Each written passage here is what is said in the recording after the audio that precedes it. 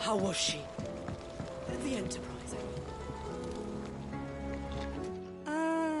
Sid. Just the man I was hoping to see. Did you have a mo? Don't tell me. You need more bomb ash. Oh no, we still got plenty of that left. I'm working on bringing another one of the Chief's designs to life. This time, it's a new smelter. It's got a reverberatory hood over the top for additional thermo amplification and a system of reciprocal recirculatory regenerators that let's just say it gets very blimmin' hot. A heck of a lot hotter than anything Blackthorn's got in his forge, that's for certain. Only mithril engines get hotter, and you can't chuck ore in one of them and get metal out the other end. Trouble is, we won't be able to make out of any old rubbish neither. We need the good stuff. And I hear you once helped Helena get her hands on exactly that. Any chance you could help me too?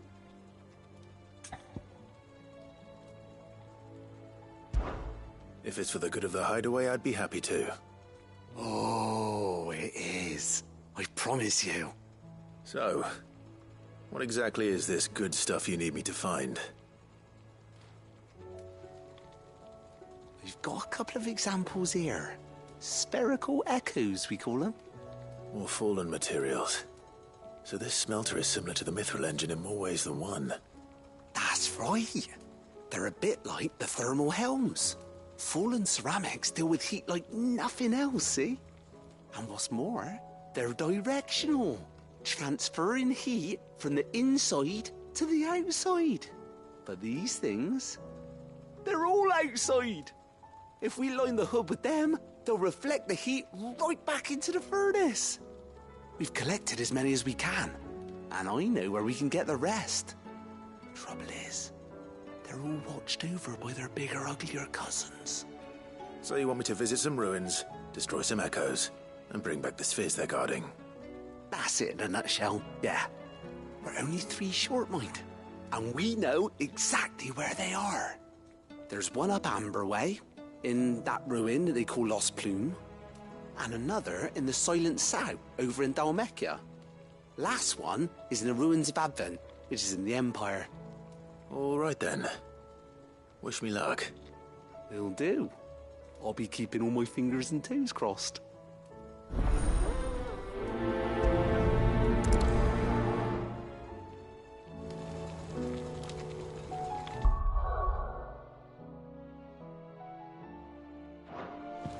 With Canva in the hands of Akashic, we'll need to find another.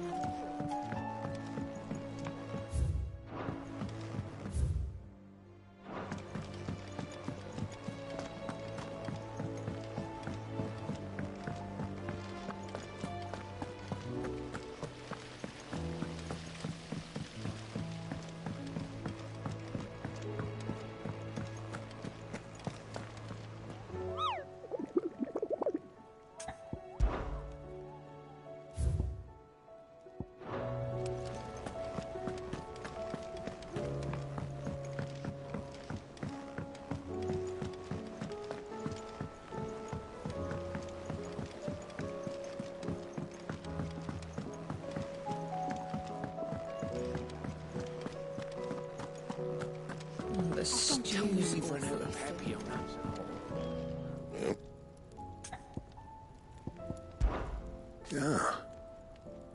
The weight of all that shit.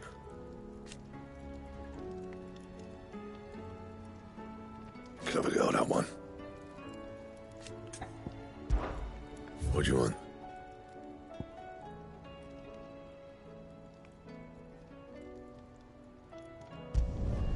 Should last you a good while.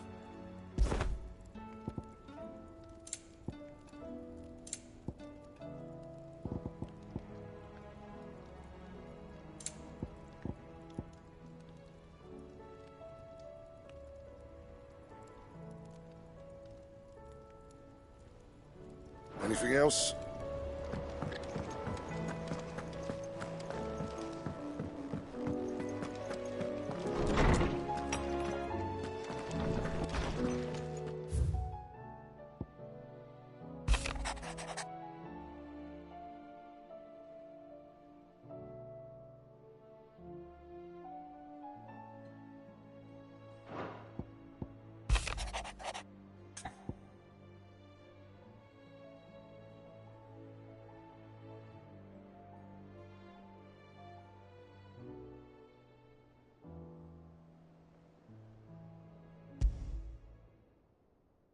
There's no way of knowing if Doris will confide in me, but I can speak to her at least.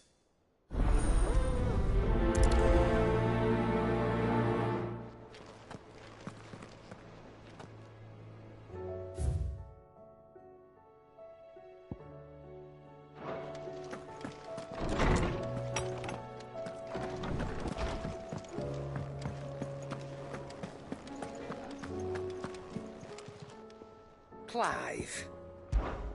Go on, then. It'd better all be here. You're rubbing me blind, you know.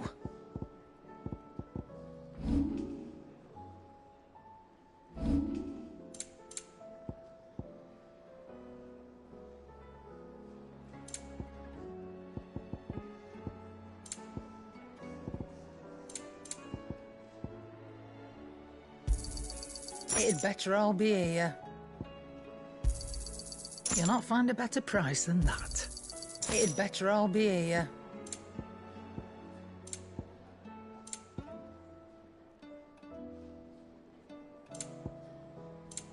Is that all?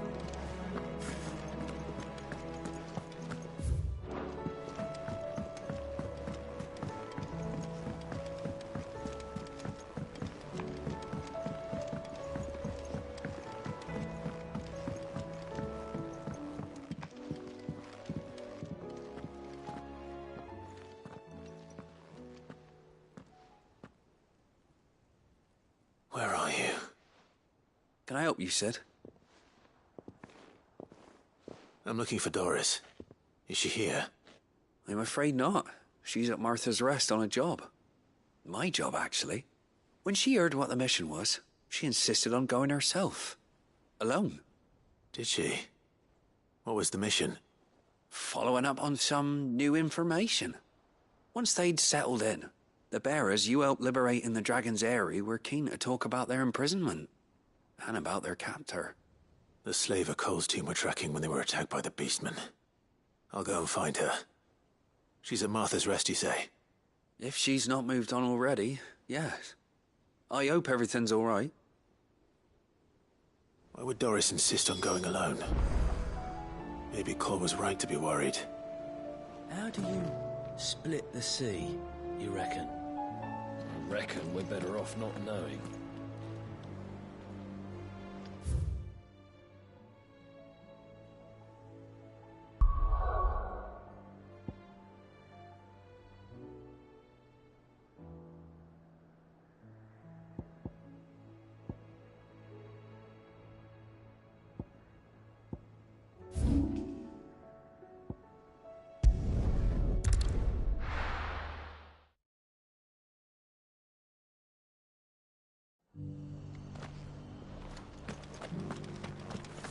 Doris should be somewhere nearby. Assuming she's still here. The world seems to be changing so fast lately I can hardly keep up. But what I do know is that there's more bad news than good. You can tell that just by looking at people's faces. Just because the heavens have gone to rack and ruin. What are you after?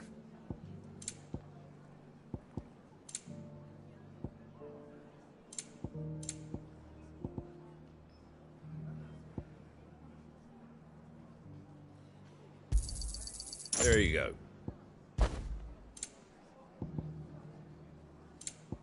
Take care out there, eh?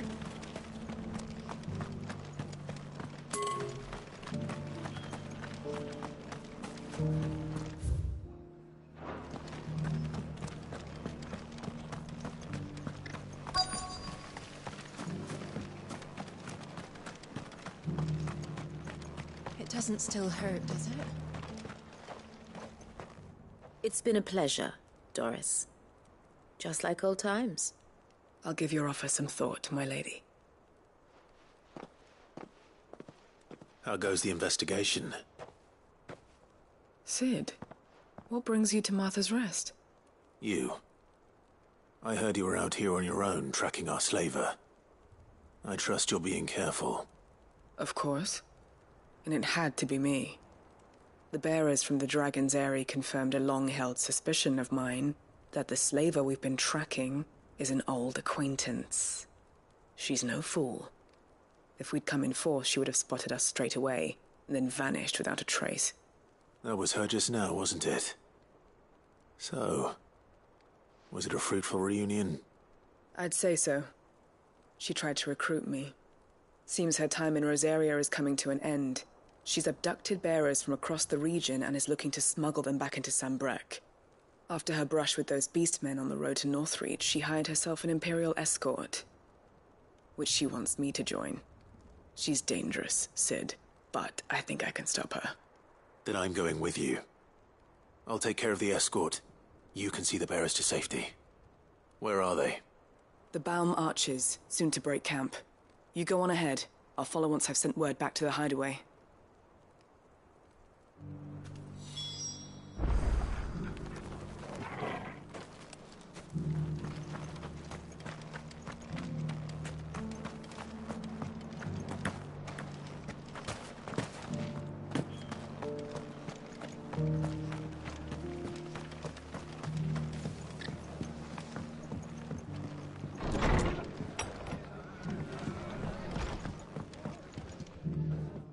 Clive, I was just about to send for you. I'd like you to take something to Sir Wade up in Eastpool. Seeds for planting. Thought it was about time they started growing their own food. I'll keep providing them with whatever they need in the meantime, of course. But if Eastpool's going to survive, it's got to be able to fend for itself. As of those poor bearers. They've lived their whole lives in servitude, but now they're their own masters. Small wonder they ain't got the foggiest how to provide for themselves. So it's up to us to teach them. And if you're wondering why you, well, the Wagoneers taking supplies up that way have been coming back with more and more reports of Akashic around the village of late. Sir Wade's putting a brave face on it, but I think even he's starting to worry. And if he's likely to share those concerns with anyone, it's you. All right. Thanks. Wouldn't ask if I didn't have to. There. That should be enough to keep them in Gazal Greens for a few years at least. Gazal Greens? Not the most mouth-watering crop, I'll admit. But they're hardy, they grow fast, and they fill a hole. Better that than something that'll wither away at first frost. And chocobos love 'em too, which is no small thing. When I say all of us need to pull together to get Eastpool back on its feet, I mean all of us. They ain't exactly succulent, but cook 'em right and they're just about bearable. I'll take your word for it. Anyway, Sir Wade'll know what to do with them. And if he don't, well, I'll go up there and show him myself. I'm sure you will.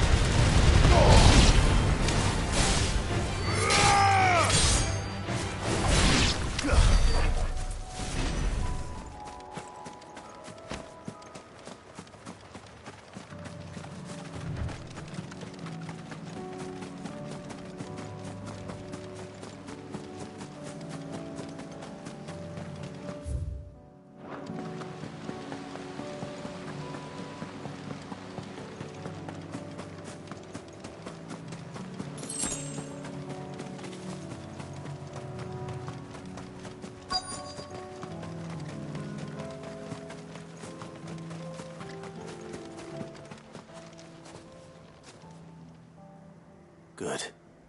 They haven't broken camp yet. How did Doris come to know a slaver, I wonder?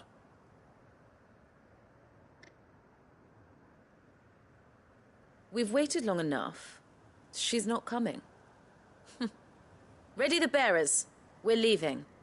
Back to civilization, is it, Mom? With all haste, lest any of you lackwits start talking like these feckless bumpkins. I presume your men are ready. We've suffered too many delays as it is. Any more and I'll be docking your pay. Yes, Mom. Oh, but before you go, it appears we have company. Kill him. You're welcome to try.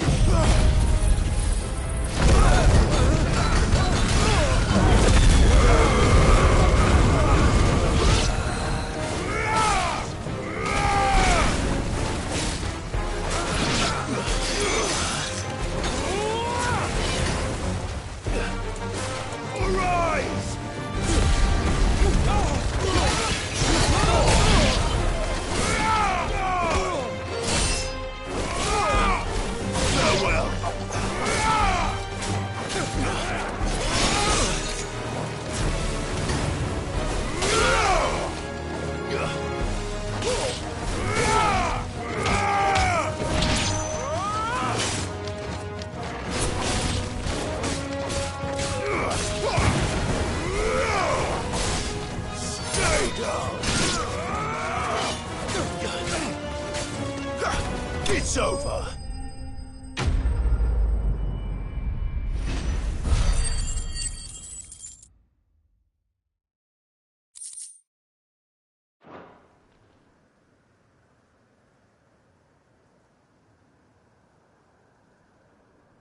So much for your escort. You'll forgive me for not avenging my men. I'm not the swordswoman I used to be.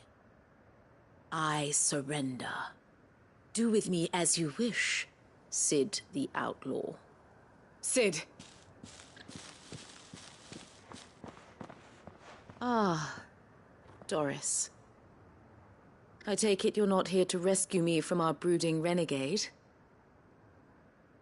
You know, I always wondered where you'd vanished to. But casting your lot with this criminal of all people... Better fighting for a cause than killing for coin. I'm sorry, Sid. I should have told you sooner. This woman, my former master, once trained bearer children to be weapons in service of the highest bidder. She raised me like a daughter, and I did terrible things to earn her favor. It wasn't all terrible, surely. We had our fun, too. You were always so eager to learn, and had such clever hands. All my other children took either to the blade or to the books. Always either or. But you proved yourself a master of both. That's why I kept you for my own. How about it, my little dagger? Care to swear that blade to me again? I never swore my blade to you, nor will I ever. I fight for a higher cause, to liberate the bearers of this world. Farewell, Master. Thank you for making me the weapon I am. You always were a righteous child. Perhaps that's the reason I loved you so.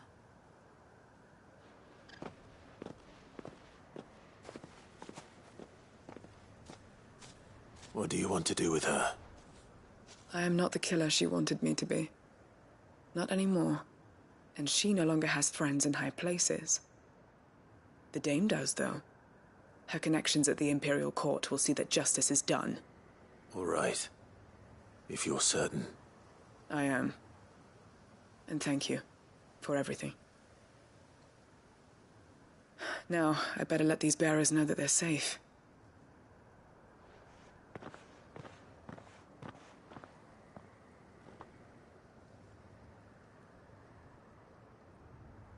should head back to the hideaway and put Cole's mind at ease.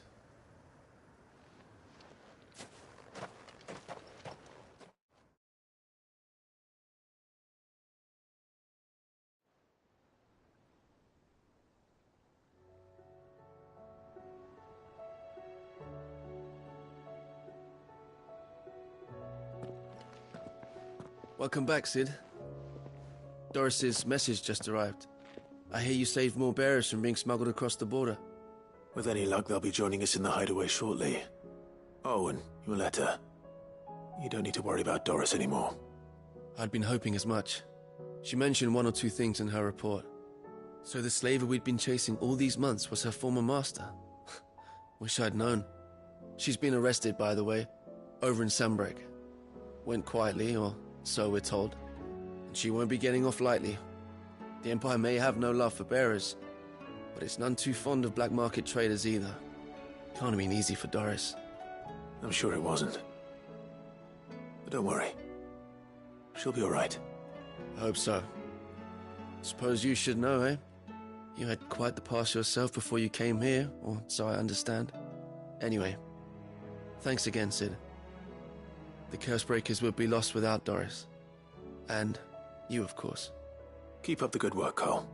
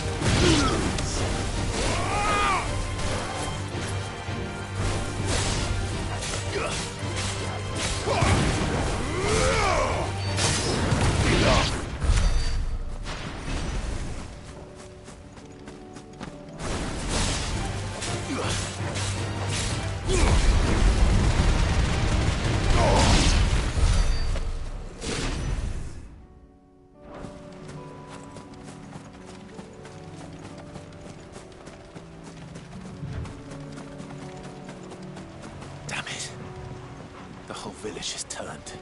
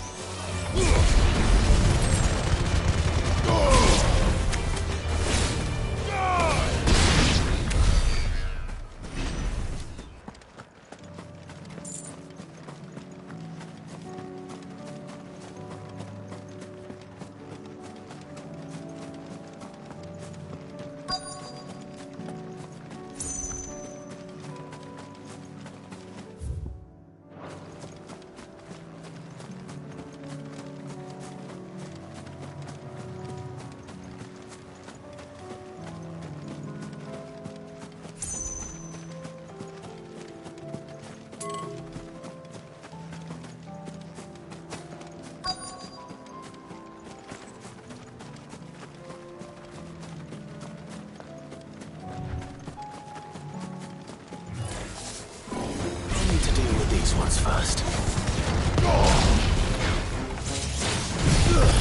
Garuda!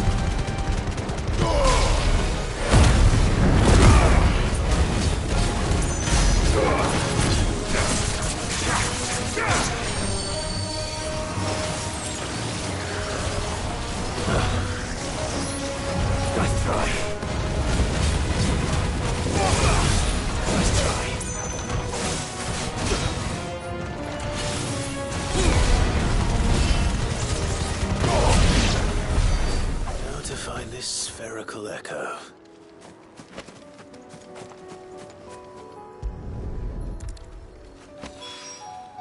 This is it. Right then. Just two more to find.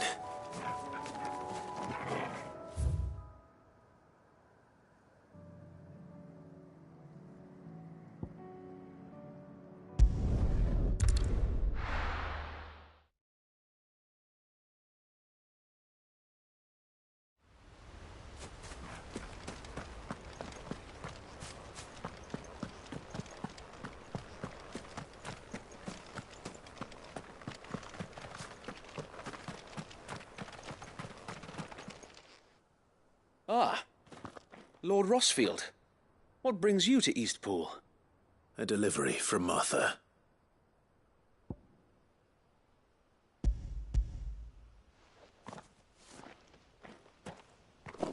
These are Gizal green seeds. Martha's keen to cut the apron strings, then, is she? I jest, of course.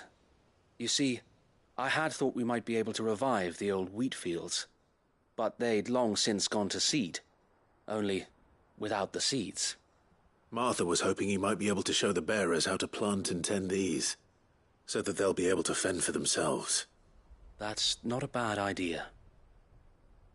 These bearers had only recently escaped their bonds before we brought them here. They know little of freedom, of providing for themselves and their loved ones. Unless we teach them how to live like free men, I fear that all we have achieved in bringing them here is to exchange one master for another. Not that myself and the Guardians have been the best example to them so far, subsisting almost entirely on Martha's charity as we do. It's about time we all started to provide for ourselves, bearers and Guardians alike. Unfortunately, we've been a little too busy of late to focus on much besides bolstering our defenses. There have been alarming reports of... The Horde! It's closing in. They're coming, so wait, all of them. Damn it all. I thought we'd have more time. Gather the men in the square. Send to the rest for reinforcements. Yes, Sir Wade. The Horde. A Kashek, a veritable legion of them. They've been seen prowling around the northern reaches for a while now. We don't have the numbers to hold back a swarm that size. I had hoped to build a perimeter wall so that myself and the Guardians might be able to defend the village, but... Now you're out of time. Precisely. If reinforcements from the rest arrive before they do, we may just scrape through, but I fear that's rather an enormous if. What if you could call on reinforcements from Eastpool? You mean the bearers? We brought them here so they might live, not die fighting for their lives. So wait. You said you lack men to defend the village. Are the bearers not men? Do they not wish to see Eastpool saved? Though they may not be trained soldiers like your guardians. What help they are able to offer could still prove the difference between victory and defeat. You're right, my lord. I will appeal to them.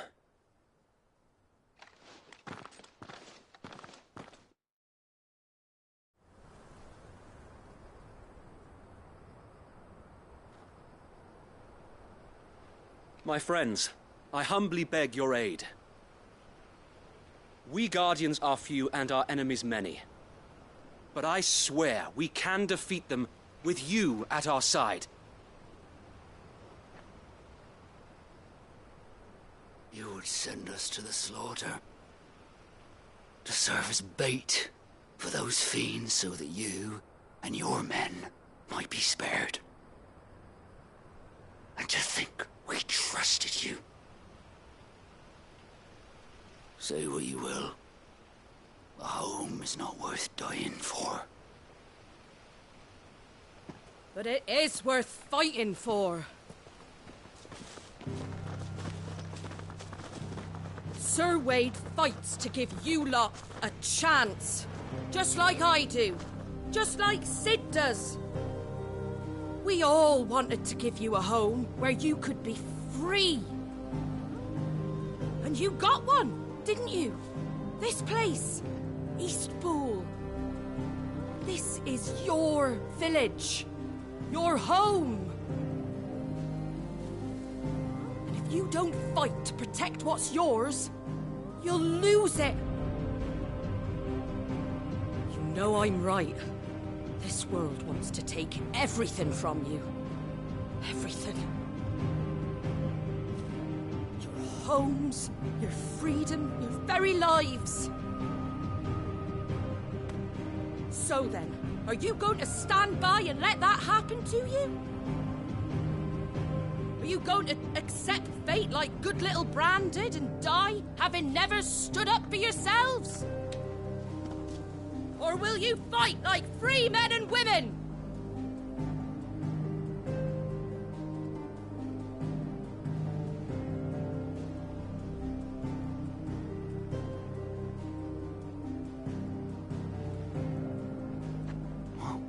What are you doing? All right. Give me a sword. I never dreamt I'd have a home of my own. And now that I have, I don't want to lose it. I will protect what's mine, or die trying. We all will. Free men and women, fighting together.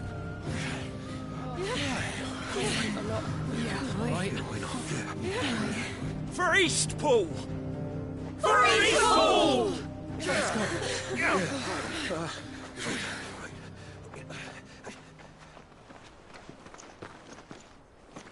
Thank you, Martha. Don't mention it. Just promise me one thing. That you'll show them how freeborn fight. Gladly.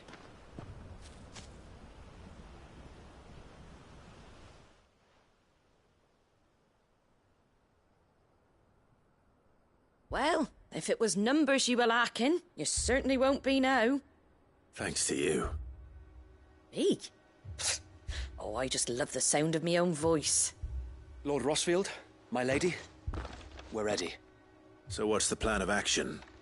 We'll divide our forces into several small detachments, each made up of guardians, bearers, and guards from the rest. These will position themselves at strategic points around the village. Upon engaging with the Akashic, each detachment will keep the creatures occupied as best they can, steadily retreating all the while. You're going to lure them into the village? I am. We will have neither the time nor the resources to treat the wounded, so injuries must be avoided at all costs. Instead, we will focus purely on defense at first. By coordinating our withdrawal through the use of messengers drawn from among the bearers, we will aim to have the swarm converge at a point of our choosing.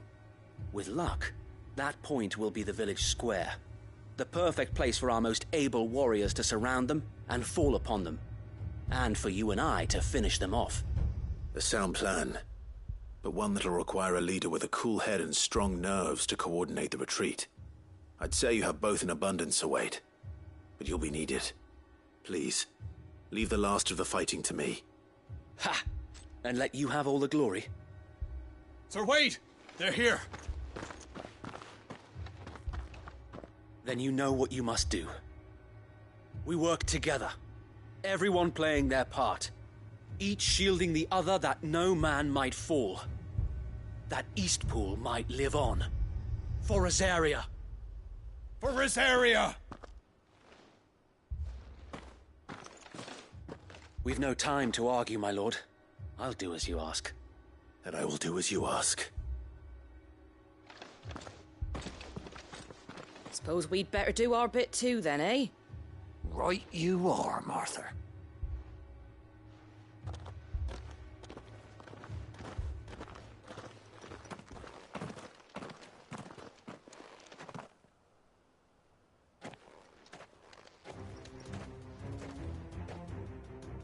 The calm before the storm.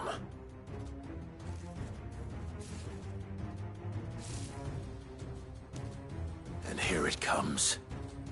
I will not let this village fall. Farewell.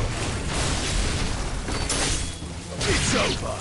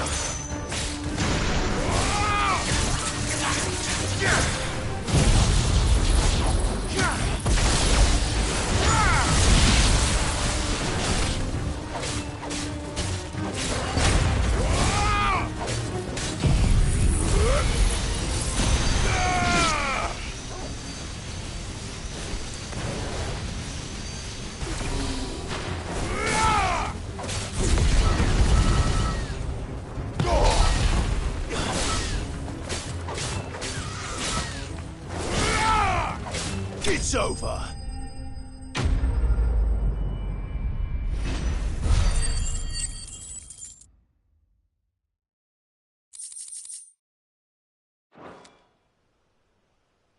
Looks like that's the last of them. Lord Rossfield! Change of plan! What is it? Owl from the rest. An Akashic curl's been sighted on Rhiannon's ride and is headed in their direction. Well, the better half of her guard is here. So wait, how many Akashic remain in Eastpool? Hard to say. My men are still facing some resistance, but I think the worst is behind us. I could order a detachment or two to fall back and... No. Let them finish the job. You stay here too, Sir Wade. Your men need you. I'll go after the Curl. Join me only when Eastpool is won. If you're sure, my lord. May the Founder protect you.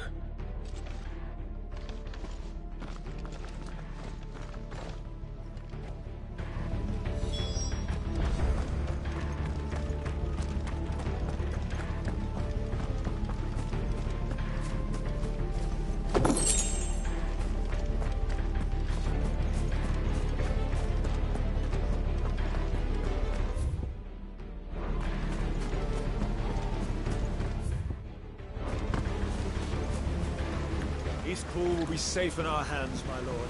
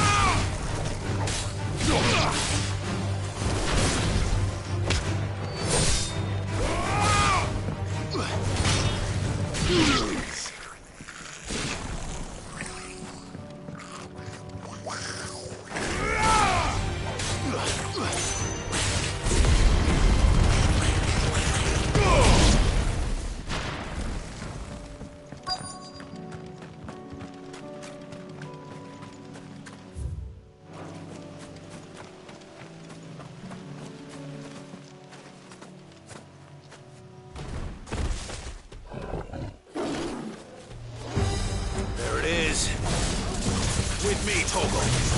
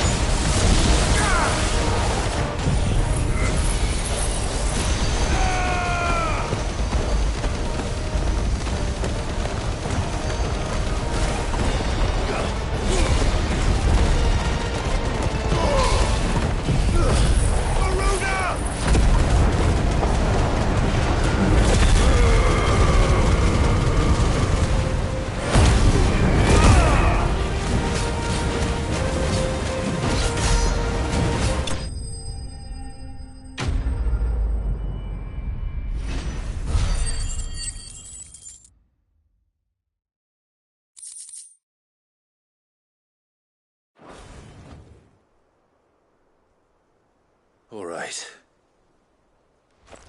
Back to Eastpool.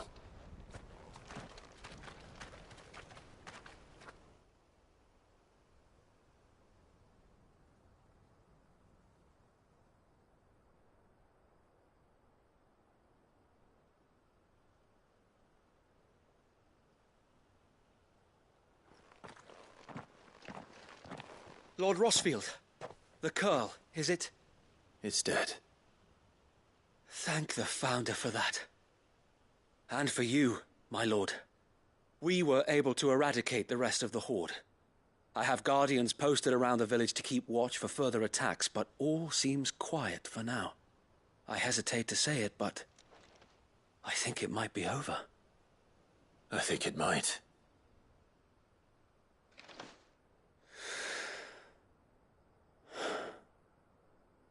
We did it. We saved Eastpool. Thank you, my friends. Thank you. No, Sir Wade. It's us who should be thanking you. You brought us together. Showed us what it means to fight for what you hold dear. We never had nothing to call our own before. We didn't know what it meant to protect it, but now we do.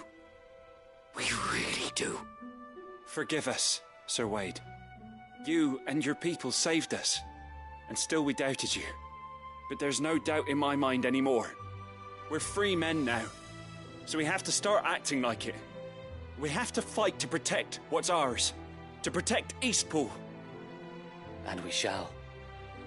We all shall. Together. This is our home.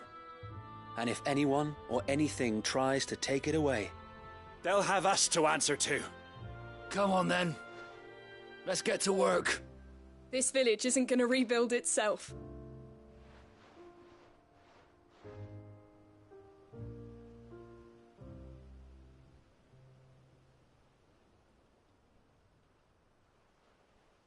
They're not slaves anymore.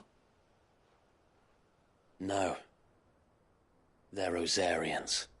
Your father took pity on the bearer's plight, and I believe if he was still with us today, this is what he would have wanted. I believe you might be right. I shall remain here, my lord, and do what I can to help rebuild the village. After all, this is my home now too. And I could hardly call myself an Eastpoolian if I didn't pull my weight. I think you'll find it's Eastpudlian, Sir Wade. But you should be proud all the same. I'll have to pull my weight too. Can't have the rest getting outclassed. Speaking of which, I ought to be getting back. Can we continue to count on your support, Martha? Of course, and I'll be counting on yours too. Us Rosarians have got to stick together, haven't we? Indeed we have. And Clive, come by the Golden Stables when you get the chance. I ain't paid you for delivering them seeds yet. All right. I will.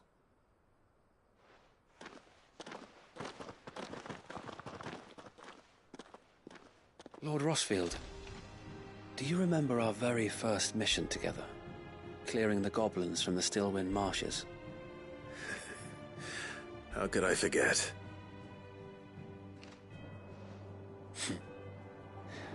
There's one sight that I shall never forget.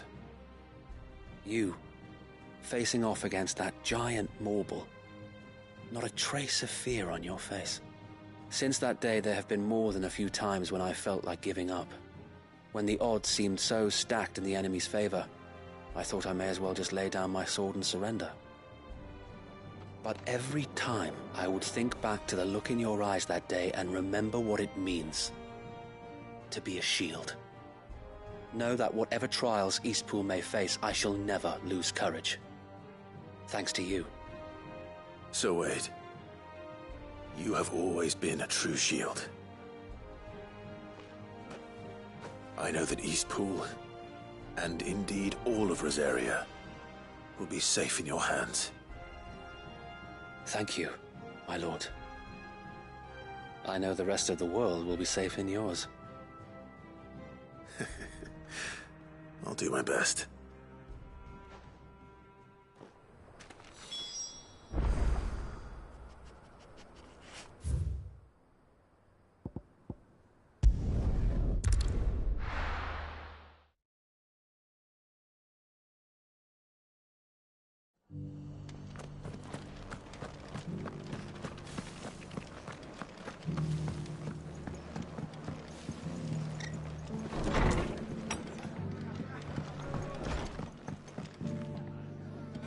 The hero returns.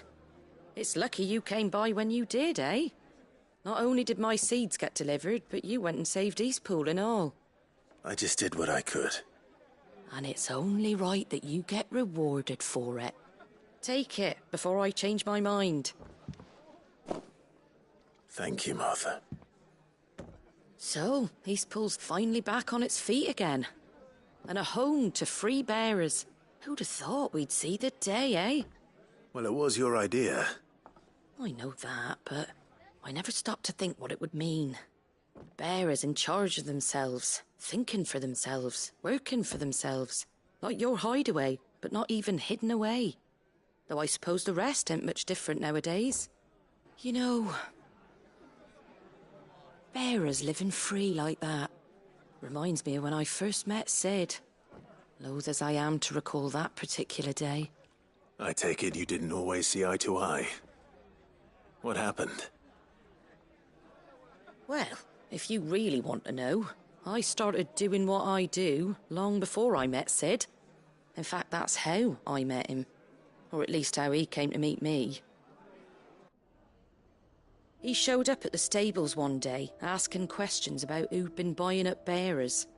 Founder knows what he thought I was doing with them. Running a hunt, poking around in their innards. Something awful, anyway.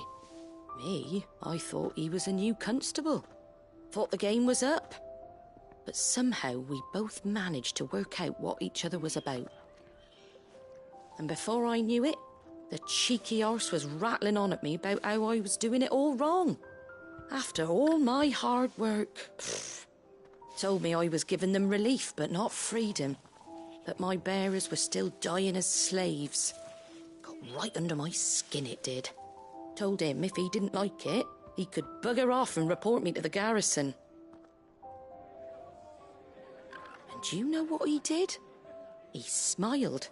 And then he laughed. And then I did the same. We made a pact that day, that whenever one of us was in need, the other would always be there for him. And you were? Well, we both wanted the same thing. To make life better for bearers. Just like your dad. Do you know I was born right around the time Elwyn became Archduke? Growing up, I saw how he tried to change things. He certainly didn't lack for ambition, that one. Indeed. But the loftier one's ambitions, the harder they are to achieve. Which is why those of us who follow in their footsteps need to finish what people like Sid and my father started. Suppose you're right, aye. And if we don't manage it, there's always them who come after us. Good thing we've got a few half-decent sorts waiting in the wings, eh? It's almost enough to give you a little bit of hope. Just a little. Anyway, enough nattering. Better get back to work. Let's see about making everyone some dinner, shall we? The least the folks who saved Eastpool deserve is a hot meal. And you and me ain't gonna save the world on an empty stomach neither. That sounds like a wonderful idea.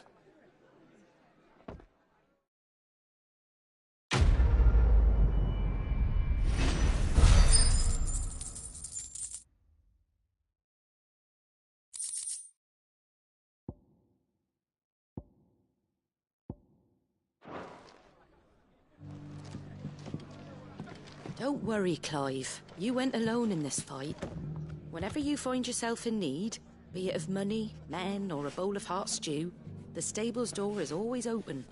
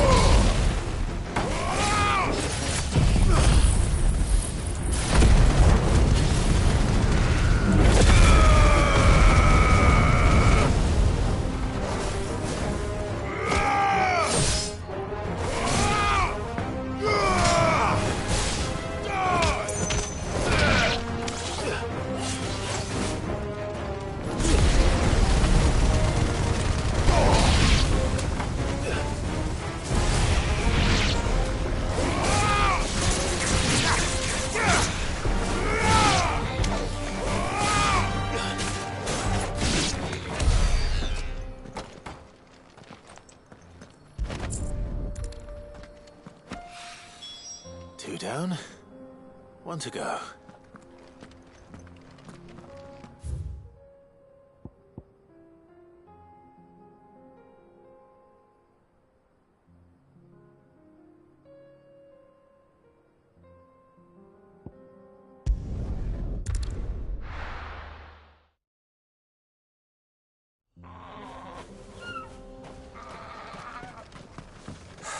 So Dravost is still standing.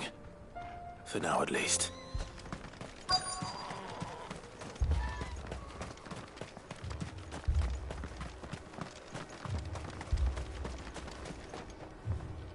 Clive! You're here! And the Akashic? Mostly off to the north still. But I spoke to Doris's scouts and it turns out things are worse than I thought. There's swarms of them out there. Told old Snotty to be ready to seal the north gate. That should buy us some time if we need it. Enough for the villagers to barricade themselves inside their homes, at least. Well done. Welcome back, Sid. I'd never have guessed, you know. Not if August hadn't let slip. Who'd have thought that the savior of Dravost would turn out to be the realm's most infamous outlaw? Keen to help us out again? I am. Thought you could sneak off without me, did you? Blackthorn. Oh, what are you doing here? One of the scouts couldn't keep his voice down. Unlike my best mate who didn't think I deserved to know. Zoldan, how long's it been? Long enough for us two to turn into a pair of old codgers, I see. That your idea of an apology? Prick. Don't listen to him. You only did what you thought was best. For the village and that. I did, yeah. But that ain't the whole of it. Vulcan, our master, didn't leave the chieftain to the two of us. He left it to me. The best blacksmith in Dravost, barring himself, of course. Bloody stupid tradition, in my opinion. If someone's got talent, you should let them practice their craft, not ask them to settle petty feuds and barter for grain. Our master wasted half his life that way. I wasn't about to let that happen to me. So you wasted half of mine instead? You're what Dravost needed. Under me and my precious ideals, this place wouldn't have lasted a year. So I left to devote myself to the work and spare you lot the consequences. I may be a selfish prick, but I only did what I felt I had to. What you had to do was your duty! Even if it meant we all starved? Enough. This is no time for bickering. You can finish beating each other up once Dravost is safe. Fine. I've said my piece anyway. Yeah. So have I. Sorry, Clive. I shouldn't have stuck my nose in. We're short enough on time as it is. Still, give us a mo, would you? I need to get my head straight before any of them Akashic try to bite it off.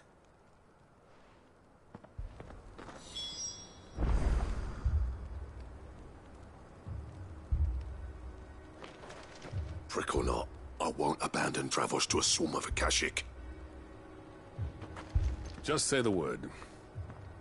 The villagers know to keep out of sight when the fighting starts.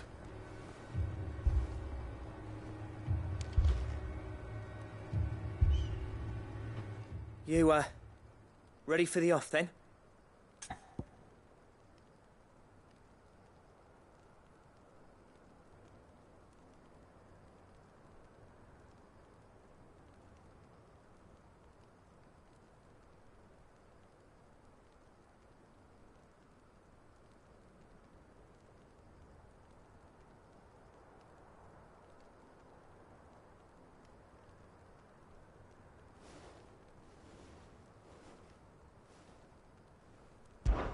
We can't afford to waste any more time.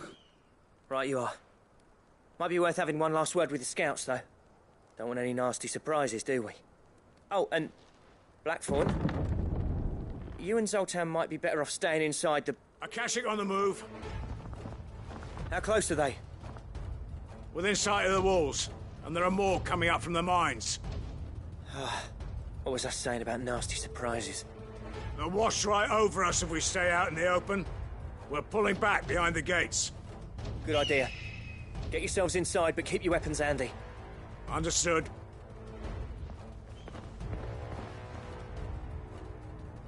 I'm prepared to fight if I have to. Well, let's hope you don't.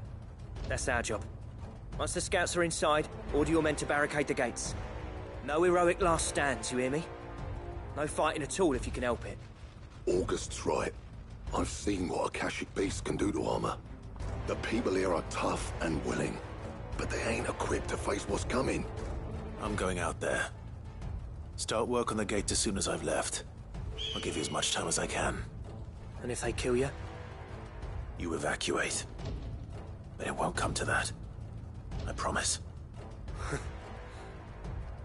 You'd better be right. Take good care of Dravoj till I get back. Leave it to me. And give those things what for, yeah?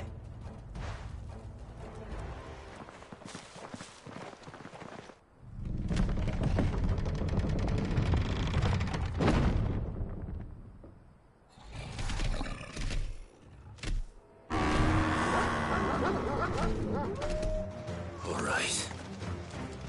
Which one of you's first?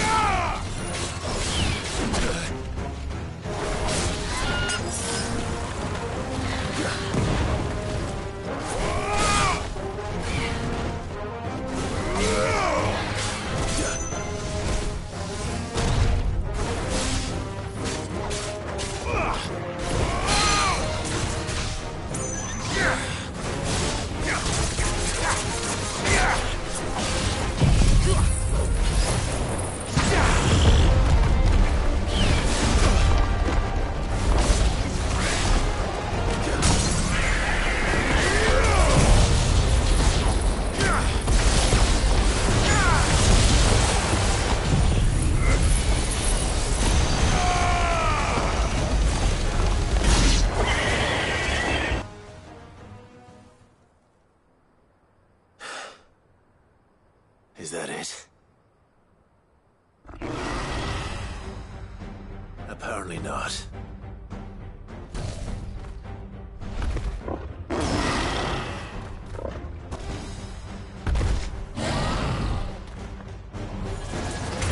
They're not getting past me.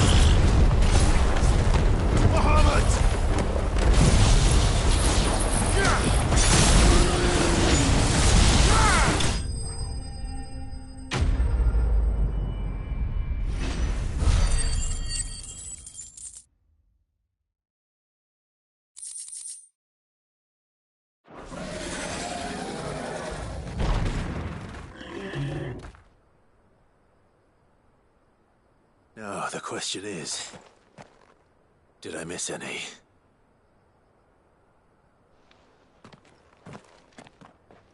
Man alive! You're still in one piece! I slew as many as I could. As many as I could, he says. The old bleeding lot, more like it. Well, almost. Only almost. Yeah, one or two did try to sneak over the wall. But we got the bastards, don't you worry. Good. Though you do know, more will come in time. In time, yeah. But we can think about them later. Let's get you back inside.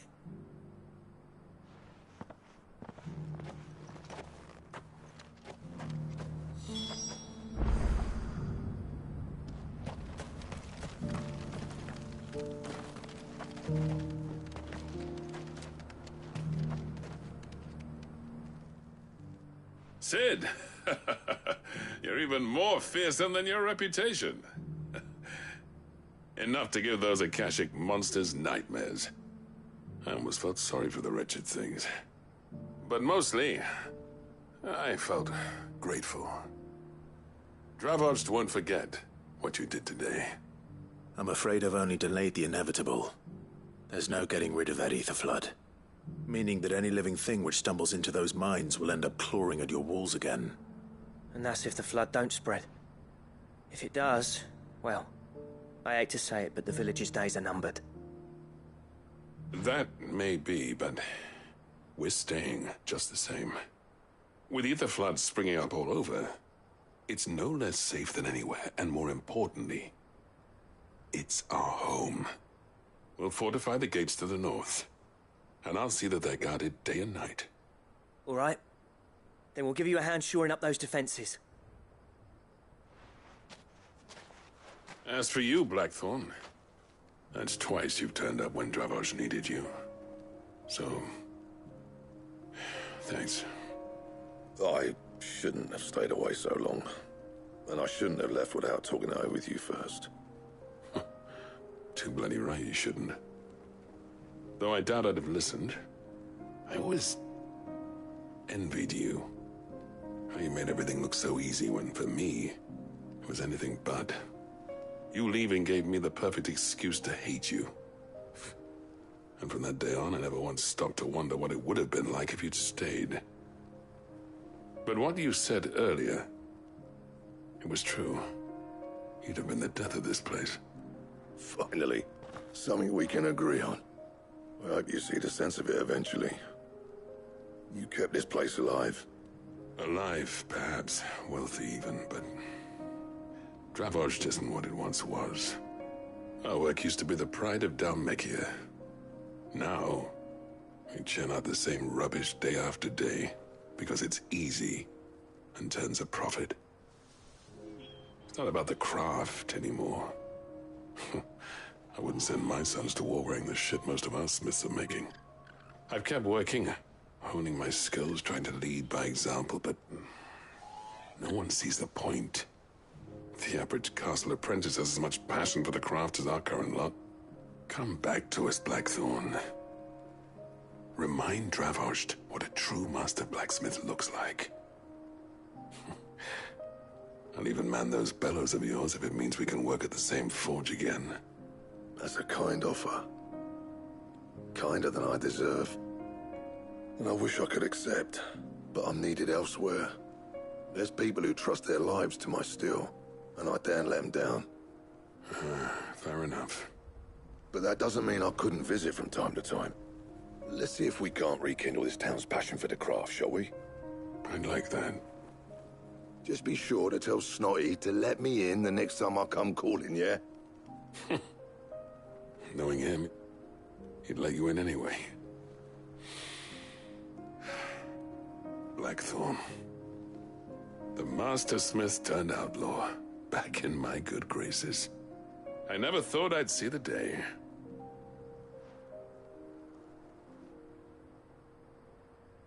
I'd say that went pretty well, wouldn't you? Even better than I'd hoped. Sid, I've got something for you.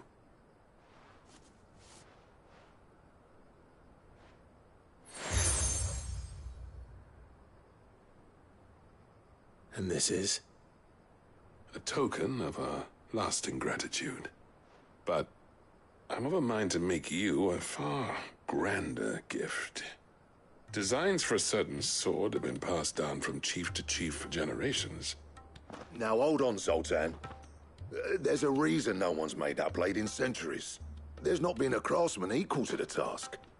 I'll admit your cinders make impressive steel, and I've learned to own an edge Odin would be proud of. But the engravings on that thing are enough to make a jeweler cry. And they're not just for show, either. Have you forgotten what brought you back to Dravozd in the first place? A certain ring? I knew I'd never surpass you with the hammer and tongs. So I turned my hand to a different kind of metalwork. Between the two of us, I'd say we're the equal of any master craftsman ever to have graced a forge.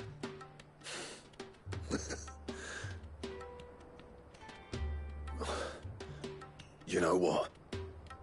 I think you might be right. Clive, you wouldn't mind if Zoltan came back to the Hideaway, would you? He's more than welcome. As long as he can keep our secret. Right. Zoltan, get your tools. We've got a legend to forge.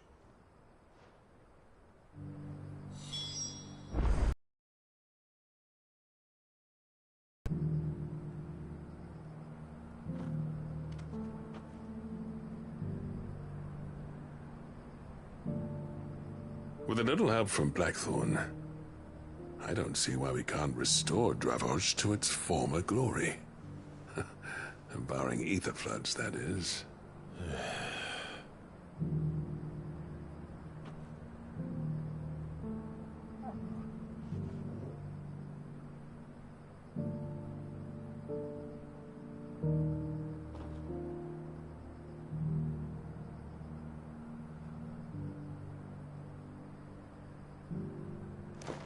I'll tell you what, Clive. If we pull this off, it will ruin every other sword you've ever held. I'll get him back to the Hideaway. Don't you worry about that.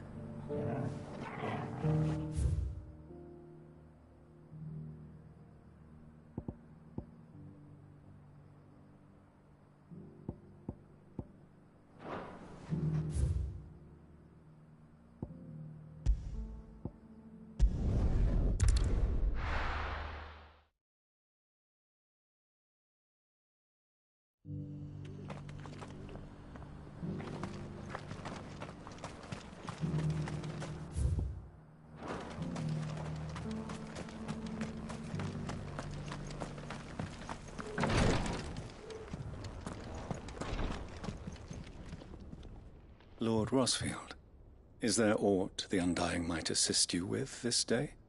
Perhaps. My brother said that your order was helping him with his quest to uncover Ultima's origins. Have you learned anything of note since last we spoke? Little and less, I regret to report. I see. Be assured, however, that we will not rest until the truth is known. Even now, our archaeologians scour ruins in every corner of the realm for traces of Ultima's touch. Fallen ruins, I take it. Dating back as far as Phoenix Gate. Indeed. Ultima's thralls are oft sighted among the remnants of the fallen civilization, as if protecting the secrets concealed within. Secrets we'd see unearthed. Should our methods be of interest, my lord, mayhap it would please you to observe some of our number at work. Would that be possible? Of course. A survey is being conducted not far from here. Perchance you are familiar with Kretov, a small hamlet built around a fallen airship. I was due to visit my colleagues there to collect their preliminary findings, but if you would consent to do so in my stead, I'm sure that they would be honored to relate any discoveries they have made to you directly. All right. I'll go and meet with them. They will be most gratified, I am sure. Might I suggest you take the road through Titan's Wake? It will lead you straight to the village after but a short walk. Thank you. I will. I wish you a safe journey, my lord. May the Firebird's flames burn ever in your heart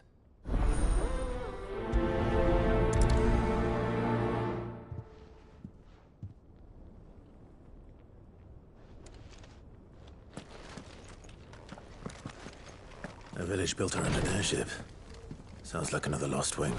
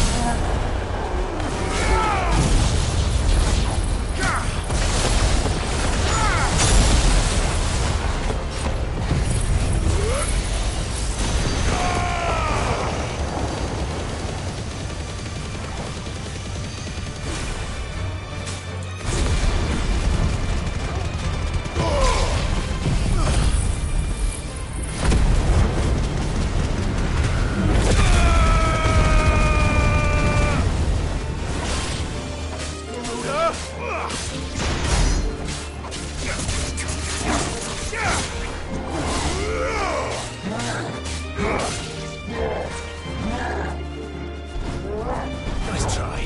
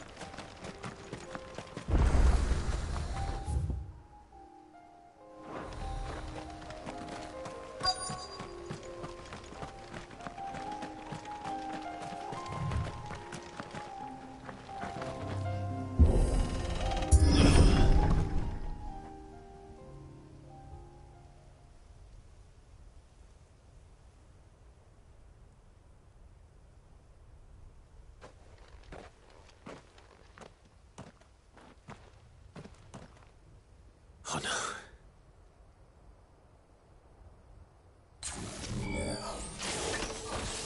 You'll pay for this.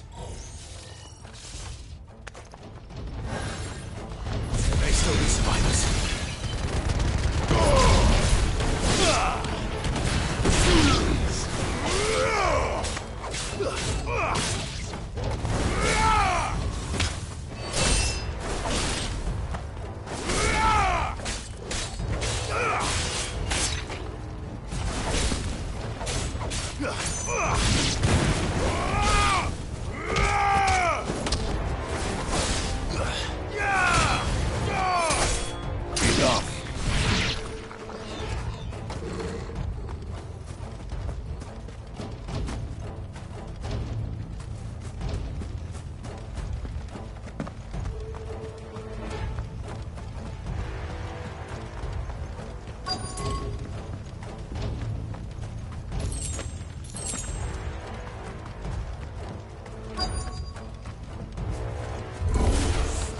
Whatever that thing is. They say it's their leader.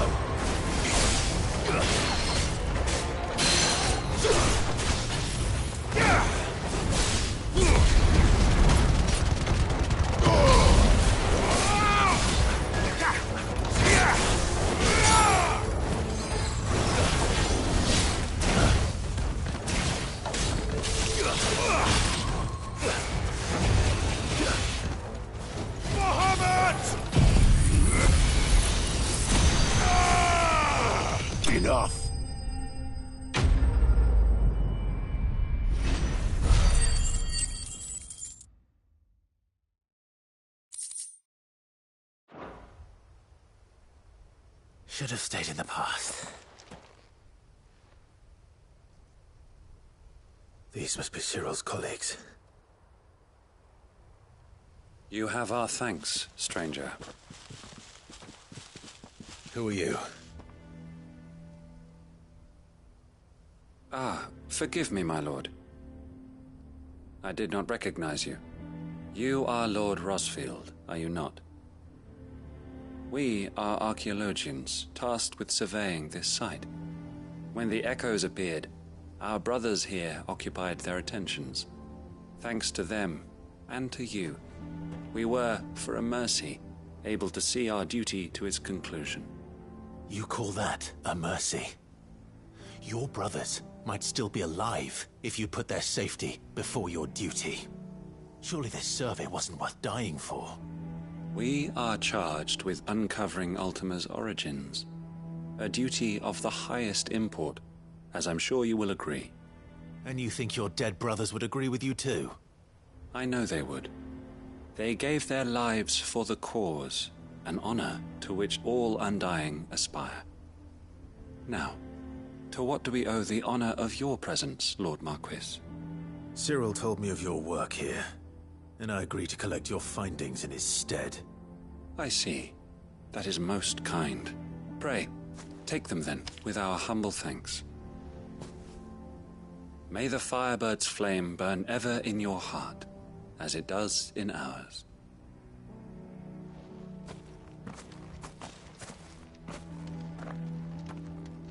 It's one thing to lay down your life for another, but for a survey...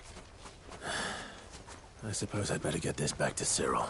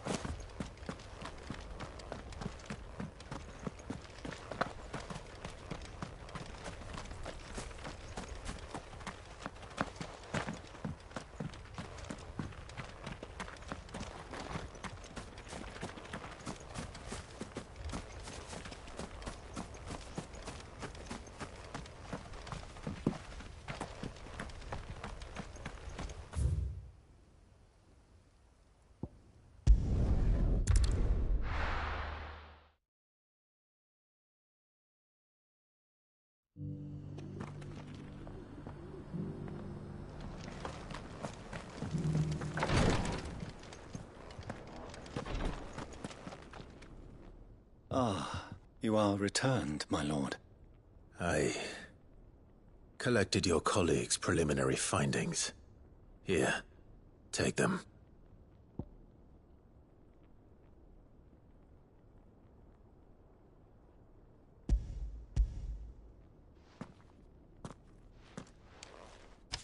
My thanks.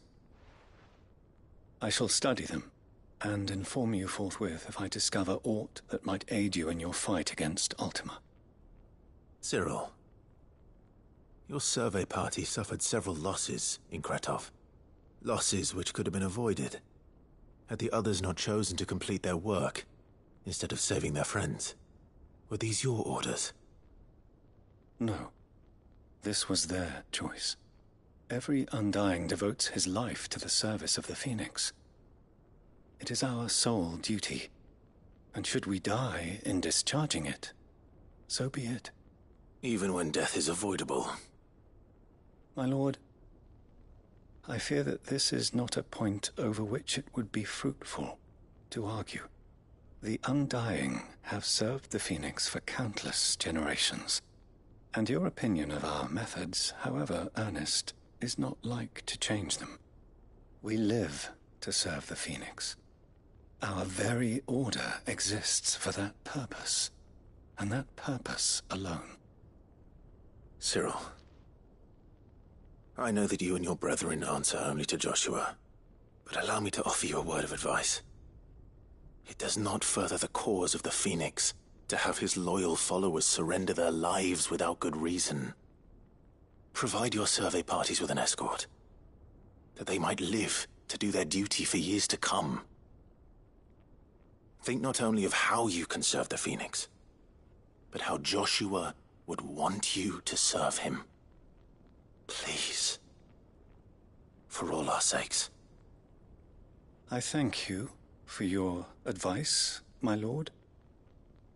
If you will permit me to respond, our faith in his grace, Joshua Rossfield, is absolute. And we of the Undying will do what we believe is right to fulfill our duty unto him. As first shield to the Phoenix, I am sure you understand what it means to do one's duty. I do. Then we are of the same mind. And it is my hope that we may continue to do our duty together.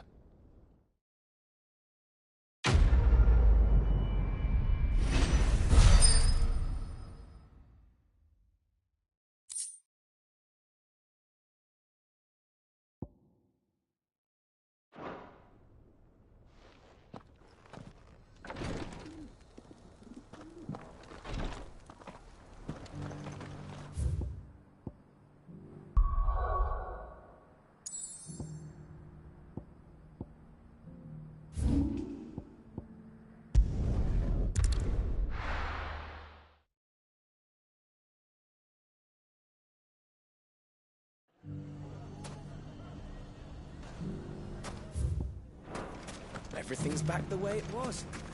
Take that, you naughty thief! And that! Clive! To what do I owe the pleasure? I just wanted to see how the town's been faring since you brought everyone together. Since we brought everyone together, all is absolutely wonderful. Conrad and Natalie's hands remain safely away from each other's throats, and firmly at the helm. Our stores are full, and the bandits still too disorganized to raid them. Just as the good Lady Jane and Lord Underhill intended. Are you a lord? Lubor's going to be one too. They're going to make him the Lord of Dalimil, because of how he stopped all the grown-ups from fighting. It's the mayor of Dalimil, dear child, and the vote hasn't taken place just yet. But if the people wish me to lead them, I shall. And my first act will be to build a school so that menaces like you two learn not to interrupt your elders. Speaking of menaces, there may be a rather worrying one just over the horizon. May there indeed. I'm afraid the example Conrad and Natalie set in putting aside their differences and presenting a united front might have caught the bandits' attention. And they might have elected to take a similar approach. They have formed what one could call a League of Outlaws, and they grow more organized by the day. But we'll fight them all off just like last time, no matter how many of them there are. Won't we, Lubor? Of course we will.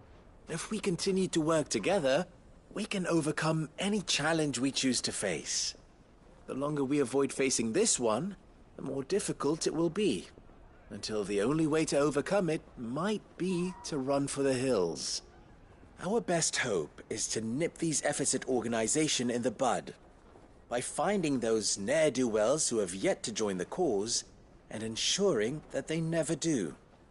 Perhaps a certain Lord Underhill might be willing to lend us his aid once more? How could I refuse? Thank you, my lord. Victor will fill you in on the particulars. I have him stationed by the desert gate, receiving and collating reports from my scouts. Such an amenable soul. He reminds me of you, I'll go and speak with him.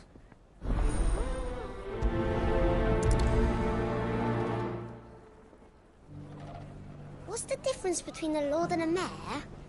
That's easy. One of them swings a sword. A League of Outlaws. Sounds like we have some competition.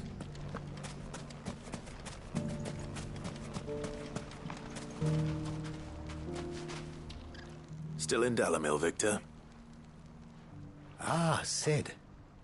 I thought you'd have returned to Cosnes by now. I did. Then I came back. I've developed something of a fondness for the place.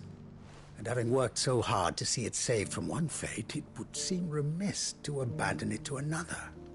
A sentiment Master Lubor certainly isn't shy about exploiting. Hence my doing his bidding yet again. You're not the only one. What does he want you to do? He asked for my aid in putting down the bandits. And he said that you might be able to help me find them. Then you've come at just the right time. I was on my way to speak with Conrad about how to organize our forces. There are more camps in the vicinity than we can safely strike at once. But we must strike together, and we must strike soon at as many camps as we can. We can't give this league of theirs time to rally its forces. All right. Which camp shall I take? There's one upriver. Just out there, across the dunes. Leave it with me.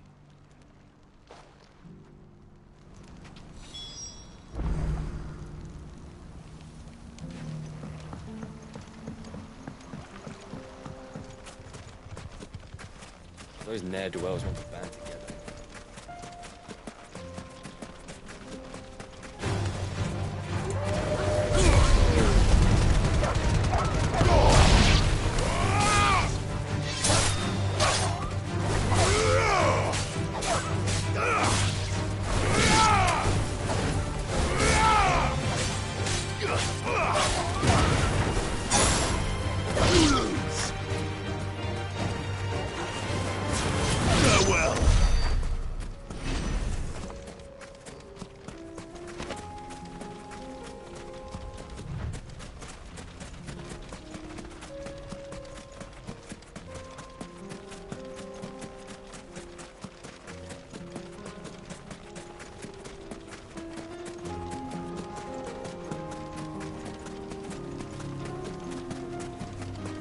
That must be the camp Victor mentioned.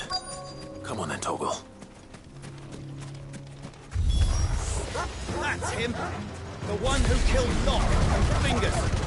Take his head off!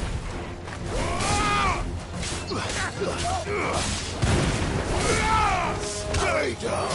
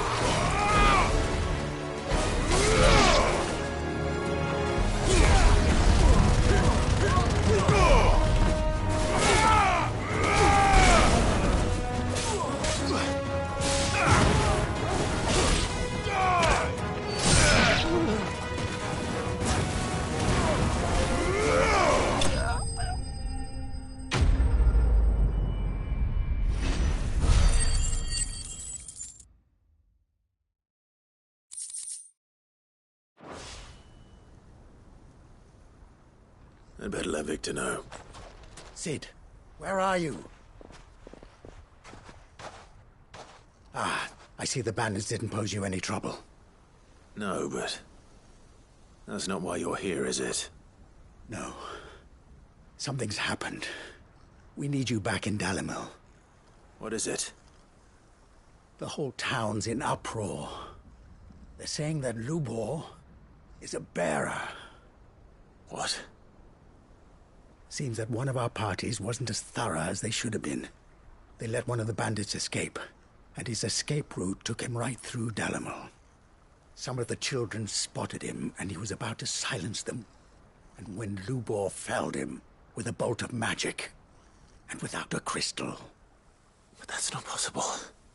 It is, if he's a bearer and has been hiding it all these years, which is what people are saying. If he has, well, I wouldn't blame him. No man is branded by choice. Still, all those people see is a man who's lied to them all his life. One who was made a leader of himself when the world believed he should have been a slave. Fuck. I don't know where we go from here, but I know one thing. Lubor needs all the friends he can get right now. You're right.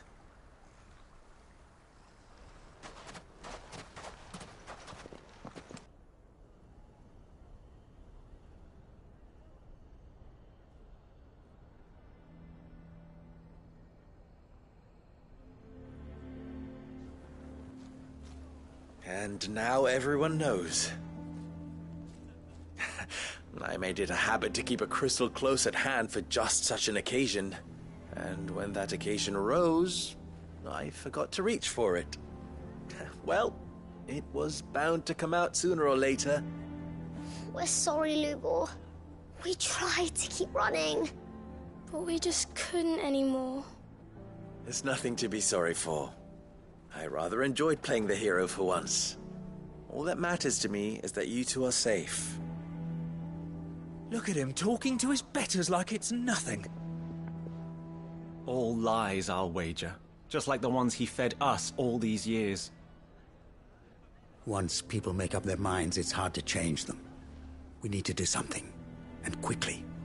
Convince the people not to let their prejudices blind them. Convince them that nothing has changed. That their enemy lies outside these walls, not within them. You're right. We should speak to everyone. I'm glad you agree. I'll handle the townsfolk. I'm a Dalmec born and bred. They listen to me. You head to the tavern. Make Conrad and Natalie remember who Lubor really is. They know that Lubor and I are friends. I might not make for the most impartial of interlocutors. Lord Underhill of Randalar's League of Merchants, however, is a trusted and impartial mediator of note. I'll do what I can.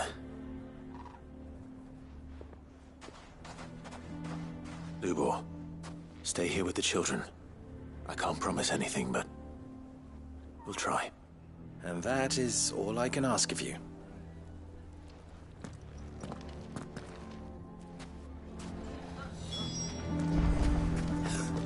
Why are you taking the bearer's side, Victor? Are you one too? No, I'm not. Just listen.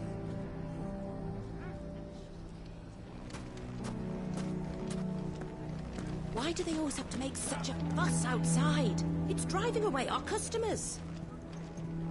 He knew all along that he was playing us for fools. And we fell for it. We followed him. A bearer.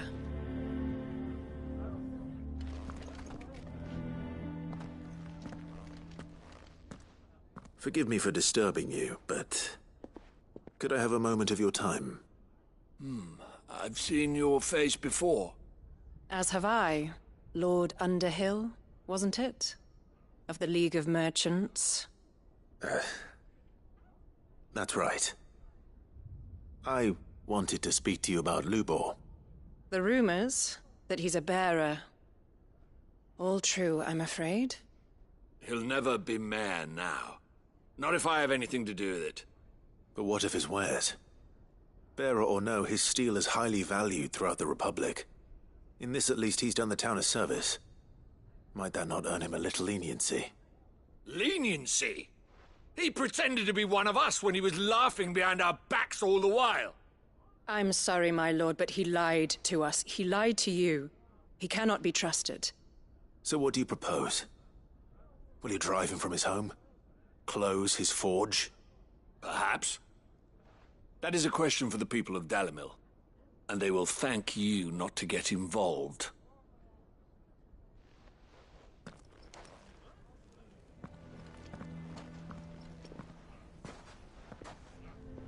The townsfolk have made their minds up. There was nothing I could do. Nor I. Conrad and Natalie refuse to consider anything but their own wounded pride. You never know. Once their anger is cooled, they might see things differently. For now, we should report back to Lubor. All right.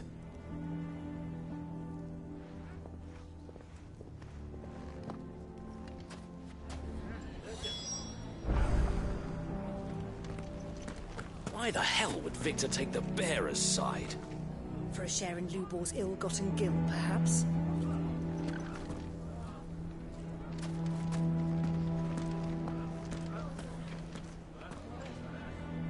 I assume the situation is hopeless? There's still hope. But...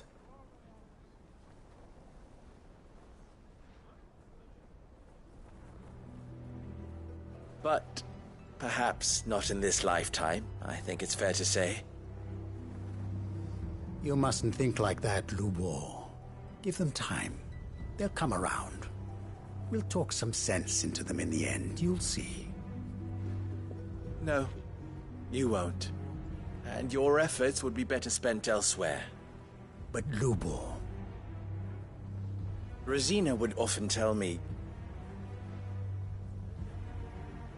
that steel does not lie, that a blade is a reflection of the smith who forged it. To yourself be true, that was her point. Rather an ironic one when you consider that her life was taken with a blade of her own making. But I do not doubt that she was always true to herself and what she believed in, right to the end. And so must I be. I must do what I know to be right, no matter what others might think of me. And now, I know what that is. I must embrace my new role of villain so that the people of Dalimil have something to unite against. For only united can they hope to stand against the threat that awaits them. I'll need to make a suitably dramatic exit, of course. Don't go, Lubor. You're the only one who was ever kind to us. We'll be all alone. Again. Trust me, little ones. It is for the best that I go. Not only for the town, but for you, too. How could it possibly be for the best? These children need you. The least you can do is give the townspeople a chance to change their minds. I would not take it, Victor. It's over. Over, you say? And so just like that, you're going to throw this town and these children to the wolves? I thought you were better than this. But it seems you had me fooled as well. Victor. Forget it. Do what you will. You sure you're making the right choice, Lubor? Of those available to me, I believe it's the best one. Yes. Ah, but where are my manners? Here. A reward for clearing out that bandit camp. Right then. I have packing to do. If there's anything I can do. Anything. I'll bear it in mind. Thank you.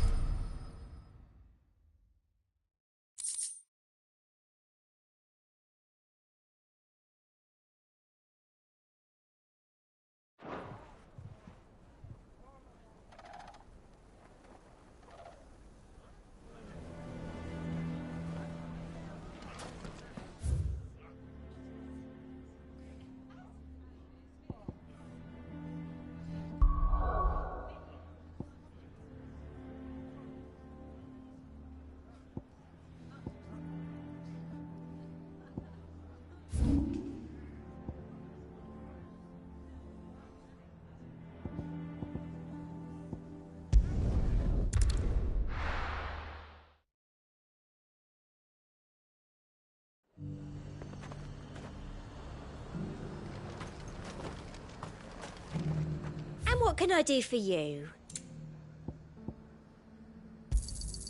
You've a keen eye.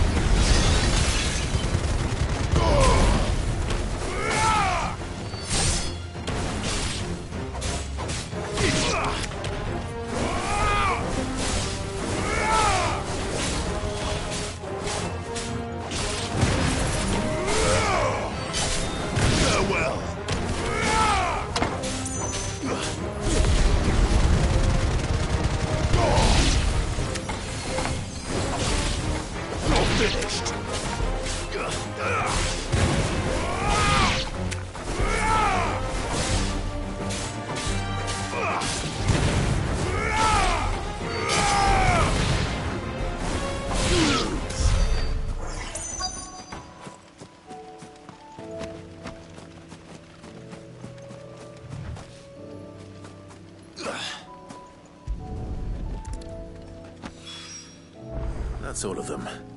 Owain can uncross his toes now.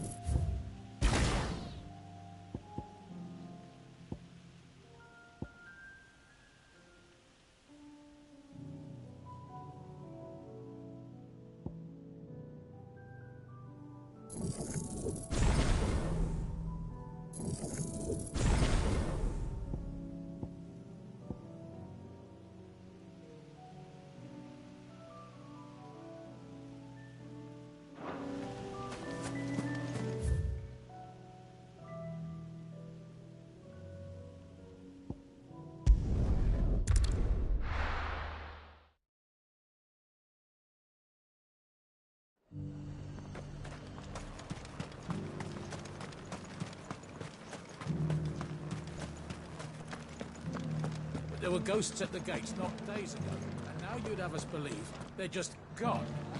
I would.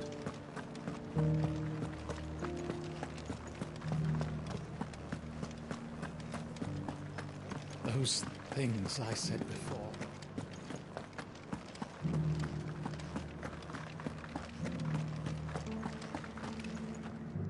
Oh, Clive. What am I to do? My wards and I may soon be without a home. What's happened? The High Cardinal has descended from his lofty throne and taken up residence here in Northreach. The High Cardinal? Leader of the Council of Elders, second only to his Radiance at the head of the Imperial government. Not that any of those things still exist. Now he goes by his noble title, the Duke of Oriflamme. And what does he want with Northreach? He wants to transform it into a military stronghold, a foundation upon which to build a new Sambrec. He's already secured the support of the various army remnants, with promises that they shall be afforded the respect they deserve in his empire. One built on the confiscated property of the people. He would rob the populace to pay for it. Believe me, I have used every means of persuasion to discourage him from this folly. But for whatever reason, he will not listen to me. What does Captain Philippe make of this? When the town was under attack, it was him the soldiers rallied around. Couldn't he use that influence again? How?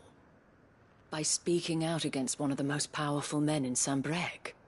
A man whose stated aim is to revive the empire Philippe's comrades swore to serve, and to improve the soldiers' lot within it. The captain can offer them a regular supply of gruel, and an occasional trip to the Vale to help them forget the terrors they face each day. The Duke offers them a vision of strength and safety. No. Any attempt to incite mutiny would cost Philippe the support of his men, if it did not cost him his life. But given the mood around town, mutiny may yet be unavoidable. The people have little appetite for further deprivation, least of all when it serves only to elevate others. And who could blame them? Clive, would you appeal to the Duke on my behalf? For your services to Northreach, you have the respect of the soldiers, and they will take you to His Eminence if you ask them. And unlike Philippe, no bonds of loyalty prevent you from speaking your mind to the man. Well, will you try? You could hardly fare any worse than I did. I'll see what I can do. Thank you, Clive. Tell me then, where will I find this Duke of Oriflamme? In the garrison? Overseeing the troops, yes. All right. Wish me luck.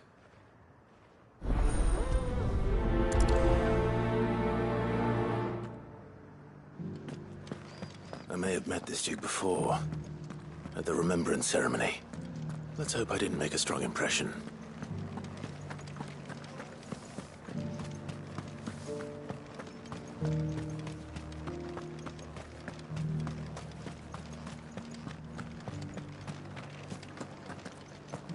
It's heartening to see that the Guard have rediscovered their purpose. I just hope they don't do anything stupid. We've lost enough people to those things.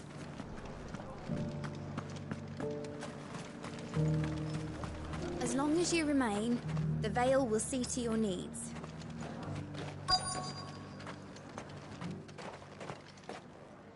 Halt!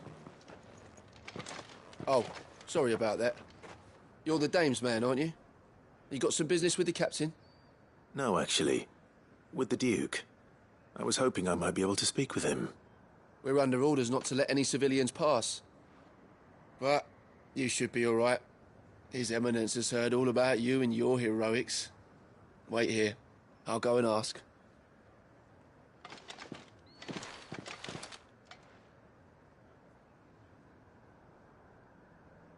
So, you are the sellsword who lent his aid to the garrison.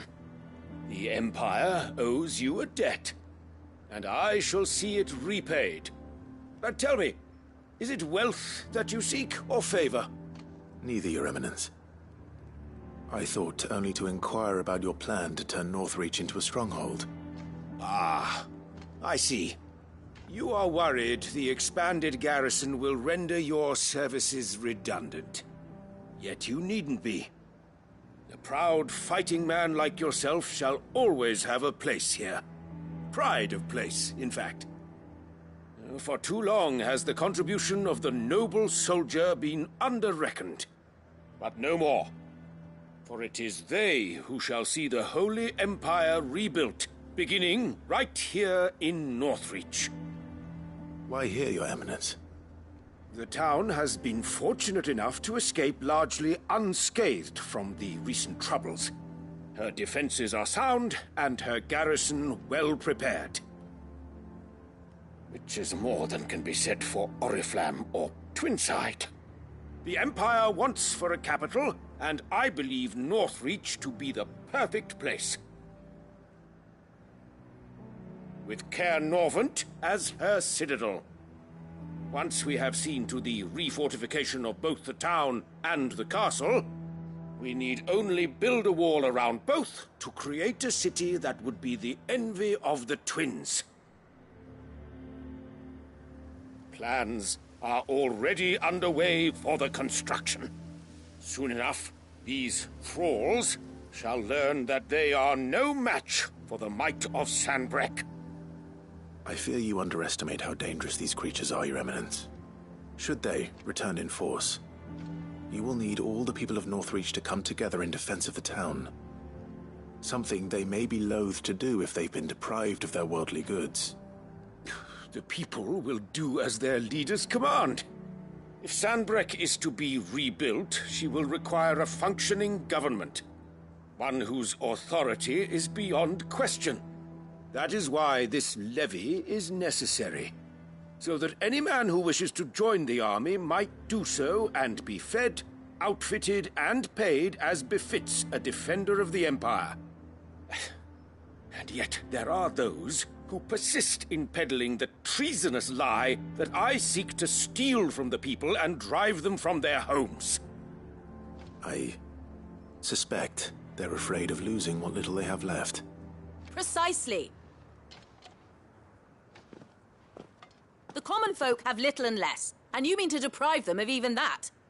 You would sow the seeds of your new empire in your own salted earth. Sabine, we have discussed this. Yes, and I told you then how putting the empire before her citizens would lead only to revolt. Without an empire, there are no citizens. And in yours, there will be only beggars. Is that what Griga wills for her people? Do not take her name in vain, Sabine. I'll come back later. The citizens revolt. I wonder what the people really think of the Duke's plan. It wouldn't hurt to ask them, I suppose. Let's begin with those on the other side of the wall. Sabine.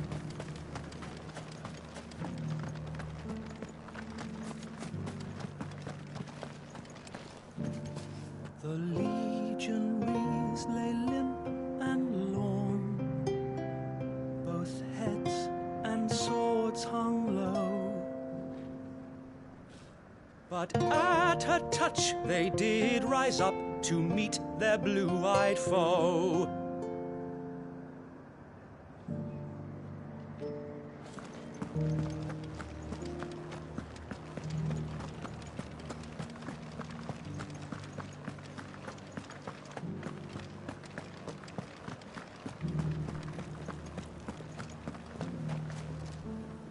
All right there. What is it you're after, sir? Just your opinion, actually. I wondered what you thought of the Duke of Oriflamme. Oh, him. Not much. None of us traders do. It's thanks to nobles like him that we had to set up shop this side of the wall in the first place. Couldn't have the rabble getting any closer to the holy capital, could they?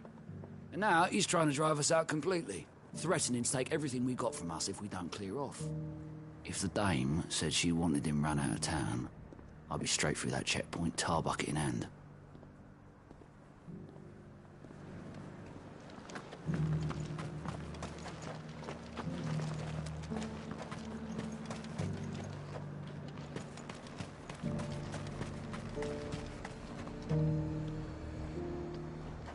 I've been hearing a lot of talk about a certain duke.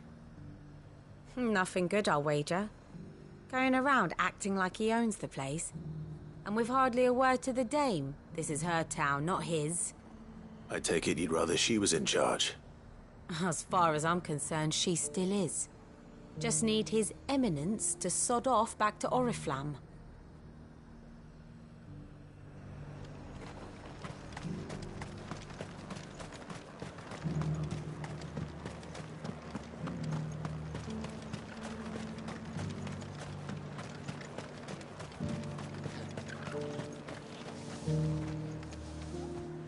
A question, if you don't mind.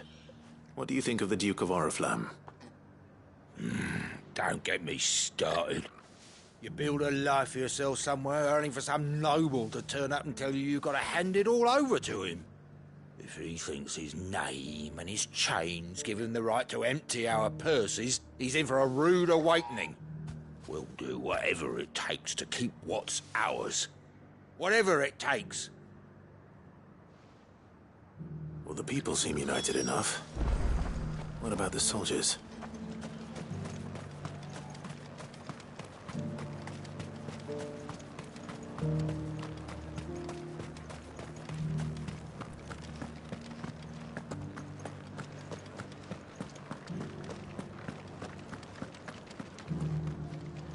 You needn't fret.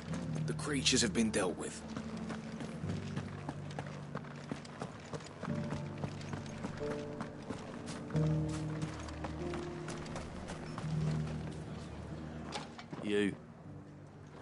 You're the one who was talking to His Eminence. On the dame's behalf, yes. I was trying to persuade him not to take the people's goodwill for granted, but it seems my words fell on deaf ears. What do you think of his plans? I'm a soldier, mate. He tells me what to do, not the other way round. Listen, I've got nothing but respect for the dame, but I've got a family to look after. That's where my loyalties lie, not with the town or the Empire, but with my wife and children.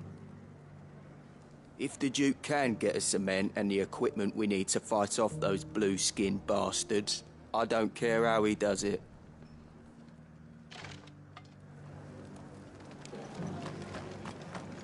As long as you remain, the Veil will see to you. Sabine, you are embarrassing me. You're embarrassing yourself.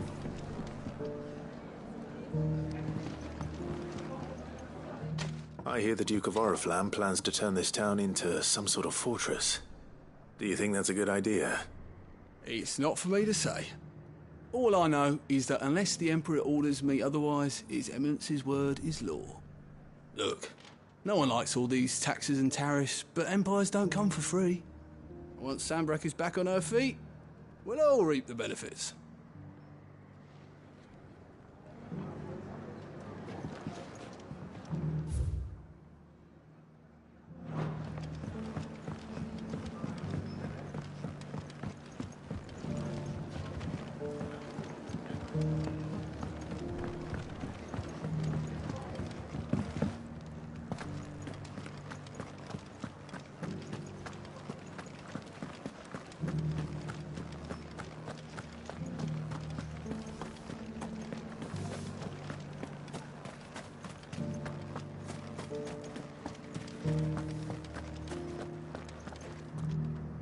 Excuse me, do you have a moment? I wondered if you'd mind sharing your thoughts on the Duke of Oriflamme. Well, he's made a lot of enemies coming in the way he did. I mean, look around us. You can see the state the realm's in. The traders might not like having the screws put on them, but if they volunteered a few more of their hard-earned gil before things got bad, maybe they wouldn't have to. I think the Duke's got a point when he says rebuilding the Empire's the best way of making sure we're all protected. And if that means people who don't know one end of a sword from another have to make way for those who do, well, that's just how it goes. Let's see what Philippe makes of all this.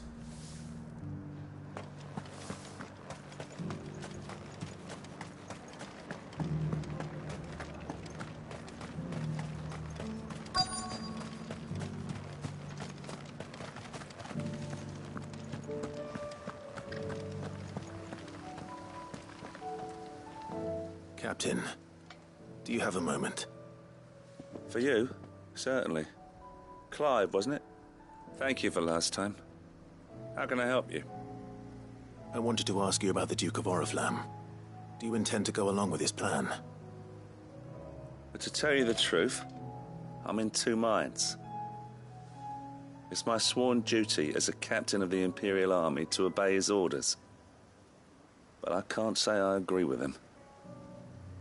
Philippe, I remember you saying that you became a soldier to protect the people you loved. The Dame included. That's right, I did. Well, she doesn't agree with the Duke's orders either. She thinks they could tear Northreach apart.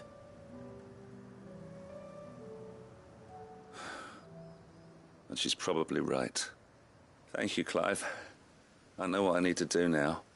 Protecting the people I love is what matters. Doesn't matter how. Well, duty calls, so I better go. Thanks again.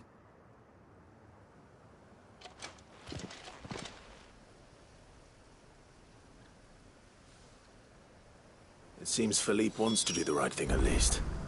I expect Isabel will be pleased to hear that, if nothing else.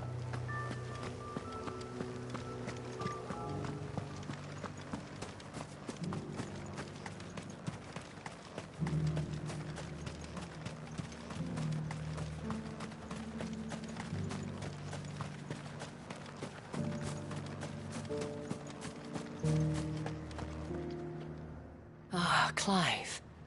How did you fare? Were you able to speak with the Duke? I was, but...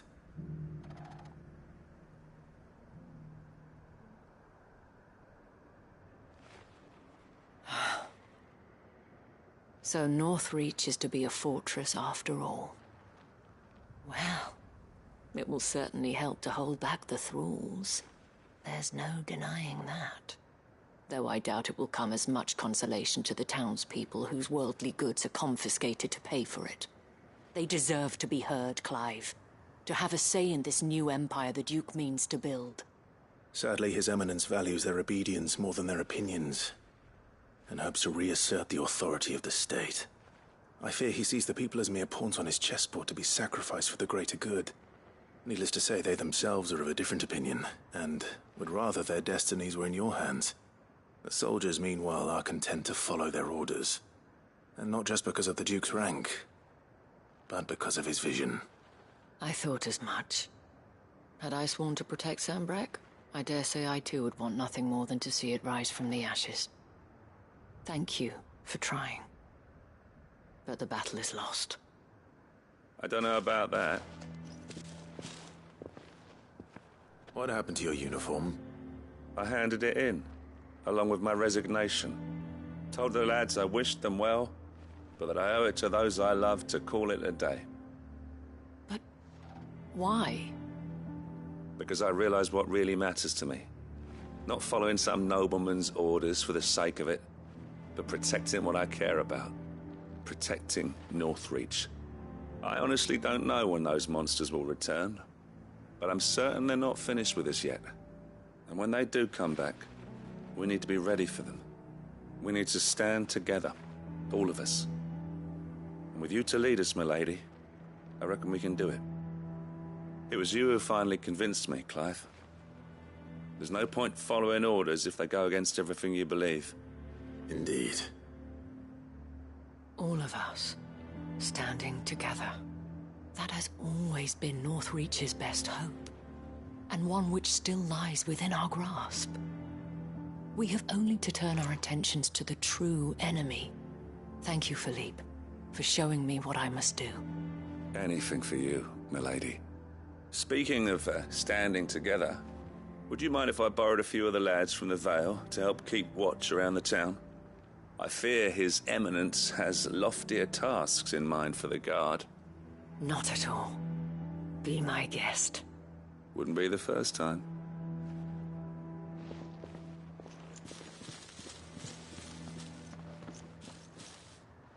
There may be hope for Northreach yet. Especially with men like you and Philippe to champion our cause. I, for my part, shall continue to work upon the Duke, in the stubborn belief that I might still tempt him into joining hands. But I suspect I shall have to call upon your aid again. Until then, Clive. Until then.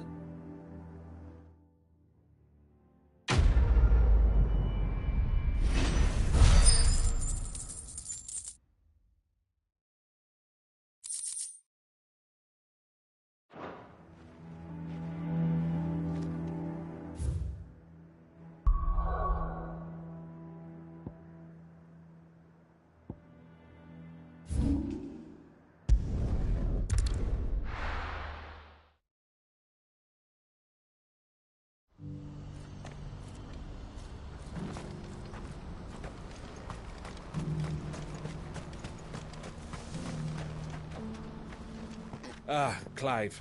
You'll be pleased to know that the negotiations are progressing well. That is good news. Yes. Our comrade in Randala has just sent word that the contract should be signed very soon. But I still have much and more to prepare. It's a huge undertaking moving this many bearers at once. You couldn't do me a quick favor, could you? What is it this time? More wild beasts? Nothing like that. I just need you to go over to the caravans and ask El how long we have until the bearers arrive. Find out exactly how much faster I need to get all these supplies moved. All right. I'll go and ask. Thanks, Clive. I owe you one.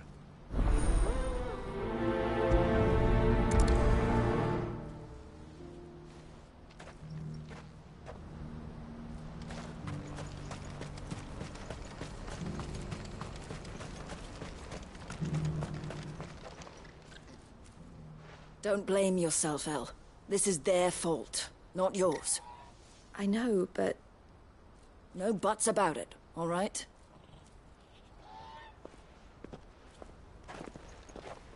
Is something wrong? Bonnie came to give me a message from our intermediary. The talks with the Republican army have fallen through. They've reached an agreement with the Silver Peak Consortium instead. Though prices have fallen of late, we deliberately offered above the going rate to try and deter other bidders. But the Consortium offered double what we did, and the army jumped at the chance. And you had no opportunity to make a counteroffer? None at all. And we were so close. El? What's happened? I saw Vonnie leaving. She didn't look happy. And with good reason.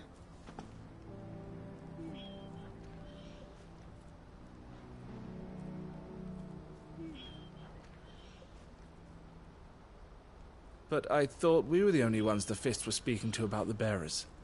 How did the Consortium even find out about this? It's not so surprising. They have ears all over the Republic. This isn't over. The Consortium will have to sell these bearers eventually, and at the price they paid, buyers will be few and far between. I'm going to Randalar myself. Alone? You sure that's wise? Are you offering to be my bodyguard? How kind. Meet me at the checkpoint near the capital gates. I'll send an owl ahead and request a meeting. You go to Cashlock, Theo, and get everything ready. We've waited far too long as it is. Even if I fail to free these bearers, there will be others. Someone needs to prepare the place and keep any prowling beasts at bay. Oh, and that's me, is it? Well, it looks like I'm following orders till she gets back from meeting the Silver Peak Consortium, who've been doing their best to undermine our scheme. She'll never join them after this, surely. No, she said it herself. She still has plans for Cashlock, even if this one falls through. She means to stay with us then. I can't say I'm not happy to hear it, but... is this what she really wants? You have to trust her. You're right. It's what she wants now.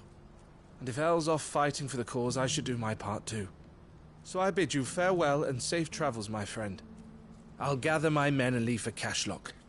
We'll make sure the place is well stocked and defended. You go to Randalar and see if you can stop my sister biting the Consortium's heads off. If she won't consider her prospects, someone has to. I'll do my best.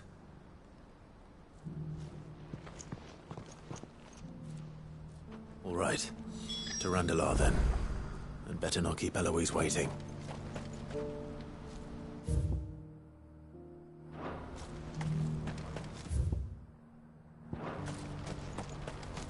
Who needs a porter when there's no...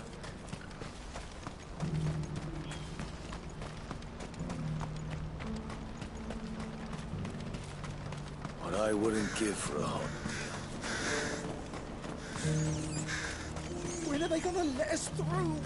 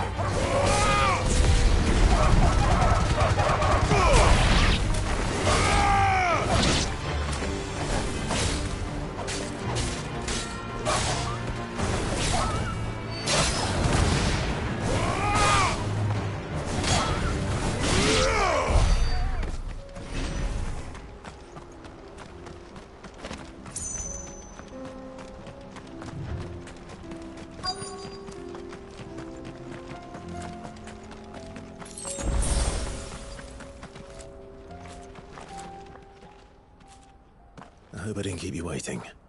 Did you arrange to speak with the Consortium? Here they are now. You wish to consult with me? I did. It's about the bearers you recently purchased from the Fist. We had all but finished making arrangements to buy them ourselves, and then you stepped into the fray. You misunderstand. The Consortium had an interest in purchasing them from the very first. It was only our regard for you that kept us from bidding. But your hesitancy in accepting our offer to you suggested that the regard was not mutual. And so we resumed our business. I did not hesitate. I am simply not inclined to make such decisions without first giving them due consideration. But what is done is done. Come then. How much do you want for them? Alas, you are too late yet again. We rarely take on such unconventional merchandise without a purchaser in mind. The bearers belong to him now. Who is your buyer? A trader from across the water. A most demanding fellow, if it's any consolation. He insisted the bearers be fed, dressed, even given their own bunks for the voyage over. That's what you get when you deal with continental types. I wouldn't know.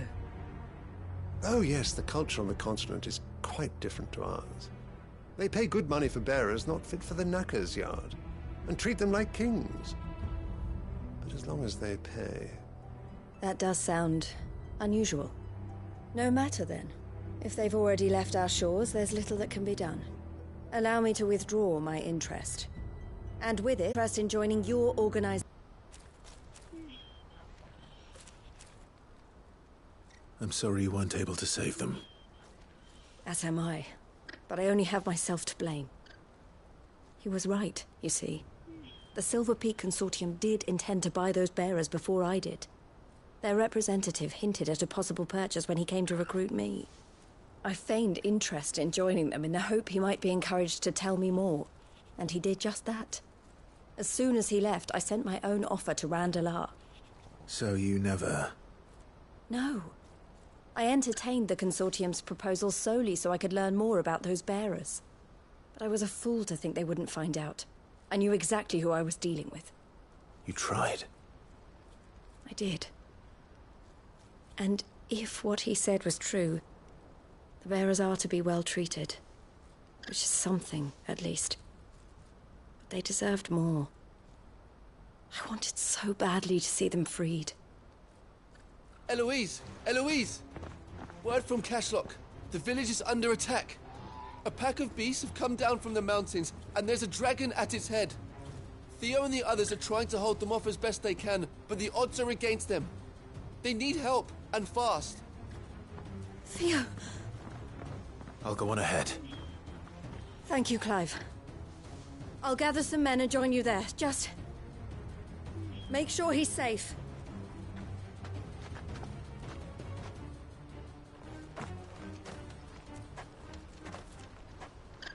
Hold on, Theo.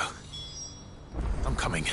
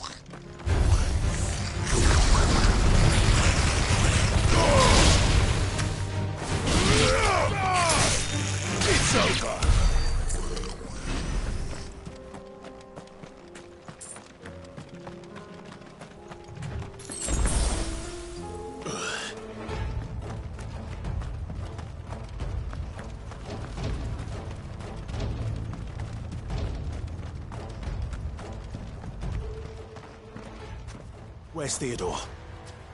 Upriver!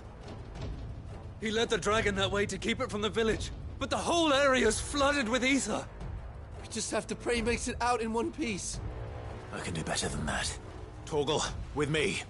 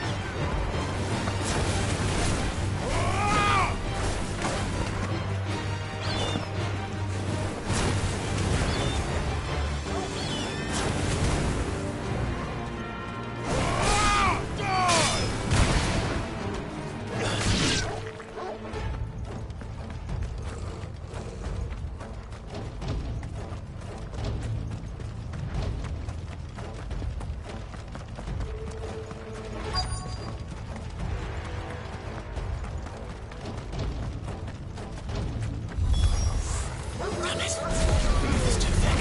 These creatures have already turned.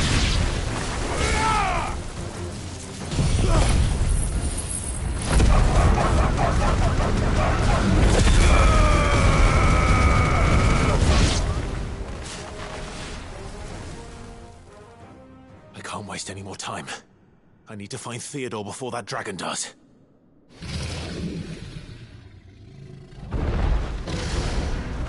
Looks like it's found me. This thing's turned as well. This isn't going to be easy.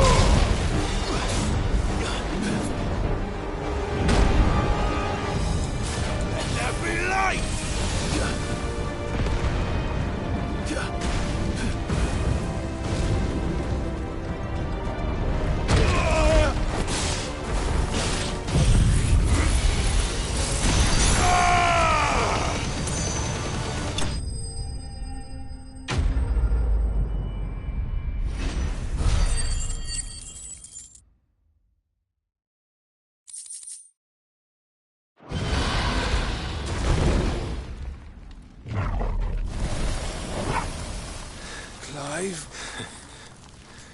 Theodore, you had me worried for...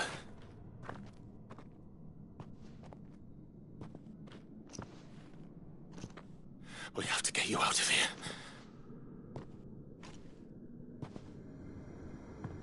I think it might be a little too late for that. Bearer or no, there's only so much ether a man can take, and that Drake just wouldn't let me leave. You have my thanks, Sid, for finishing what I could not. For keeping Elle's dream. Theodore!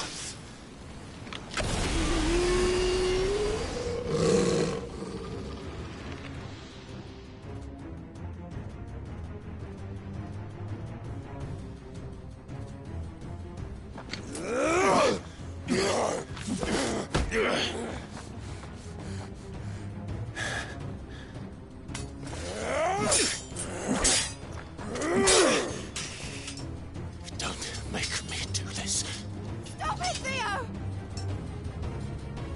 Stop!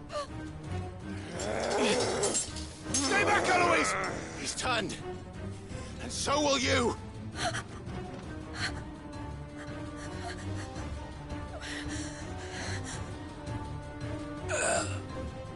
Elle. Theodore.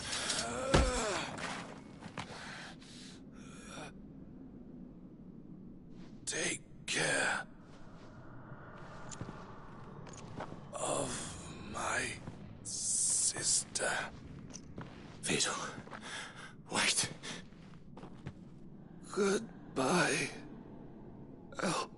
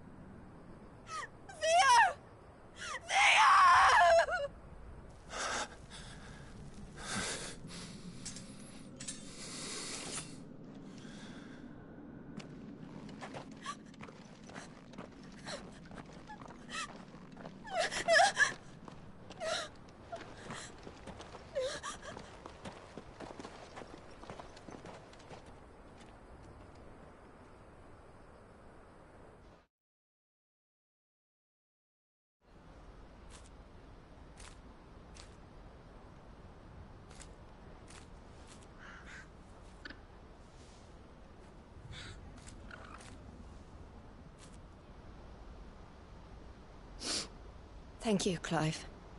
I think I'll be all right now. That was true bravery he showed. Leading the dragon away from the village like that. His first instinct was always to protect people. To put others' well-being before his own. And now he's gone. Because I sent him to that place, against his will. It wasn't against his will. He was ready to do whatever it took to show you he could stand on his own. So that you would finally be free to live your own life. To live my own life? He never could come to terms with the choice I made. What exactly happened? You once told me Theo was the first bearer you ever helped.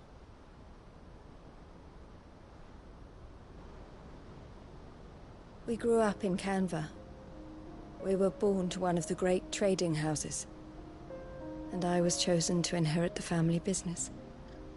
I had my father's head for figures, you see. Theo did not. While I studied the art of commerce, he played at soldiers instead. A late bloomer, in more ways than one. For unlike most bearers, it wasn't until his 15th summer that his powers awakened. My parents tried to drive him out of the house and into the care of the constables. But before they could, I took him into mine. Theo told me something else. He clearly admired your devotion to the cause of freeing others like him from slavery. But he said you deserved a better life than this. He wanted to free you from what he called your bonds, just as you freed him from his. I would be lying if I said I had not wondered from time to time how much easier my life might have been if I had allowed Theo to be taken and devoted myself to the family business instead.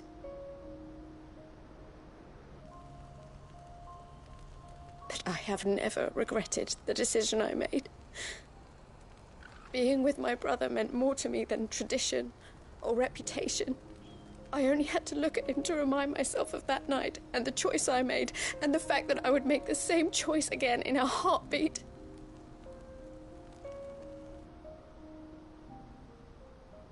He was never a burden.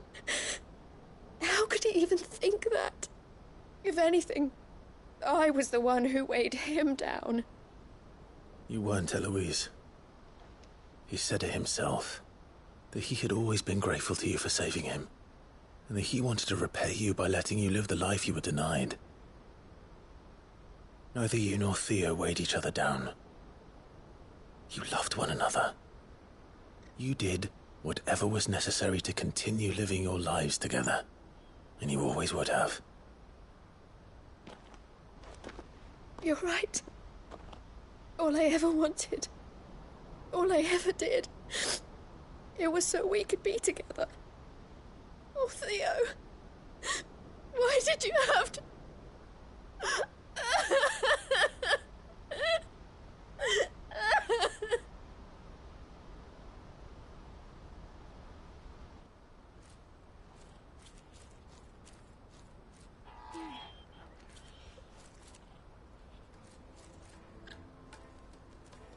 I know Theo wanted me to move on, but I'm staying here at the Crimson Caravans to continue our work.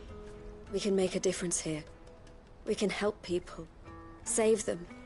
I need nothing more from life than that. So I'll carry on doing what we do, ensuring that goods, people, bearers get where they need to be, bringing smiles to people's faces just like we always have, and to Theo's, wherever he is. This is the life I have chosen. The life I will always choose. I've made a choice of my own, to continue helping you however I can. Whenever you need it. Thank you, Clive. Let's go on together then. For Theodore.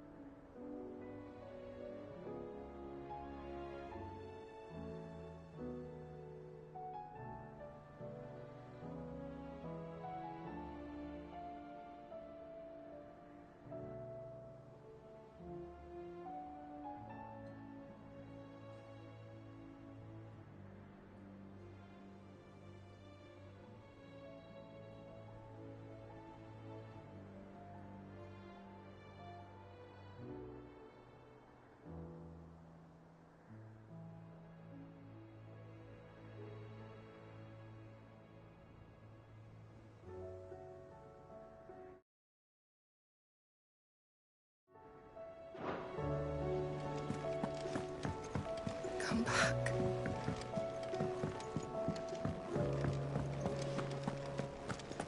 Oh, don't tell me we've run out of papio nuts and all. These days.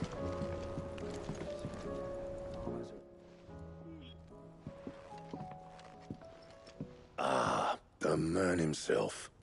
We were just about to make a start on that sword I promised you. It's funny, but none of this would have been possible without your help. You remember Camille? We'll be using his leather work for the grip. The steel, meanwhile, will be tempered in a fire, burning the cinders you charmed out of old Zoltan here. And that whetstone from the Outer Isles, that'll be what gives the blade its edge. And the final flourish will be my talented colleagues' engraving. A team effort led by the greatest blacksmith alive. Now, save that talk till the thing's finished, yeah? Right. I'm ready if you are. To the bellows it is, then.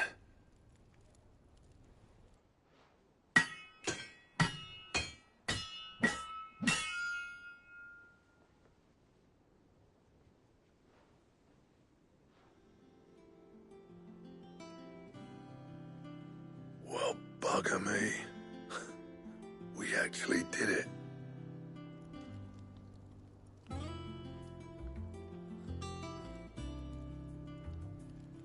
The sword to end all swords. Ragnarok. It's quite something. I, trust you'll take good care of it.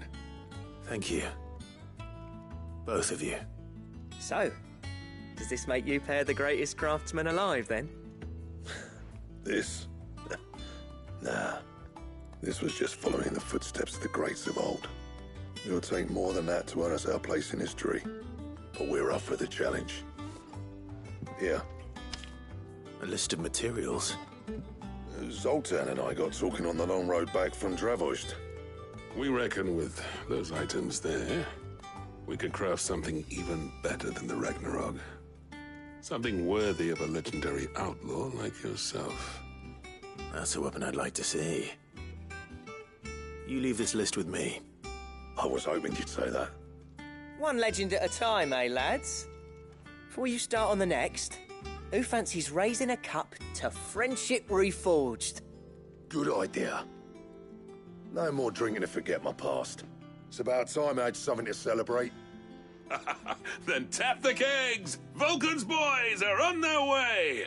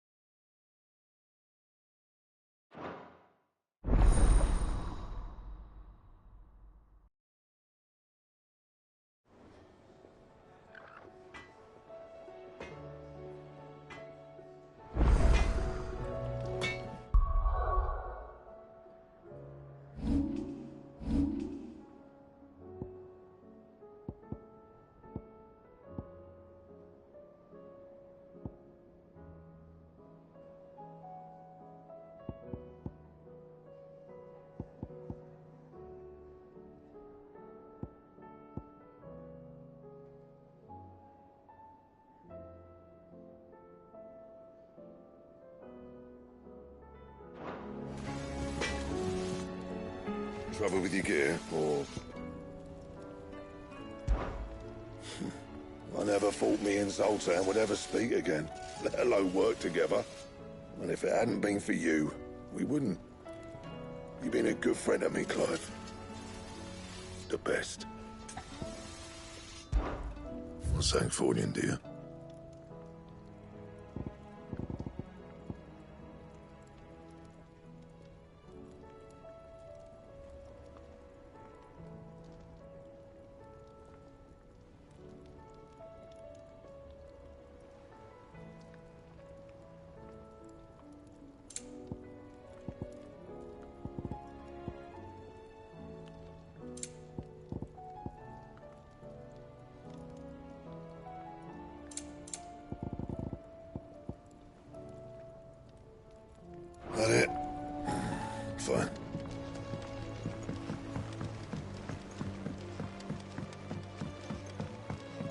Molly's lemon tarts.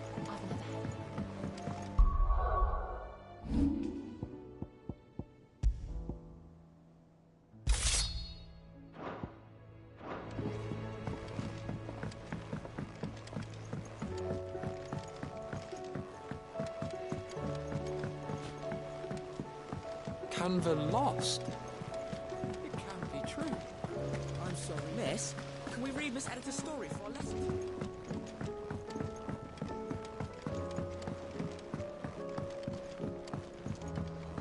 With Canva in the hands of Akashic, we'll need to find another port. Preferably one as well hidden as the ironworks. Ah, Sid! Wasn't expecting you back so soon. So, is it good news or bad? Good, thankfully. Here. Ah, that's brilliant! Thanks a blimmin' million! I'll fit 'em to the smelter right away!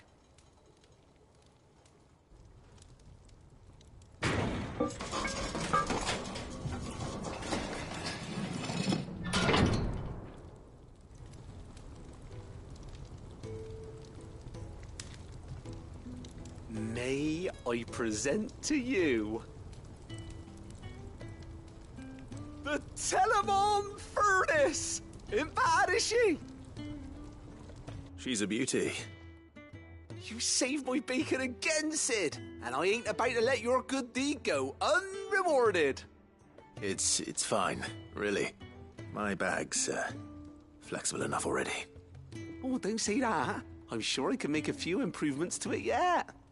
You could just buy me a bigger... How about that clasp? Looks a bit stiff. Reckon you could loosen it up and make some more room? And I reckon I know how. With a new alloy we've been working on. The Telemon Furnace was just what we needed to perfect it. It's a metal, see? So it's lovely and strong, but it's also, well, stretchy, if you can believe it. Stretchy metal. Well, if you insist. That is the spirit. You'll love it, I promise.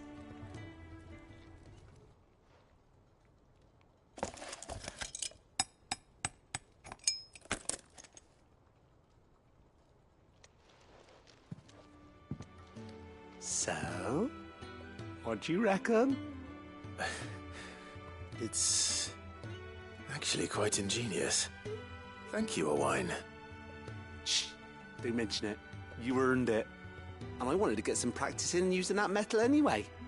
Reckon we'll have all kinds of uses for it around the hideaway. Can't think of any right now, but that's our job, innit? Dreaming up new ways to make life easier around here. Maybe even out there, too. One day, the whole world's gonna know about the inventions you've helped us put together. That bag of yours will be the first of many. You mark my words. They'll hardly believe their eyes, I'm sure.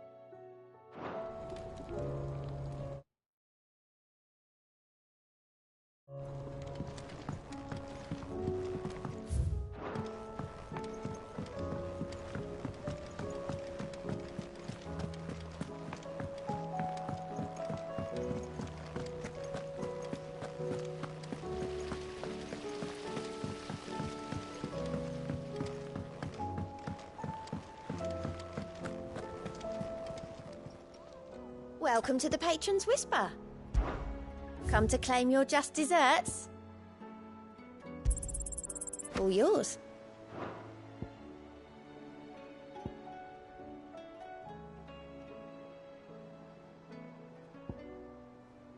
Come again. I may have more for you.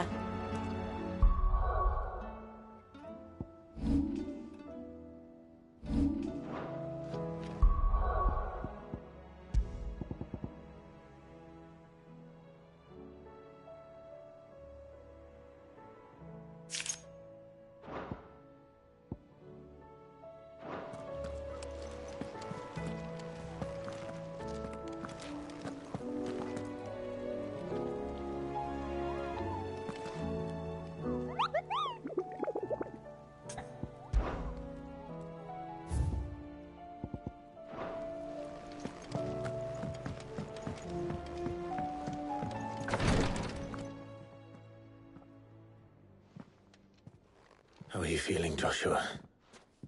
Better than I was. But not nearly as well as you should be. Your cuts and burns may have healed, but your body still bears the burden of every spell cast. And what would you have had me do? It was no ordinary foe we faced. It was the Warden of Darkness. Yet still, it was not enough. The king could have ended me at any moment, but instead chose to toy with me like a curl does a mouse. You underestimate yourself. Oh, it was crystal clear. Only one man established his dominance that day, and that man was Barnabas. I'm sorry, brother. That was ill-spoken. It's just, I have never felt so powerless. And when so many are looking to us for strength, perhaps the prince feels the same.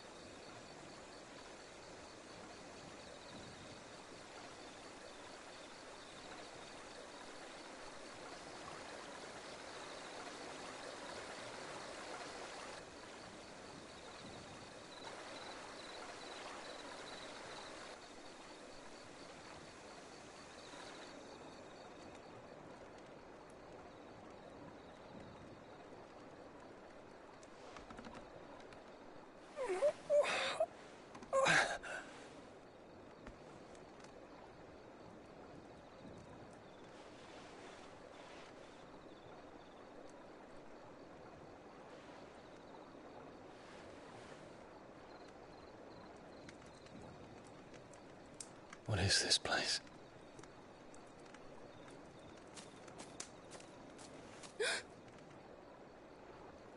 Don't move.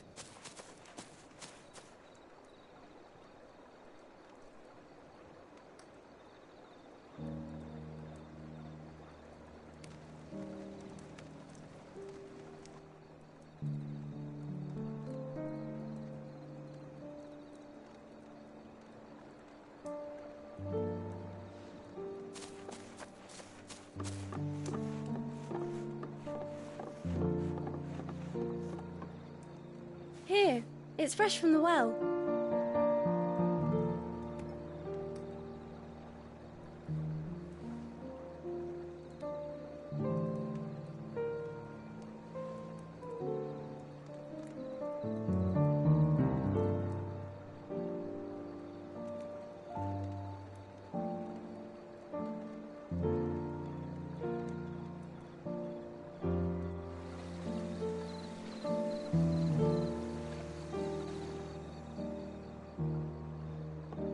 Grandmother told me spirits sometimes get lost, and that the lanterns guide them to their proper place.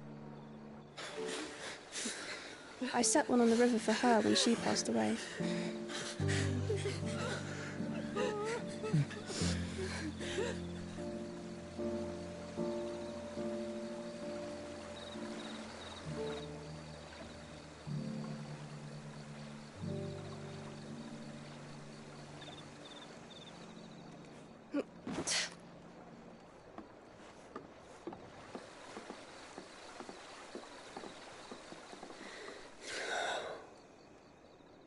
The fiend works from the shadows. Was it you who guided my hand then, Ultima? No, not you. This is my doing, my fault, my sin to bear. And for it, I must atone. Your hurts are healing nicely. It was my poultices that saw you well. You make them? And sell them, or try to. Earns me enough for bread, most days. Forgive me. I have nothing to... I know, but I couldn't just leave you lying there.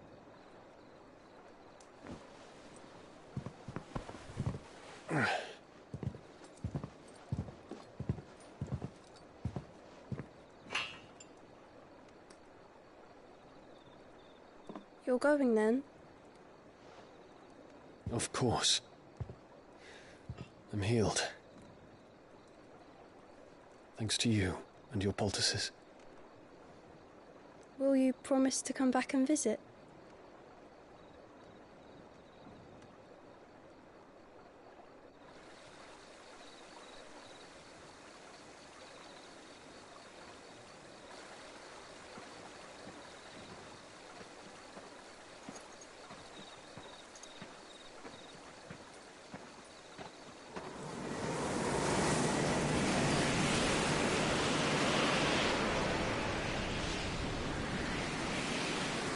Well, Phoenix, it would seem that I owe you my wings.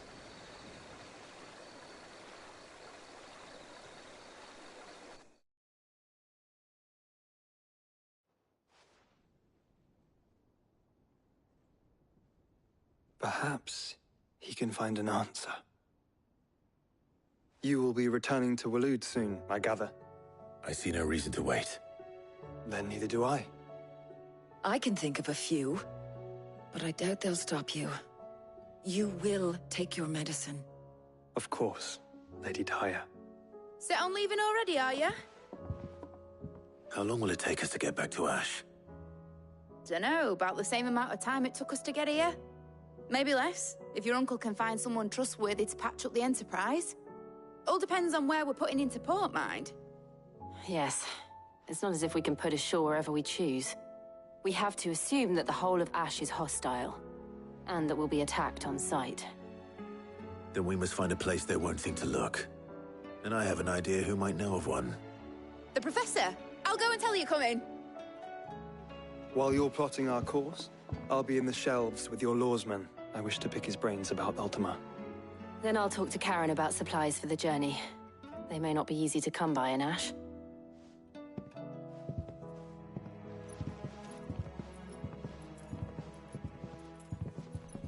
Your brother's body won't take much more of this recklessness. You know that, don't you? I do.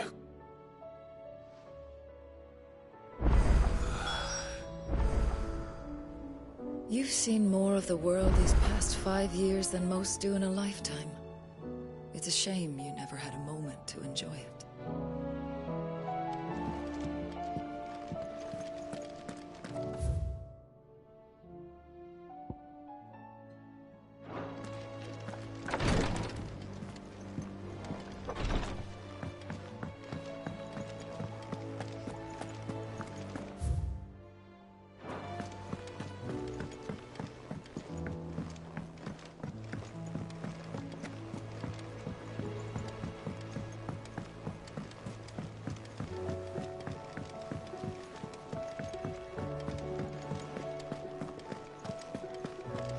The stew's awfully thin.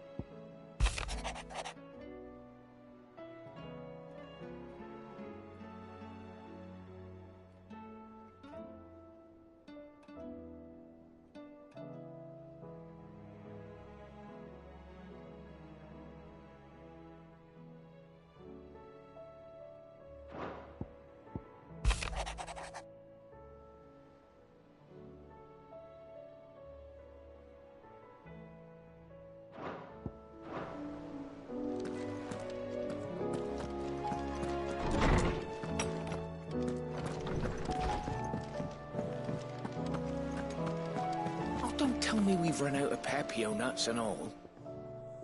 Aye, it's a dangerous world out there. Let's stock up while you...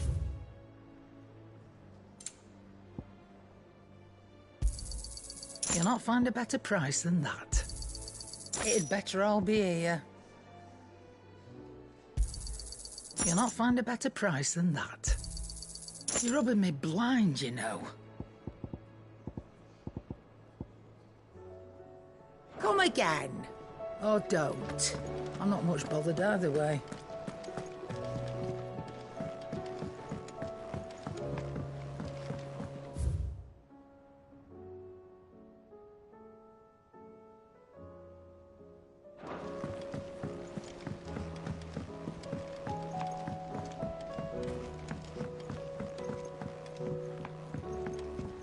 How do you split the sea? Reckon we're better.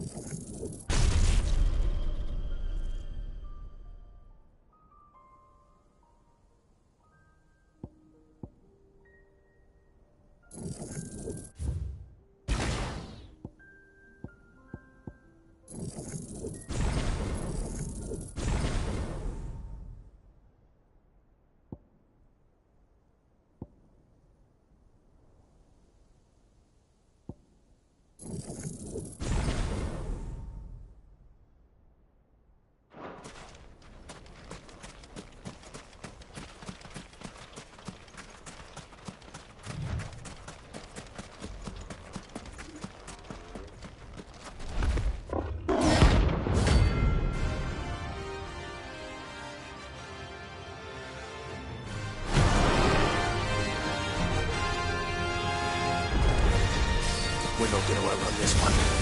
Stay close, Torwal.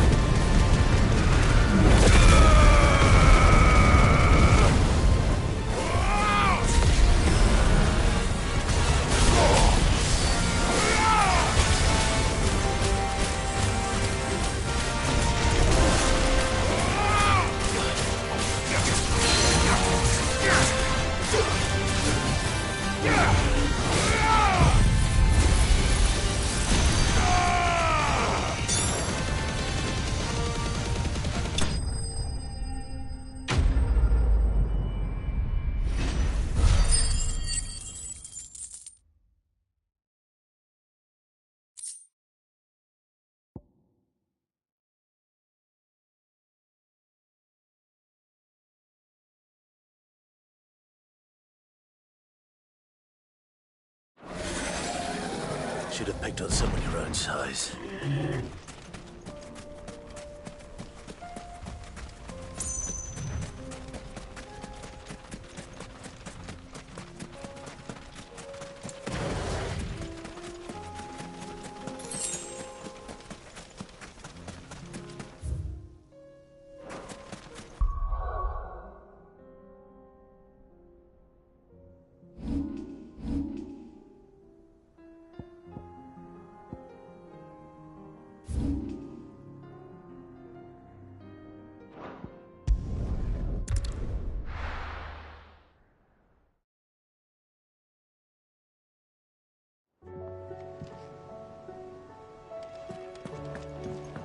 Come back.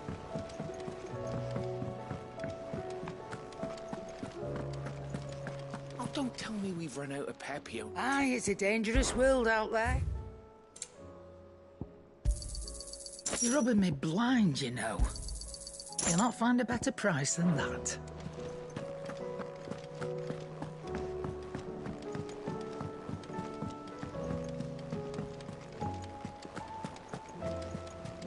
Covered in nicks and lumps, the lot of them.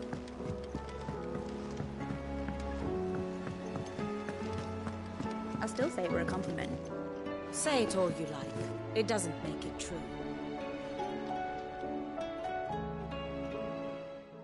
Ah, Clive. I was wondering when you'd arrive. Please tell me you've come to take our young prodigy here off my hands. I'm not here for Mid. I need information on Ash. Then why not ask Molly if you can look in one of her ovens? Go on. As soon as the Enterprise is ready, we'll be setting out for Drake's Spine. And we're going to need a safe place to land. Preferably one that won't see my ship blown to shit and splinters. If it were that easy, do you think Waloed would have resisted invasion for so long? Very little is known of Ash, and the information we do have is spotty and outdated. We have the good King Barnabas to thank for that. Waloed's borders have been closed to outsiders since the day he seized the throne. If there is anywhere safe to land, you won't find it on my map. Then tell us what we will find. I'm sure you know better than we do. But no splinters. All right, if it will get you out of my hair. But interrupt me, and it's over. Understood?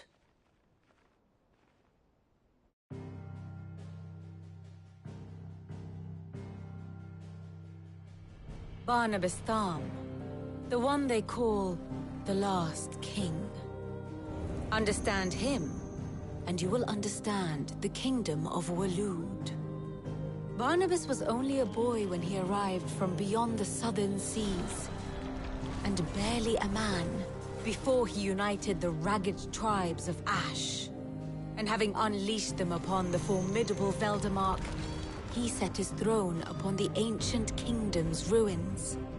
The victory sent shockwaves around Valisthea, tales of Odin's might spreading through every court, parlor, and drinking hole in the realm. Note that this was in the year 843, and that the king still sits upon his throne some 40 years later, quite untouched by time. Waloed's recent inaction left many wondering if Odin had lost his appetite for war. And yet here we are. The Einherjar was committed to the fray, a bold declaration of intent. Orcs swarm around Drake's Fang, and throngs of Akashic haunt Canvas streets. Though how precisely the havoc they wreak serves Waloed remains unclear. Regardless, if the order to attack truly came from King Barnabas, then one thing is certain. Waloed has achieved the impossible, and made bedfellows of beastmen and the ether-addled alike. All of which is a roundabout way of saying that you will be in unknown territory when you set foot on Ash. Much of the continent has already been lost to the Blight, and what few ports remain will be fiercely guarded. and that is to say naught of its natural defenses.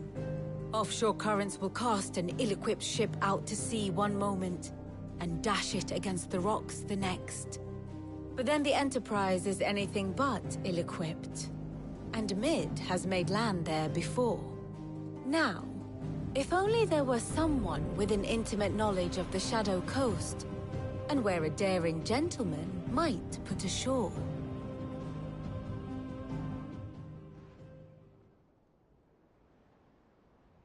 You see, Clive, you had the answer all along. Do you think you can get us back to that beach, Mid? Picked you up from it, didn't I? Not that it were easy. The currents were a right bastard. But then, if it wasn't hard, it wouldn't be worth doing, would it? Well said. Thank you, Lady Vivian. If a few morsels of common knowledge and a sprinkling of tavern talk are worthy of your thanks, I wonder what genuine intelligence might earn me. Probably more visits. Mid, I need everyone in the ale hall now. I'll fetch Joshua from the shelves. Aye, aye, Captain.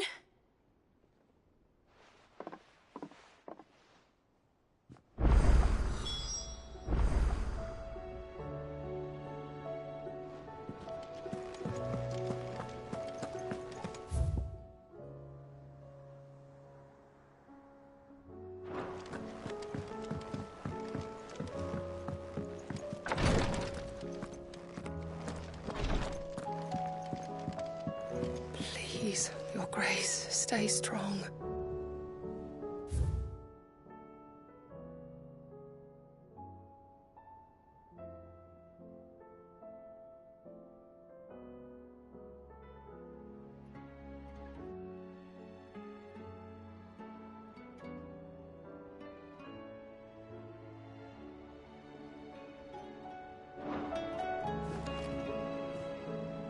Ah, my Lord Marquis.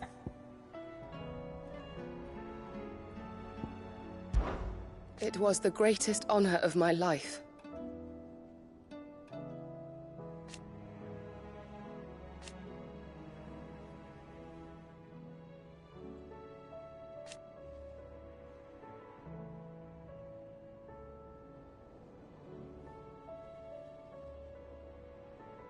But now,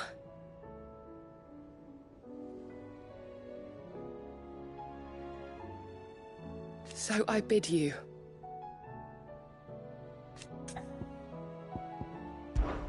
Your companions are kind indeed.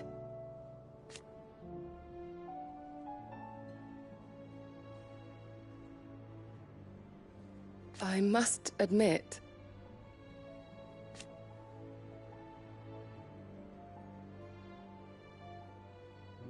but I see now.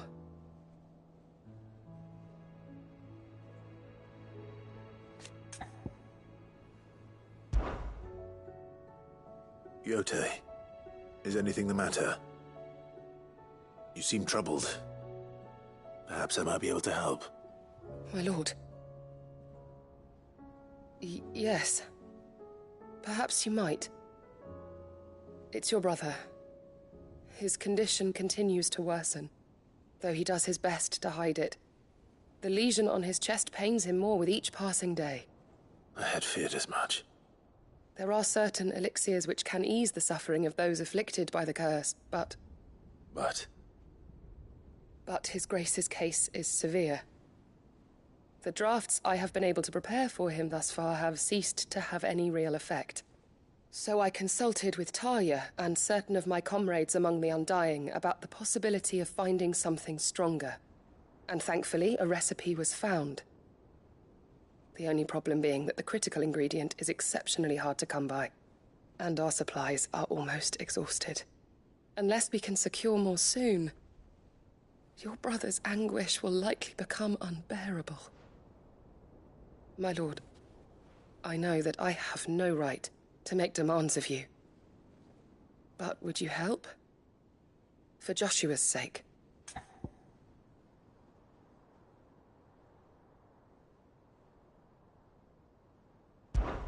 For Joshua, anything. Thank you, my lord. So, what is this critical ingredient? A rare herb by the name of stonerwort. It grows only where the ether is densest. The vigor it stores in its stems helps to counteract the curse. We discovered a patch near the aqueduct in Rosaria. But alas, yet more ether has erupted from the earth there recently, leaving the whole area flooded. The search continues for a new source. One that we might reach without being turned. So it's only that you can't reach it. The Stonerwort itself is unharmed by the flood. Well, yes, but... Then I shall go in your stead. But, my lord... You've yet to find another source, correct? So for now, the aqueduct is our best hope. Besides, I'm a dominant. The ether can't hurt me. Well, if you're sure, my lord. Stonerwort is easily identified by its blood-red blooms. Search around the aqueduct, and you're sure to find some soon enough. I shall remain here and prepare the other ingredients.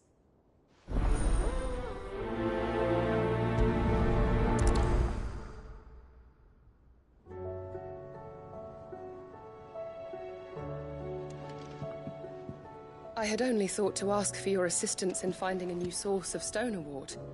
But if you're sure about collecting it from the flood by the aqueduct, I should be most grateful, my lord.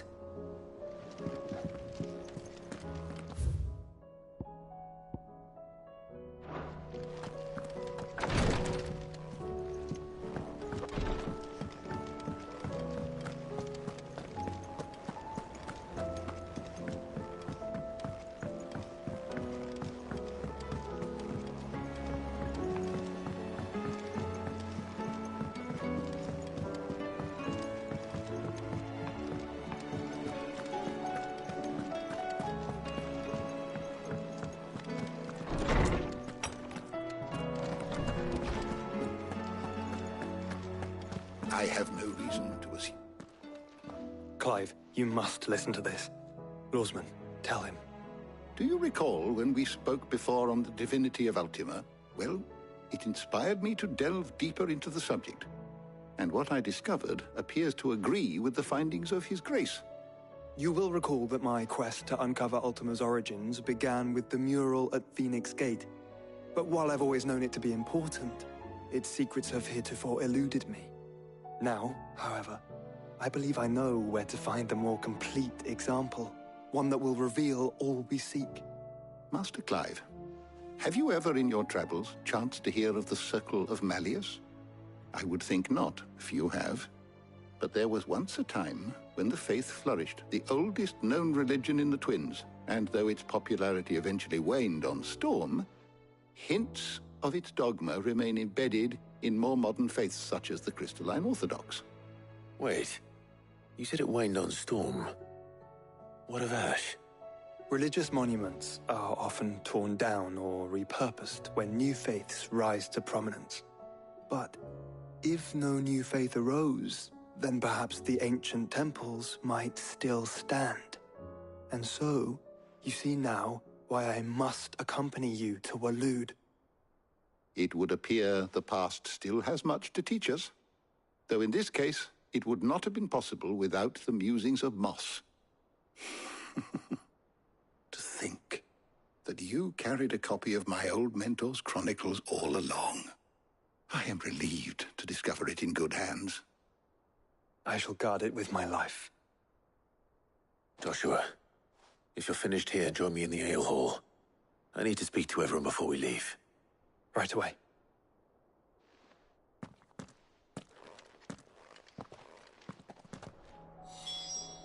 If it please your grace, might I one day borrow the chronicles for a short while? Of course, Lawsman Hippocrates. You need but ask.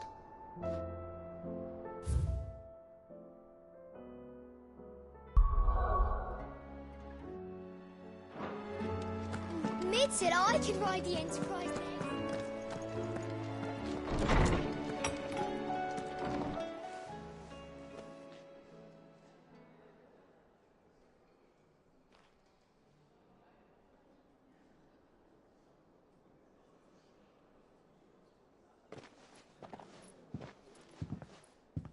My apologies. By now you've all heard where we're going and why. So I won't bother you with the boring details, only the important ones. If we attempt to approach Stone here by sea, there's a good chance we'll be sighted and fall prey to the capital's artillery.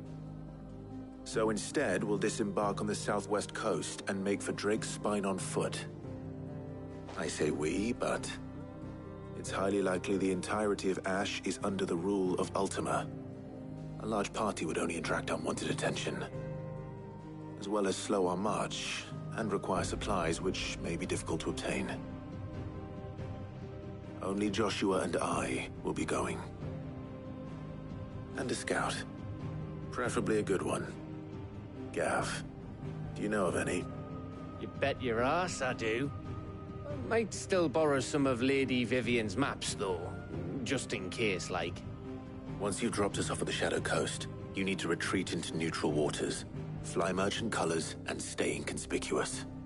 If you sense any danger at all, you leave us behind and return to Storm. Inconspicuous is my middle name. But like hell am I leaving anyone behind. The ship ain't going nowhere till your scurvy mugs are smiling on deck.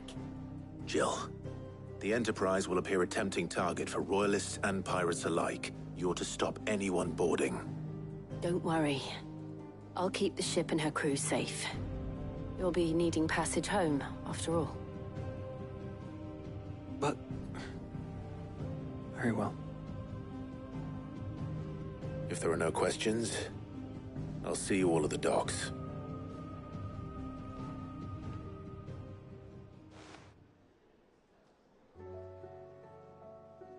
Let me know when you're leaving. I want a word before you go. Of course.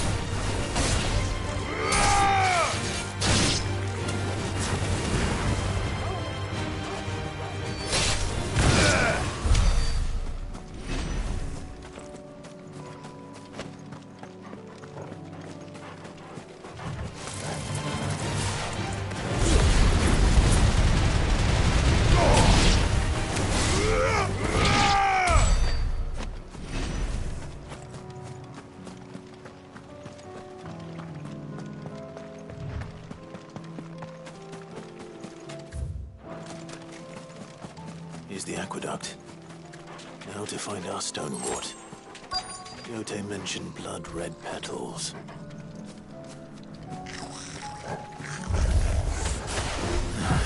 Just my luck. Won't be picking anything till they're gone. There's only one thing for it. Slow.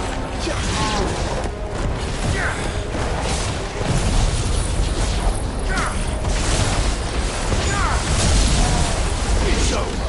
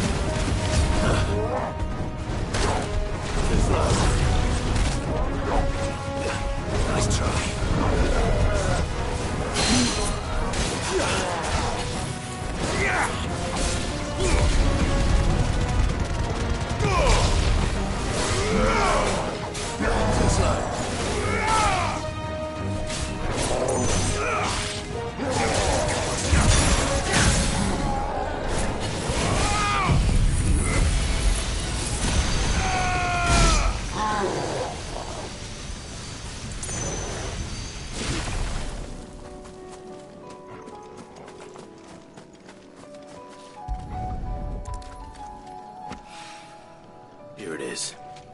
Better collect as much as I can before reinforcements arrive.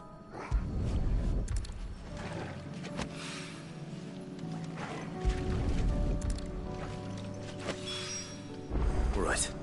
That should do it. Let's get these back to Yotei.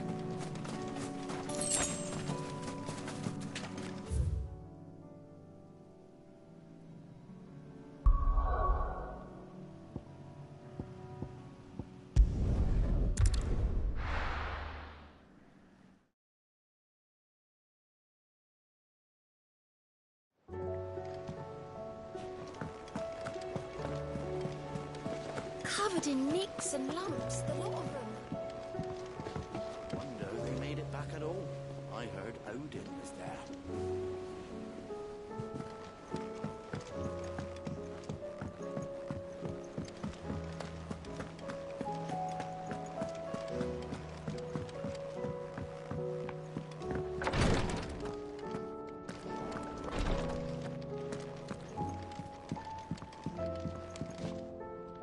Yotei, I brought back all the stone and water I could find. Will this be enough?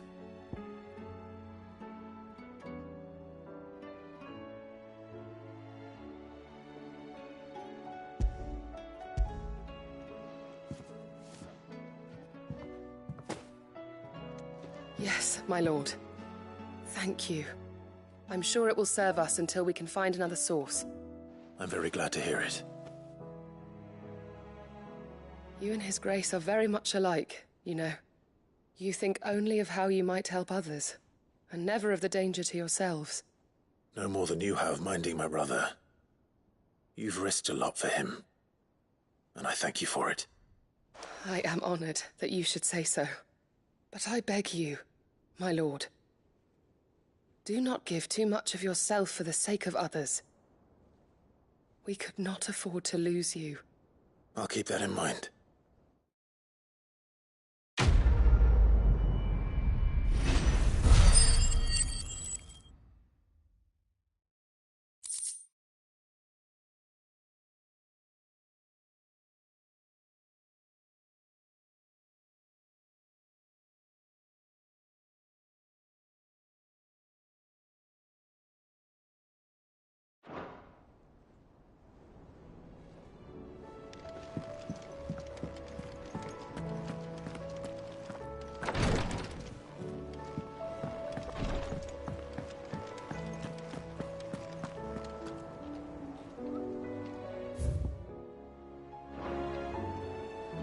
Is something wrong?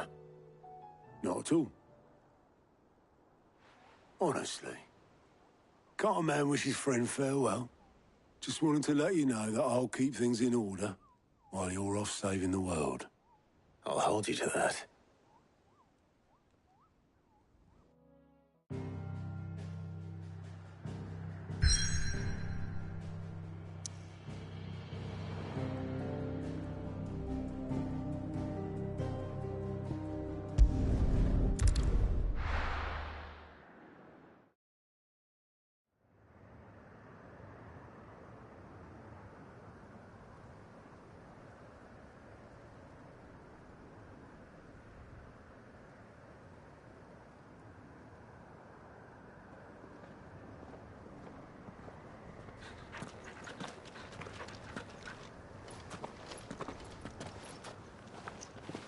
Reckon it'll be a long walk to the capital if we follow the cliffs. I'll scout ahead, see if I can't find us an inland route.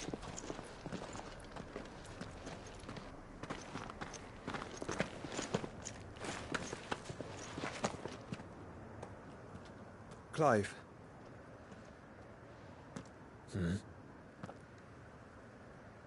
There's something I've been meaning to ask. You took her icon, didn't you? Yes, I did. She understood.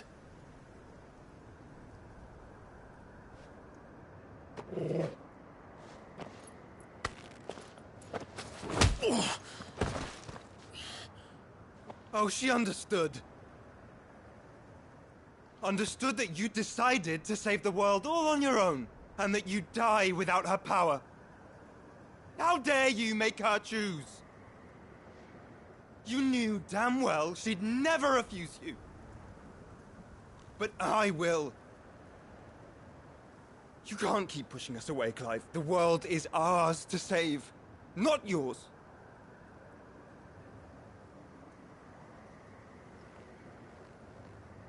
I used my gift because I thought it was the right thing to do.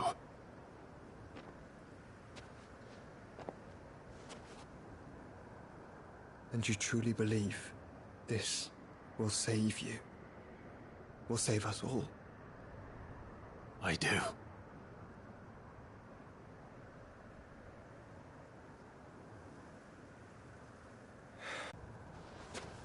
Then so. Think I found us a trail. Did I miss something?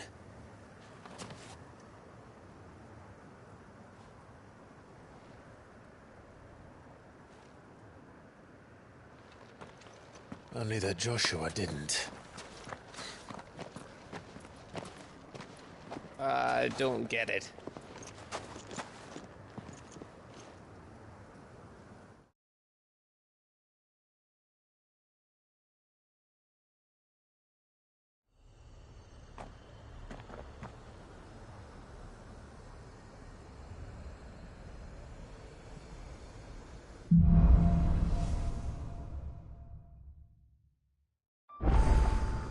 Always wanted to visit Ash.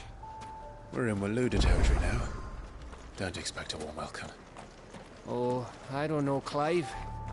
That castle over there looks inviting enough. Shall we sample its inhabitants' hospitality?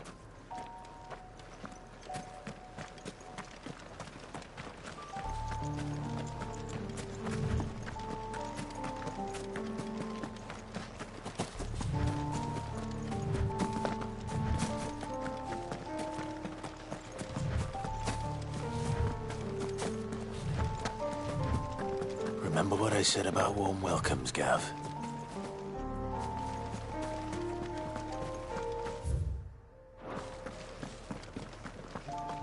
Oh, this place is as dead as Grieger's ghost.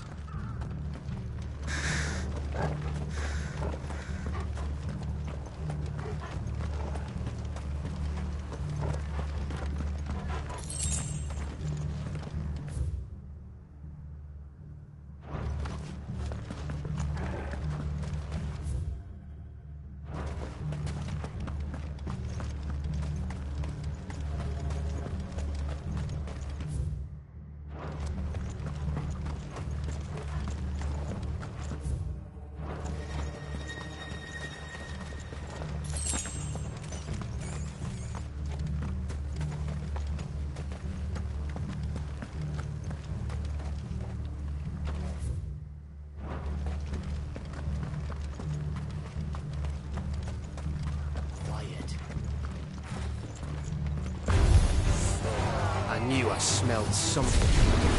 I see only orcs and the cash. Let's hope the villagers made it out in time.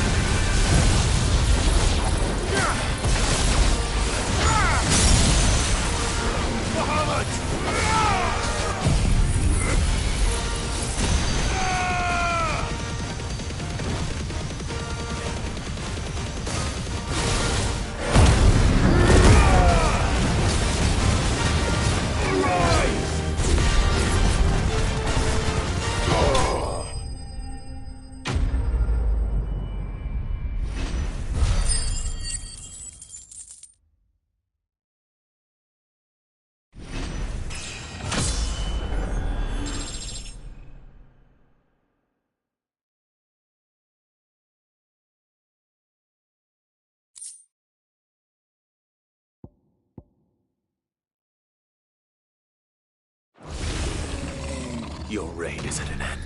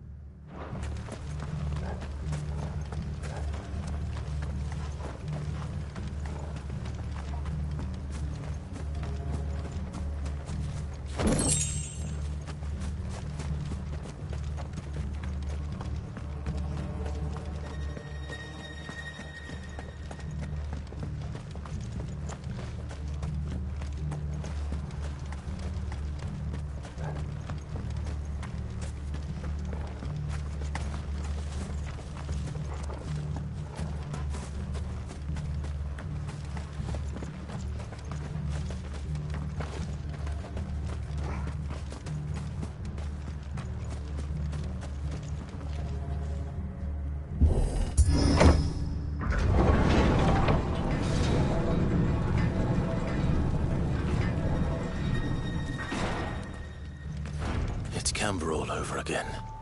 Where the hell are the Royalists? Seems you were right about that welcome after all, Clive.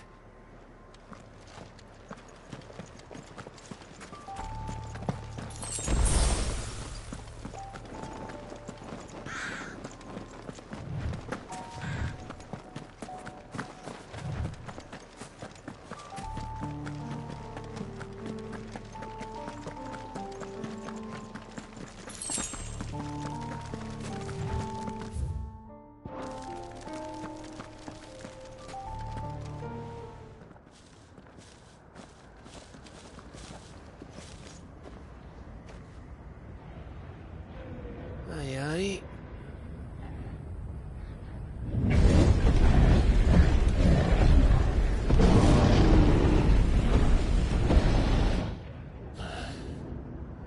Is the whole of Ash fallen into Ultima's hands?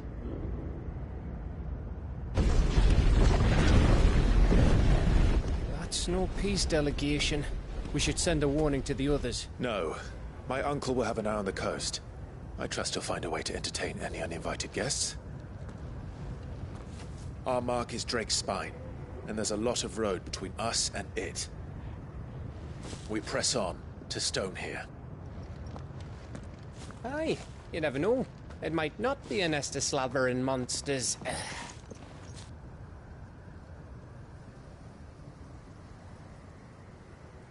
Clive, you must go on ahead without me. This stronghold is as old as Phoenix Gate, perhaps older. It may yet hide Ultima's remaining secrets, and if we are to best him, They must be unearthed. All right. Stay out of trouble. I always do. Mostly.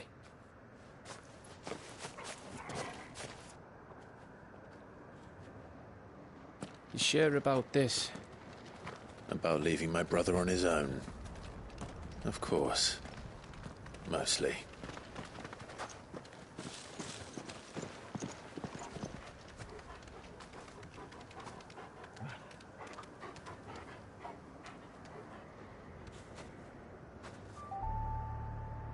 Lady Vivian's map is so old it's hard to tell which way is up. But if I'm right, we're not far from a village called Aistla. Then we make our way there, resupply, and wait for Joshua.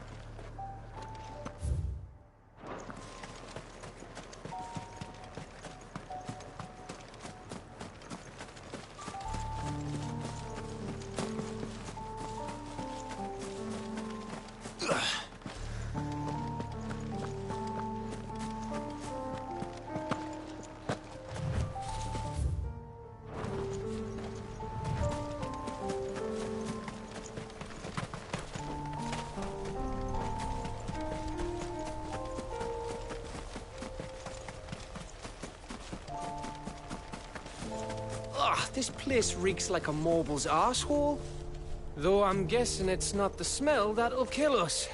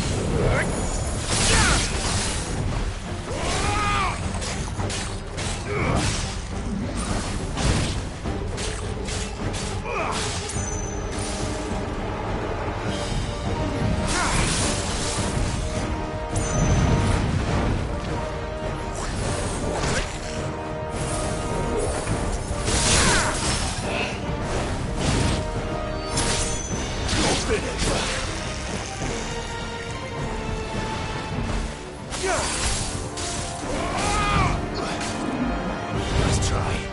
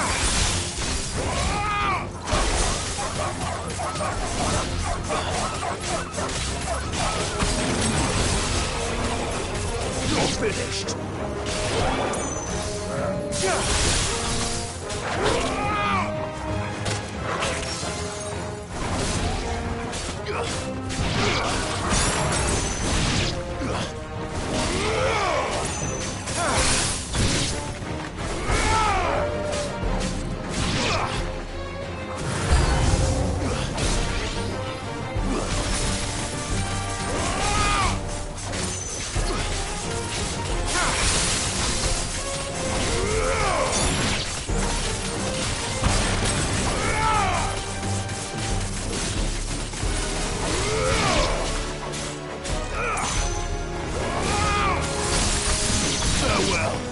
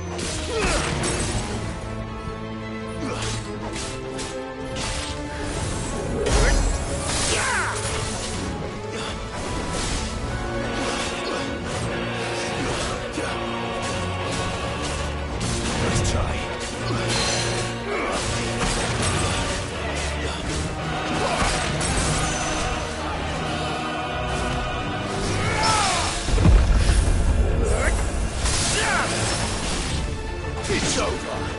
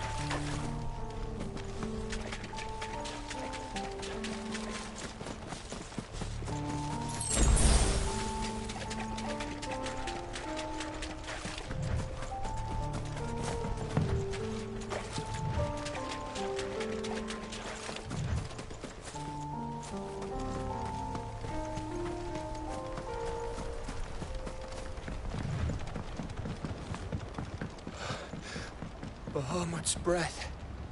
Don't look down, Torgal.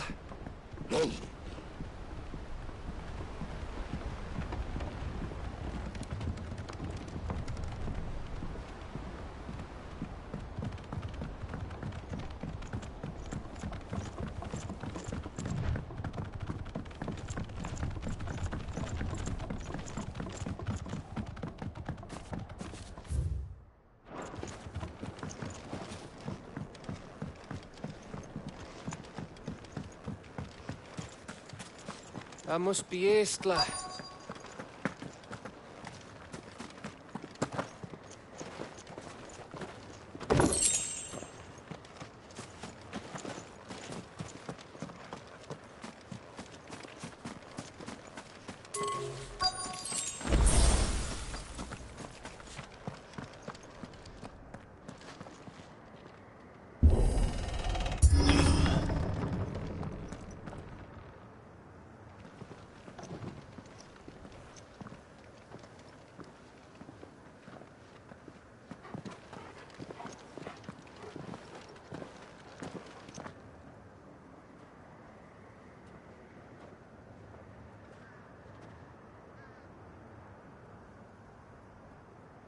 What do you think, Clive? Then we're too late.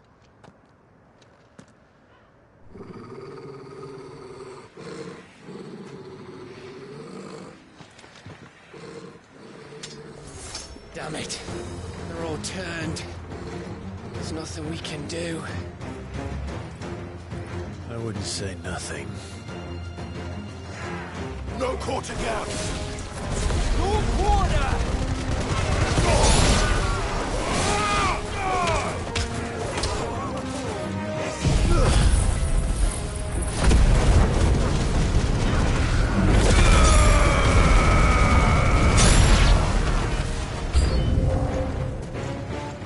You think all the villages in Ash are like this? A question for later, Gap.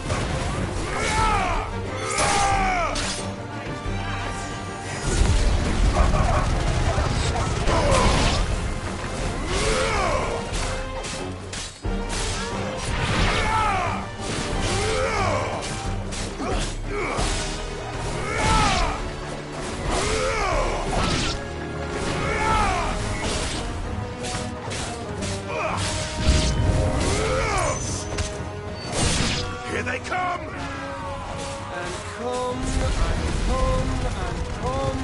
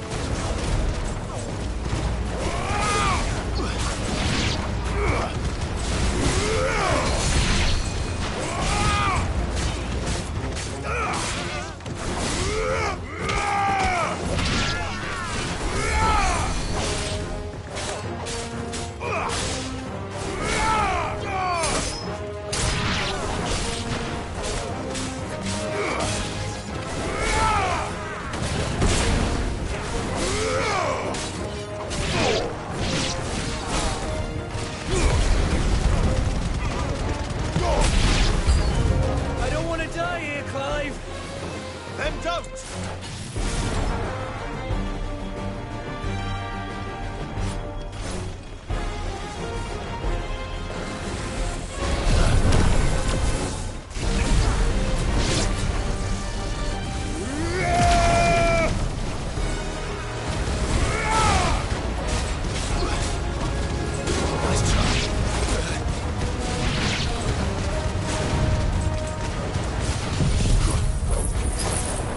Yeah!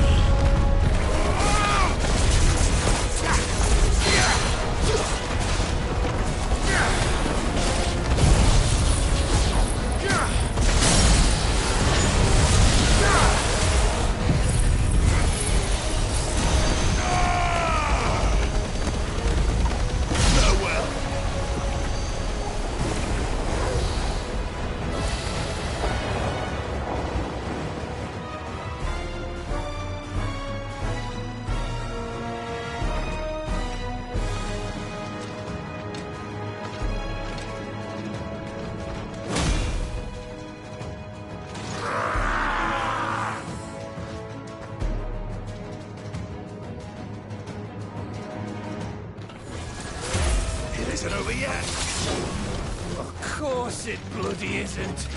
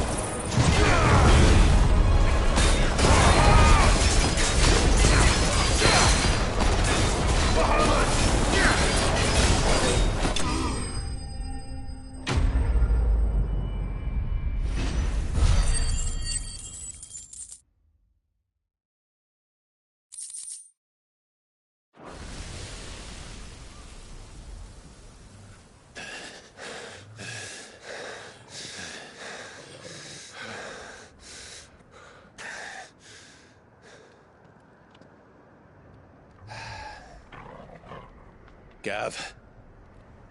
Gav! Don't tell me there's more of the bastards. Oh, fuck.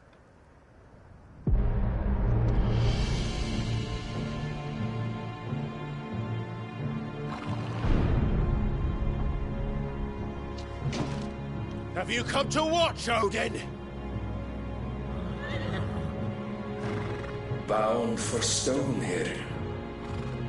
Good. My master awaits you in the capital, though I cannot allow you to attend him in your present state. And how are you going to stop us? Why, with this!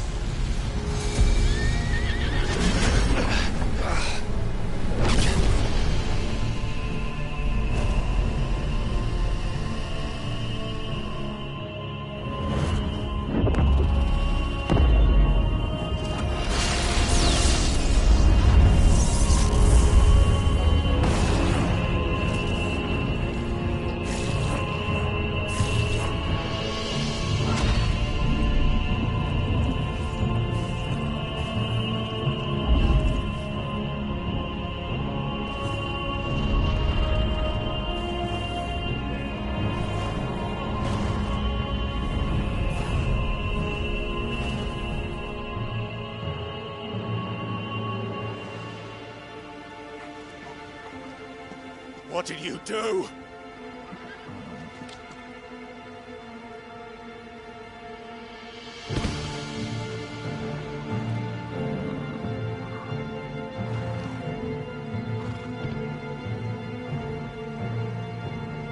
If the vessel would see the path opened, it has but to ask. I shall see that my master's prize is made presentable.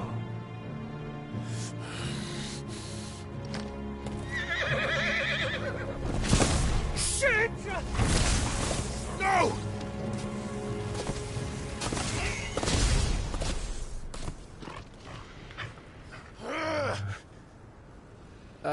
Clive, would you mind telling me what the fuck just happened?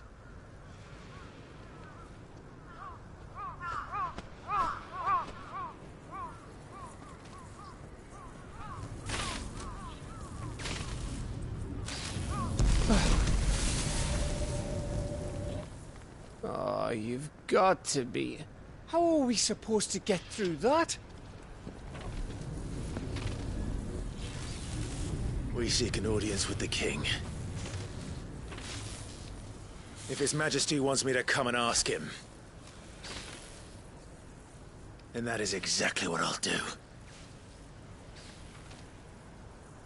Before you go practicing your petition, we don't even know where the fucker went. How about we cool our heads and think this through, eh?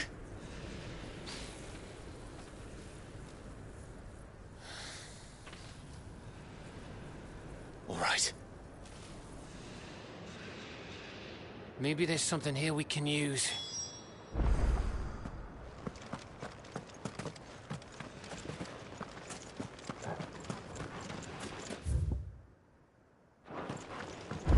I thought we got them all. So did I.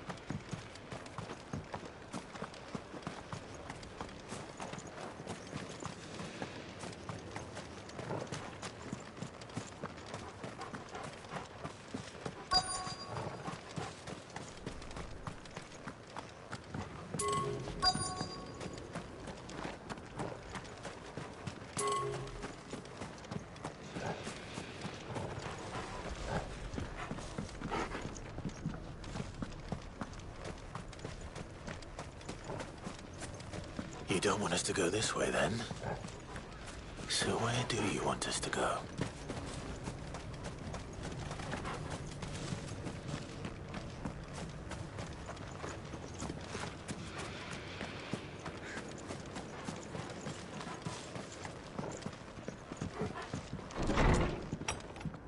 Anyone here?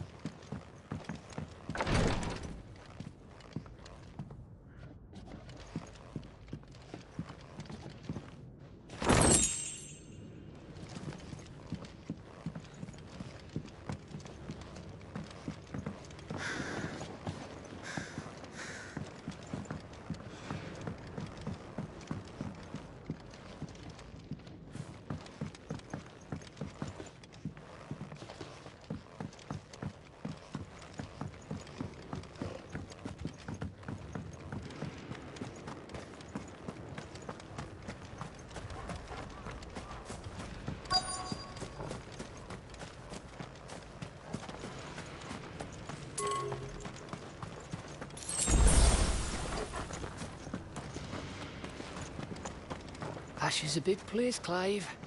Don't want to be blindly wandering its blighted fields if I don't have to.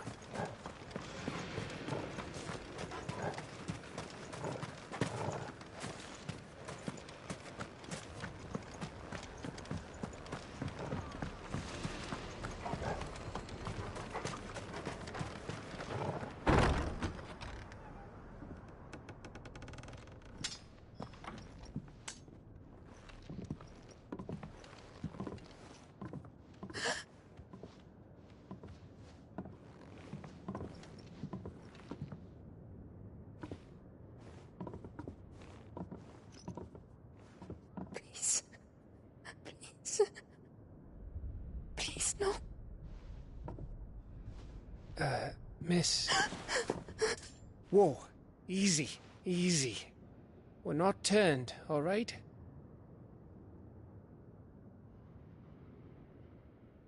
Who?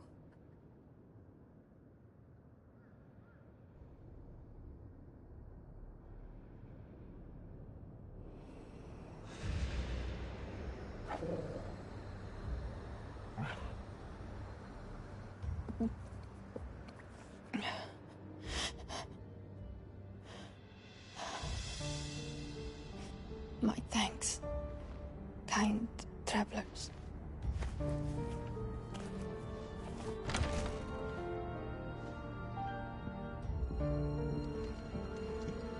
Edda, forgive me for asking, but what went on here?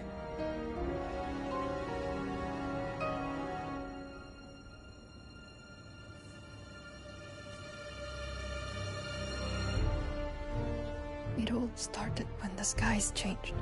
The elders said it was the Arcade. One by one, people went mad. Minds taken by the ether. Till only I remained. By then, I was too far along to run. And then the nights came. And I didn't know what to do.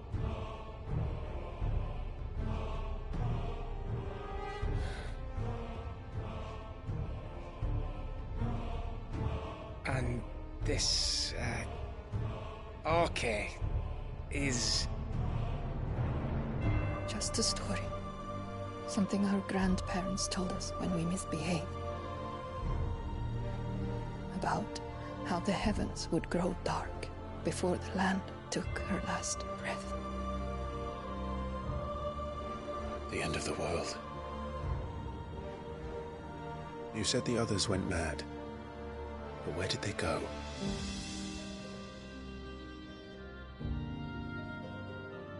They all left. Drawn east to the tower, to Reverie. The elders, the healer, the blacksmith, my husband.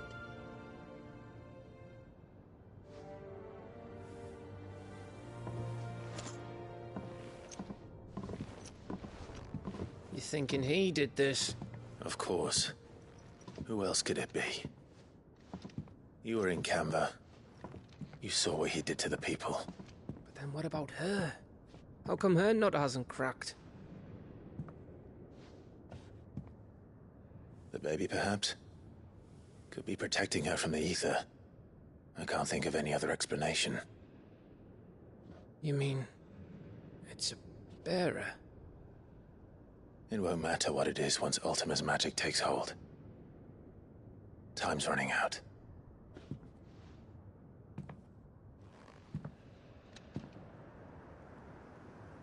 This tower. That's where we'll find the king.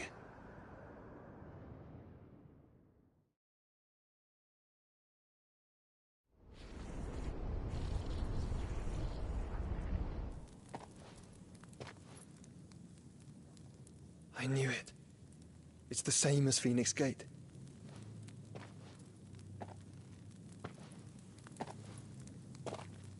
Which means at the end of these stairs should be...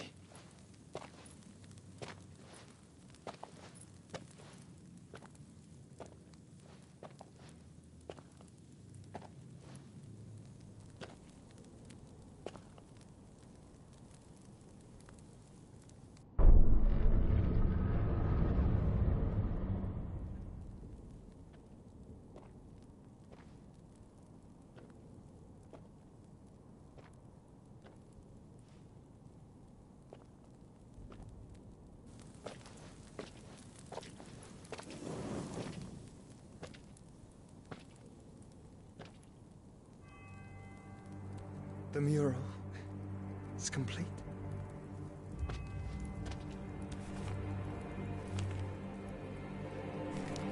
Ultima and his vessel, Ifrit. Garuda, Ramu, Shiva, Titan, Bahamut, Odin.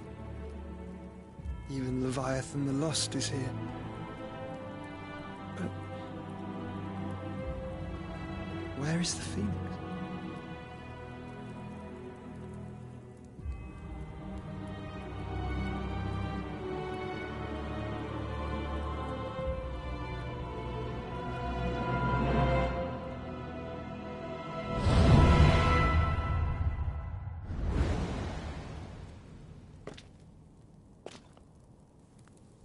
By the Founder.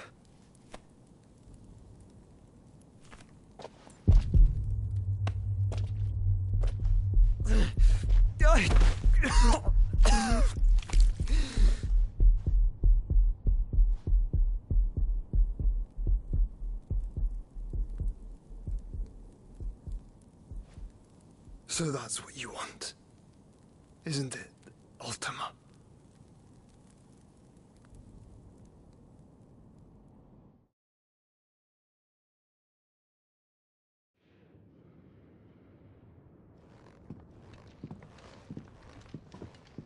So that's how it's gonna be then? I'm not asking, Gav. I need you to stay with Edda.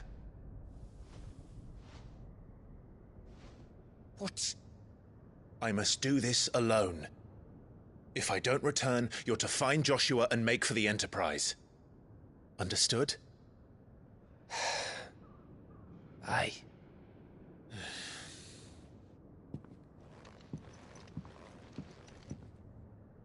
Just don't you go dying on me.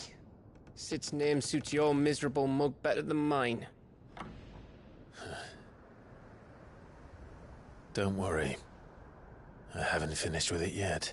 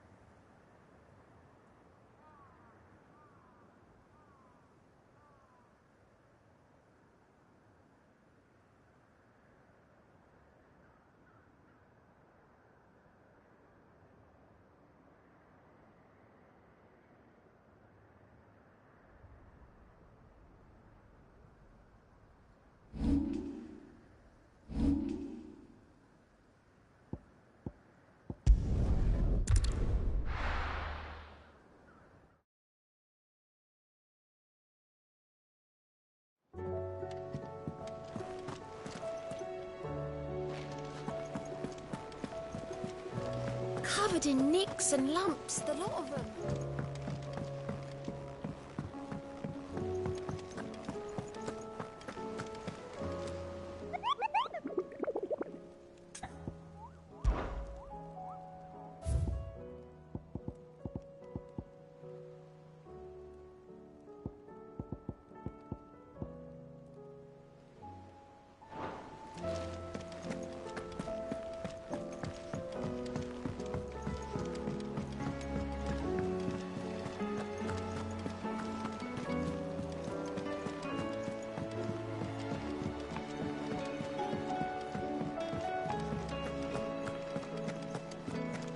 The stew's awful. Trouble with your gear, or... So, will it be?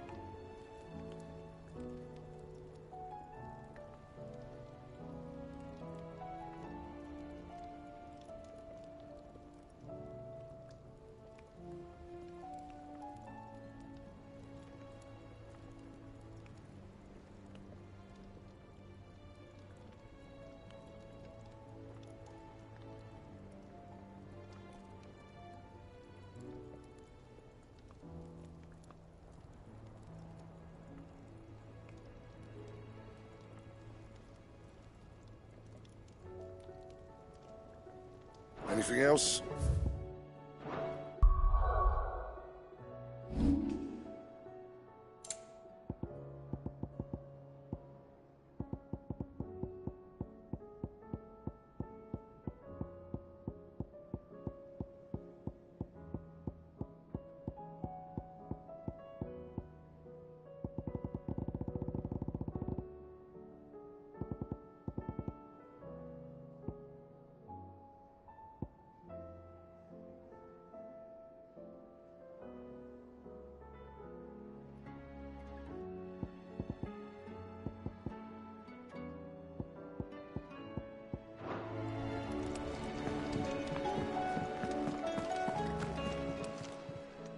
Aye, it's a dangerous world out there. Best. It'd better all be here. Is that all?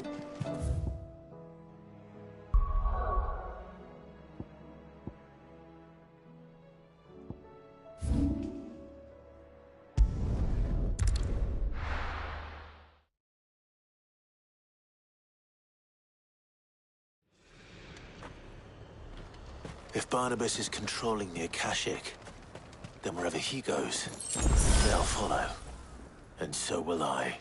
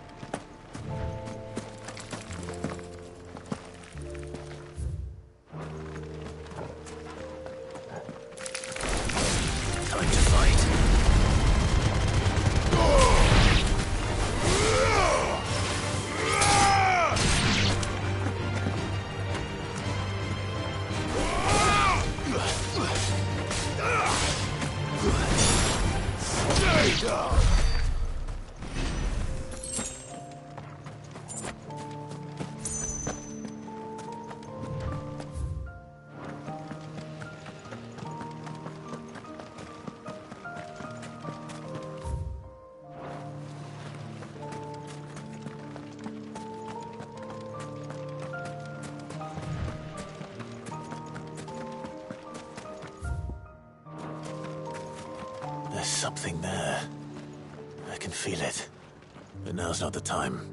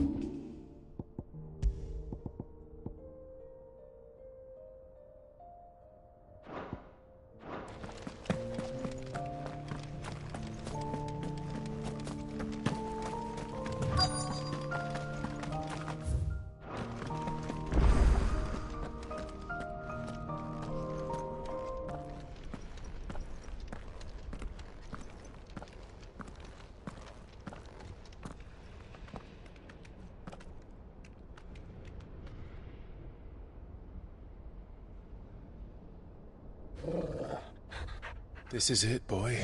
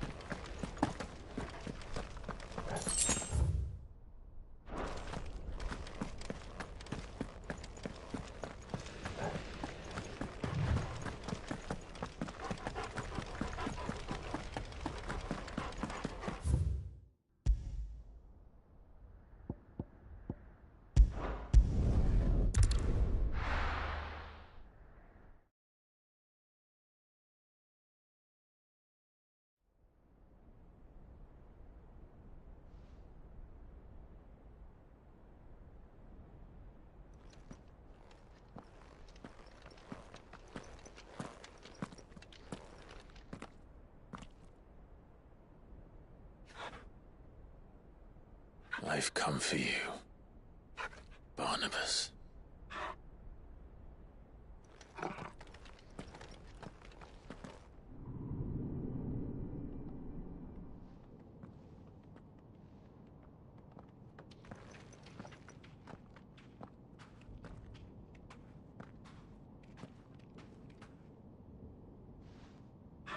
Stay close, Torgal.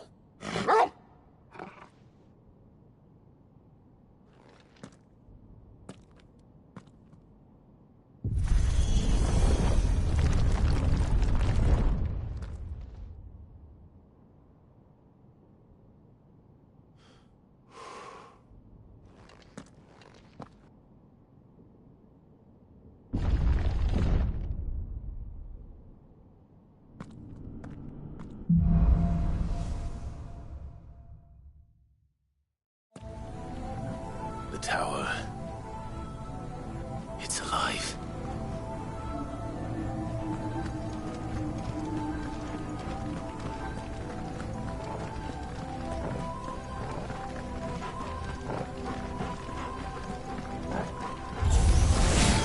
More echoes of the fallen. They seem to feed on ether. There shouldn't be any here.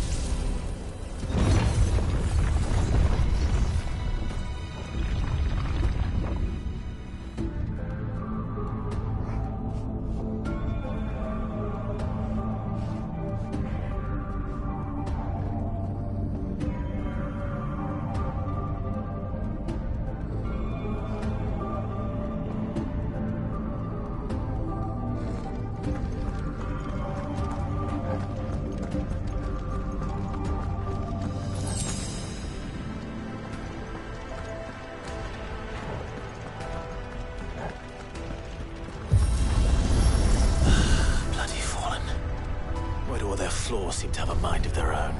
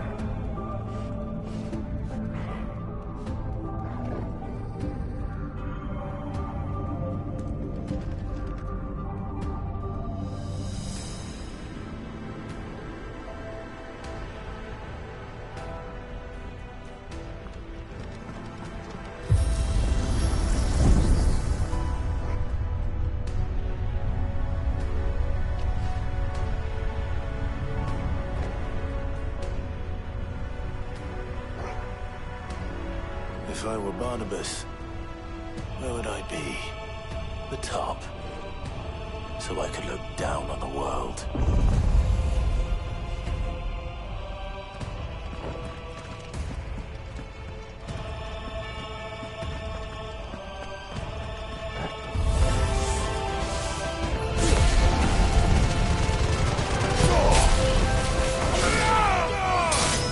It's over.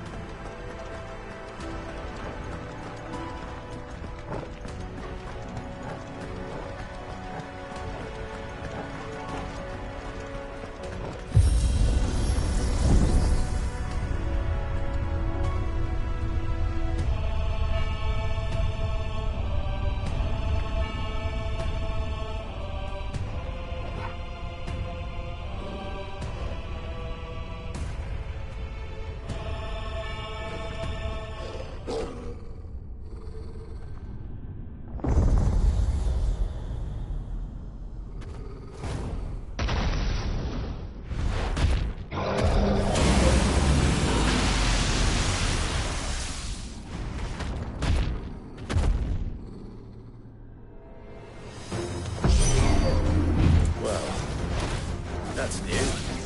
Still I expected a less rest.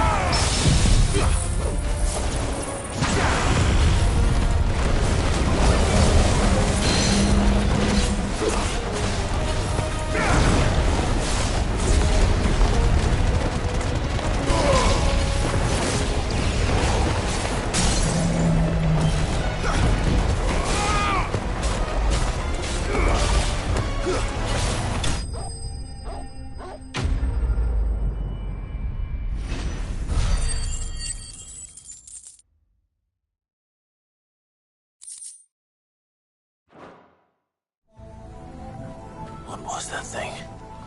Hopefully there aren't any more.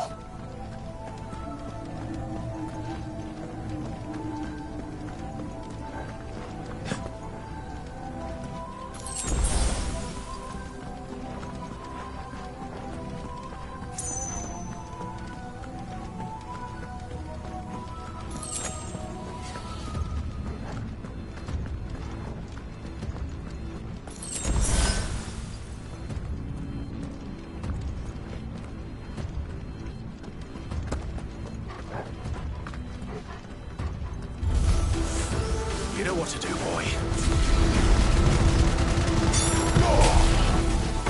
Stay down!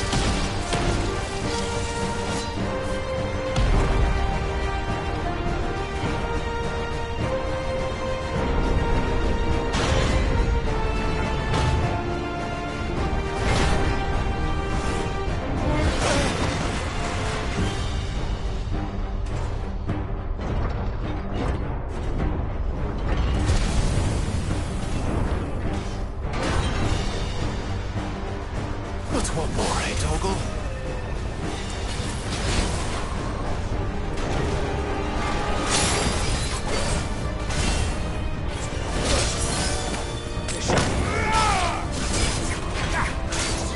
Nice try.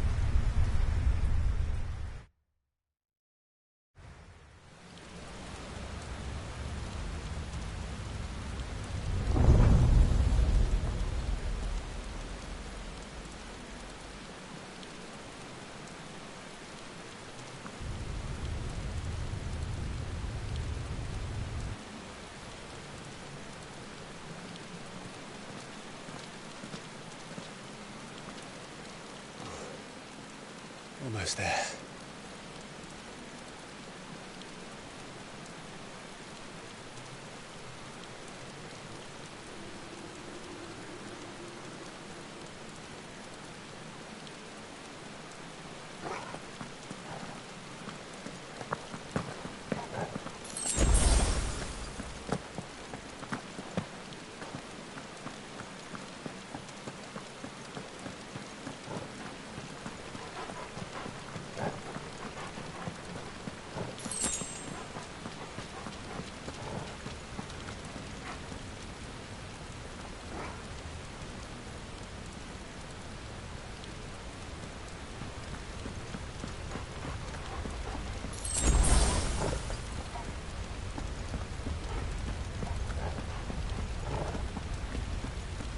He's here.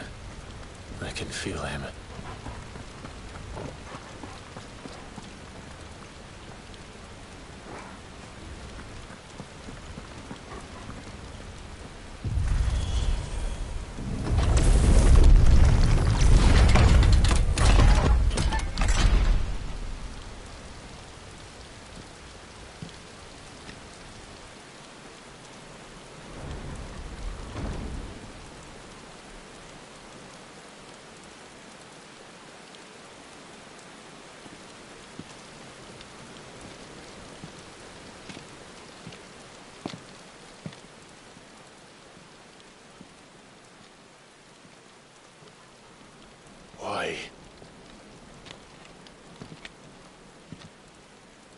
The blade must ever feed if her edge is to remain keen. Butcher. What care you for these worthless creatures? They are nothing. Weak from the moment of their conception, ever longing for power not theirs to command, they turn unfailingly upon themselves. Like sheep, they roam in filthy flocks, eager to trample those few gifted a fleece of gold. Or that they might feel contentment with their pitiful existence. Prejudice and persecution, severance and strife, every earthly wrong springs from the malice in men's hearts. Malice born of the pain and suffering that is free will. Its corruption is gnawed at your being from the very moment of your birth. You're wrong. It is no corruption. It is who I am. Every choice I make, right or wrong, gives me reason to carry on. And carry on I shall. Not as a puppet, but as a man. Which are you? There was a time I too thought those the only choices. What? Long ago, God granted man the gift of magic. And with that gift did he build great civilizations. Yet over time, man lost sight of the gift's true meaning, stepping from the path of shared prosperity to one of avarice. He abandoned his creator for sword and flame, and through his folly, beckoned the blight. Yet, there were those few who refused to turn their eyes from the heavens, and they prayed to God that he might lead them back to righteousness. And the Lord, he did answer. Before the worthy shall the gates of paradise open. And so did I spread my arms to the ether, and cast my soul upon its gentle waters. I gave myself unto him.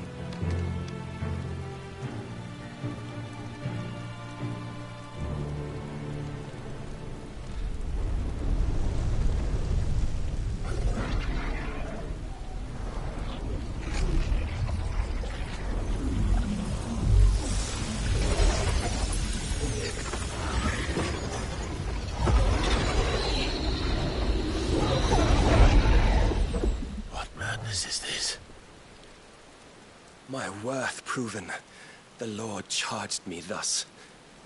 If your kind are to find salvation, they must be made to serve. You see, paradise lies but a single step away. Could we only take it? Could we only leave our transgressions behind? For none save the pure of heart and mind may set foot in the new world. I will save us. But it all begins and ends with you. You are the key, Mythos. And with this humble offering, shall I prove my faith once more. So you forsook your kingdom. You forsook yourself to serve. Tell me, how is that living?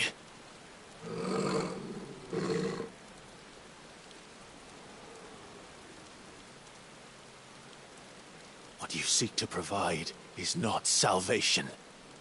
It's anything but. Life is about always having a choice. Take that away, and we might as well be dead.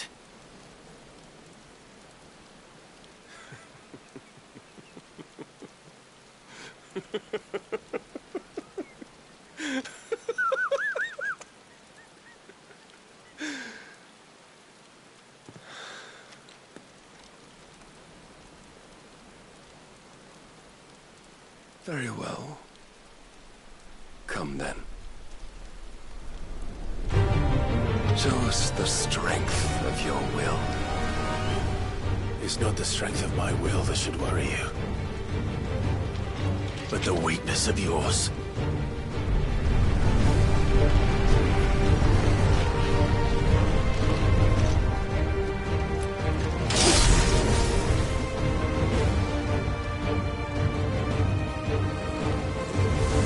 If you think your will the stronger, prove it. By this day's end, you shall know the truth.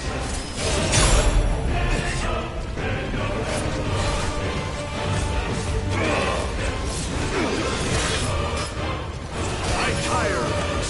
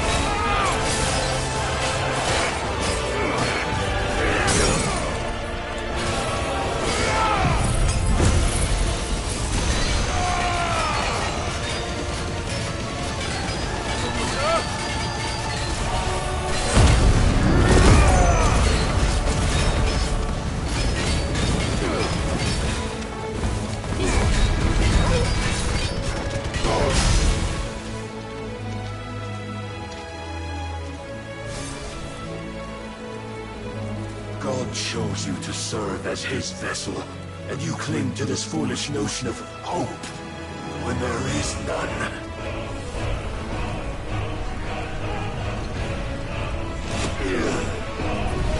Fuck.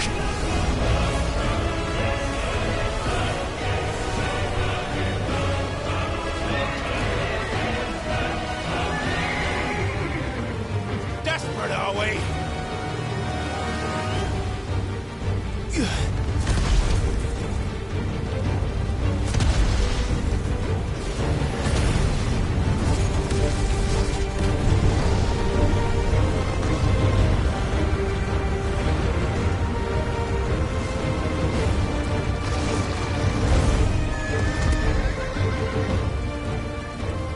Finally, we can begin.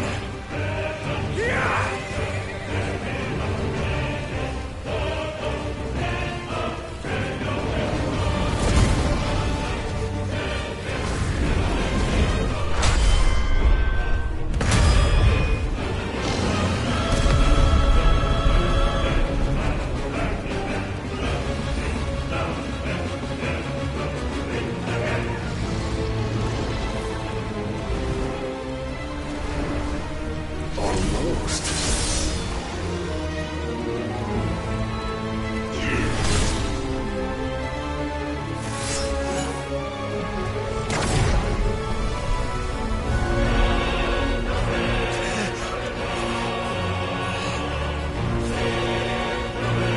You have been shown the path. Now you must follow it. Free yourself, Mythos. You will not defeat me otherwise. We'll see. Perhaps you still require persuasion.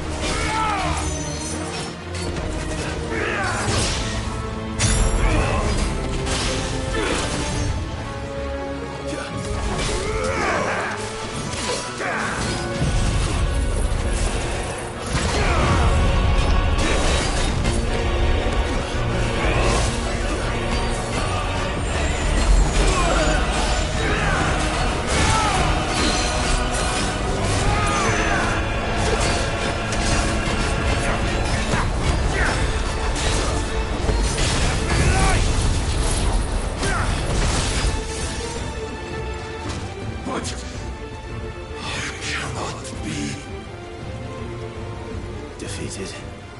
You admitted defeat the moment you turned your back on us. When you turned your back on the truth, Barnabas. We are not as weak as your God believes.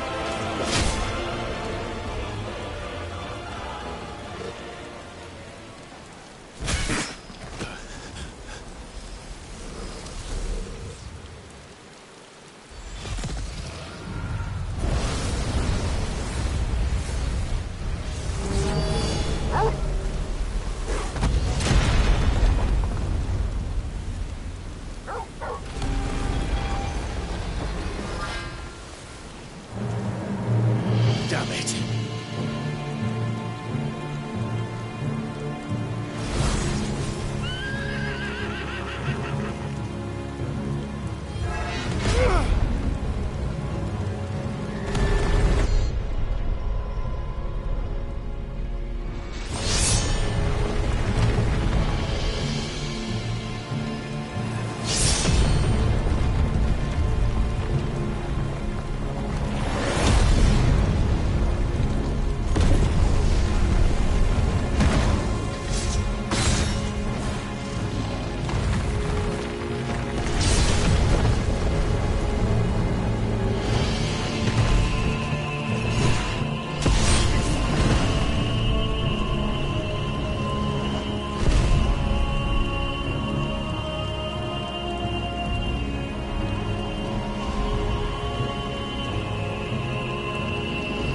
What are you waiting for? Men know nothing of strength.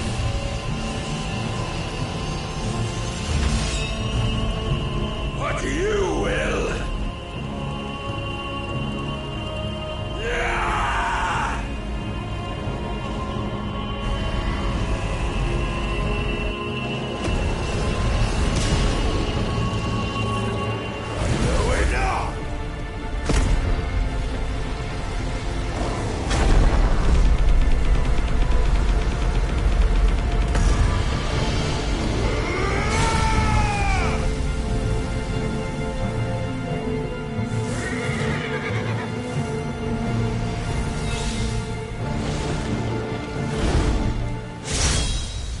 You dare!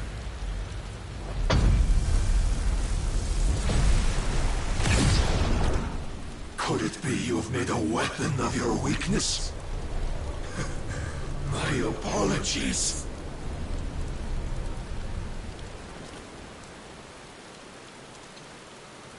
You are not the fool I took you for. And so it ends. No!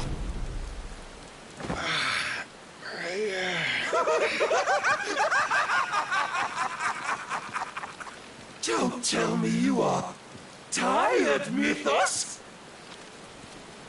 Your stubborn defiance has stirred my long-becalmed heart, filling it with a joy that I have not known for generations!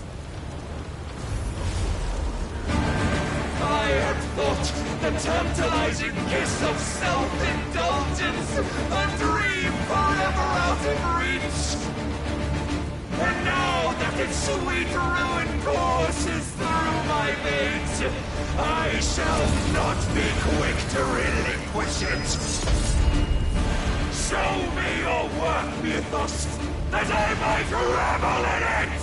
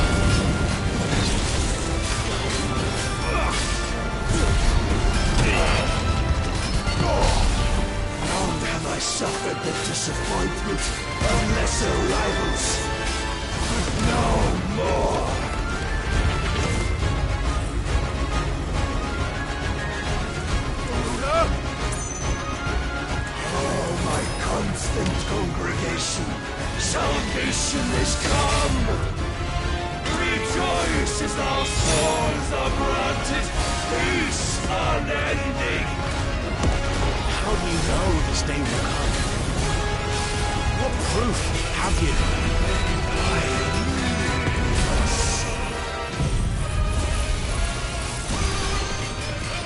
Your mere existence is proof of the Lord's grand design.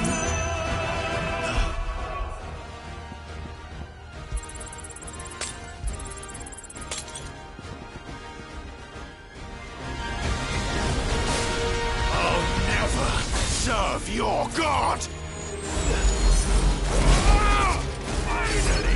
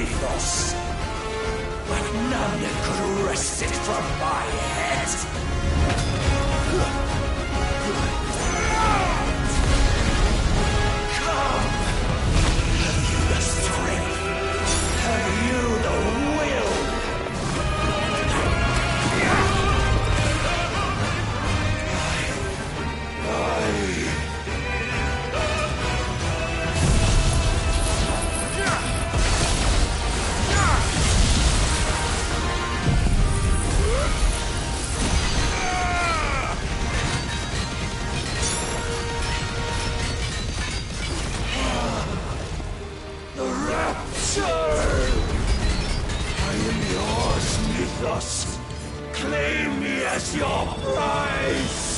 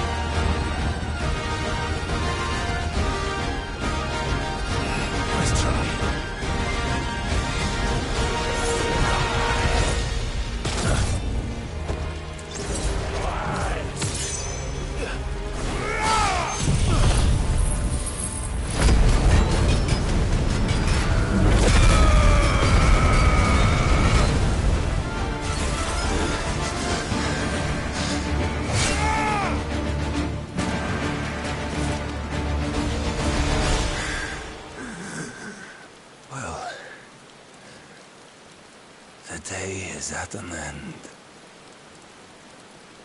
And we both know the truth. It is I who stand victorious. My will that prevailed. Your will? No.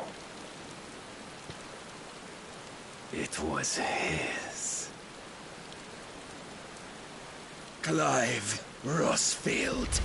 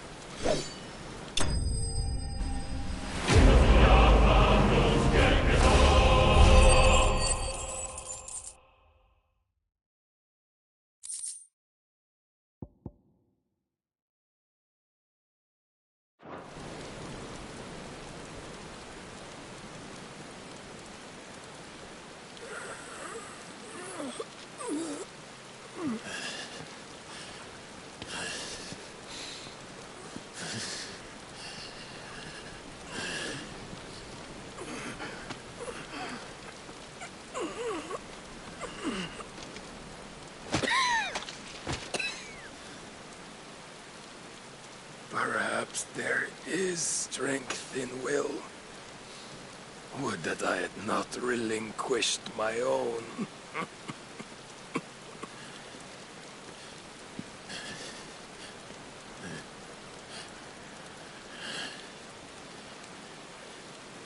You relinquished nothing. What was it, if not will, that made you strive for a new world? Strive to win your master's approval?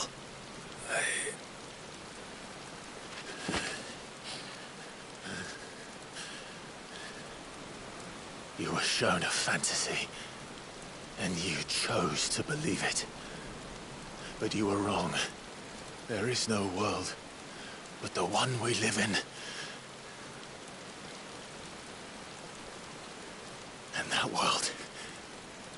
that world is worth saving, even if it means killing a god.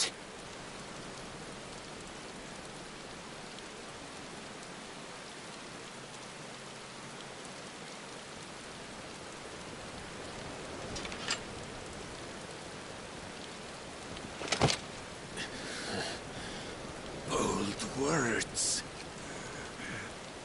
from one who has served the Lord so well. This is pointless.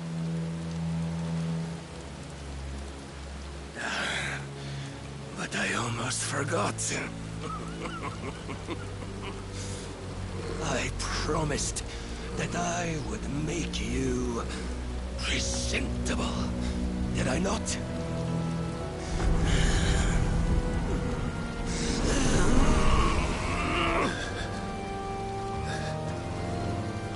We shall fulfill our destinies, just as the Lord's Mother Crystals have fulfilled theirs.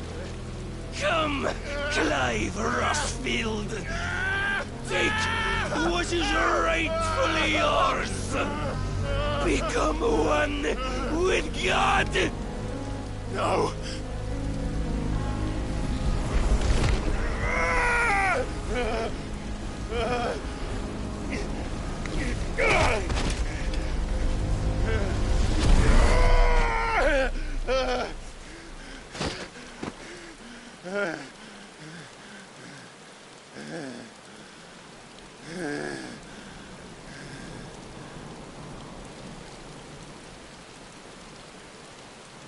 At long last, salvation. I'm coming home. Mother.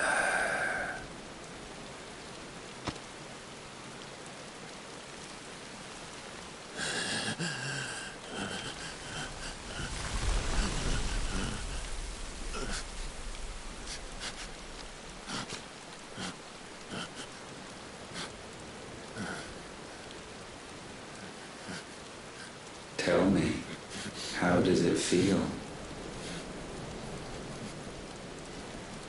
Show yourself! Face me! How does it feel to consume your rival's strength? To gorge yourself on their beam? To edge step by trembling step ever closer to the divine?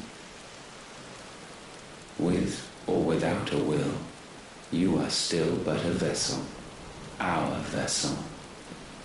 Behold, how your body shudders in anticipation of its fate.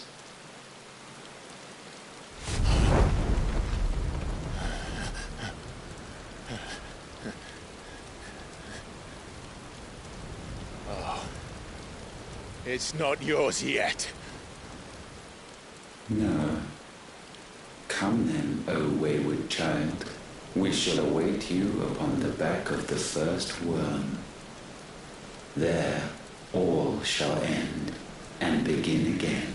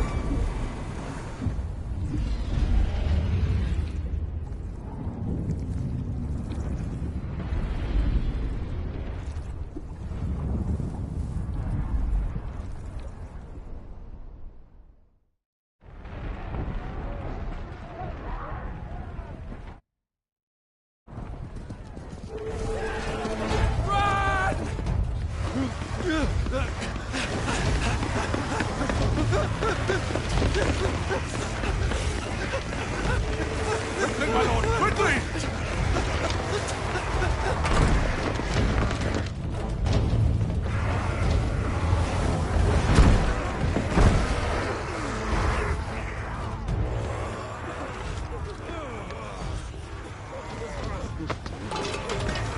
Why the hell is my city pouring with the captain? Don't ask me, ask them! Since when was Eugen Hamel one to hide when there was a fight to be had? Since they stripped me of my rank and banished me from the battle. Now I'm stuck wiping the backsides of this lot while the city burns and my wife tails off with a man half my age! And then you turn up! What the hell are you doing here anyway?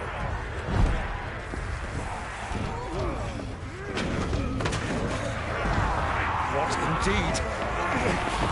The enemy numbers 200,000 or more, counting the Yorks. There are simply not enough soldiers garrisoned in the capital to repel an army of that size. Then what of the central keep? Held by a contingent of soldiers and bearers from the surrounding boroughs. They are the sole reason it still stands. And all it took was an army on their doorstep to bring them together. The prospect of death does put things into perspective. Perspective. Perhaps it's what we've lacked all along.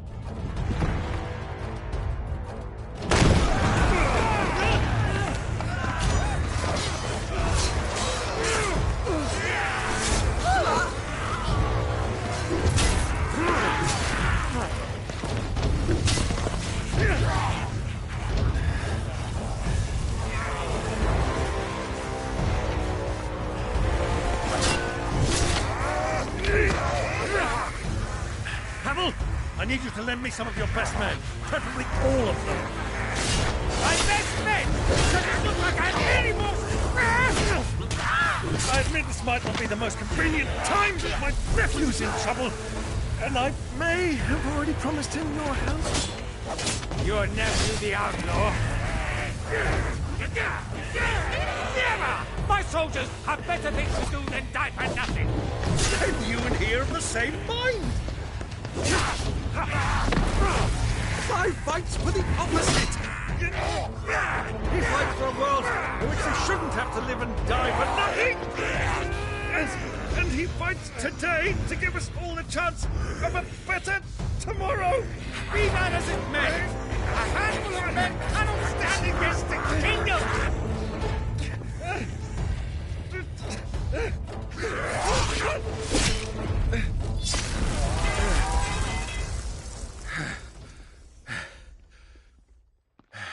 Then mayhap they are the wrong men.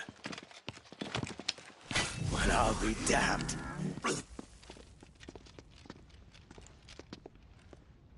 Our numbers are few, but I shall rally as many of my dragoons as I'm able. You, apprise the Lord Strategist of the state of the city's defenses. Yes, Your Radiance.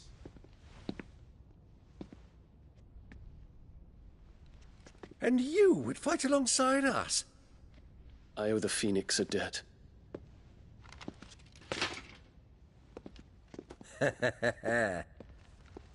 Does this vouch for my nephews? Aye, but I still have my doubts about you. Which we can discuss later. Indeed. You said you had men garrisoned in the keep. Captain, do you know how many yet remain? Allow me to confirm. Commander? Whatever their number, Randalar will be needing Gather them the all. bodies and build a pyre in the courtyard. Quickly. Terence. My lord.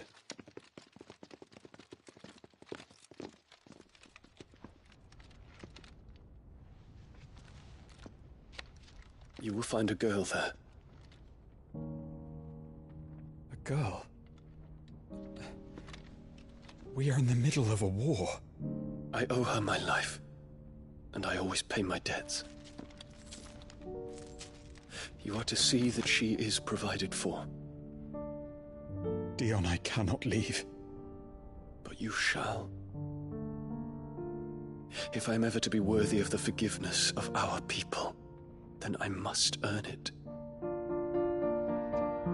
And I must earn it by my hand, and my hand alone. Know that I do not ask this lightly.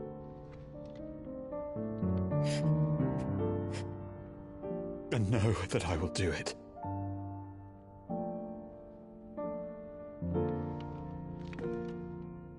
Farewell, Terence.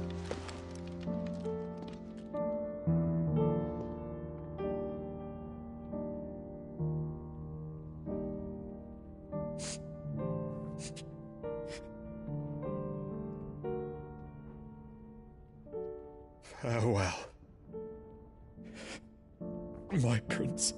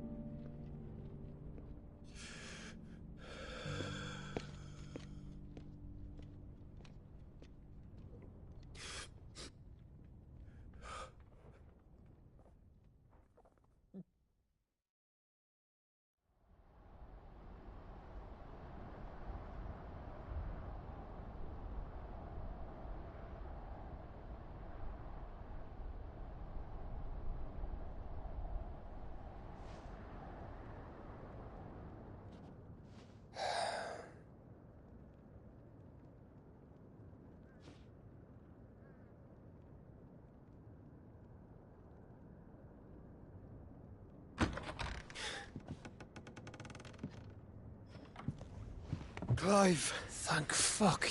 You alright? I am. But I'm a damn sight better for seeing you, Joshua. And Barnabas. The king is dead.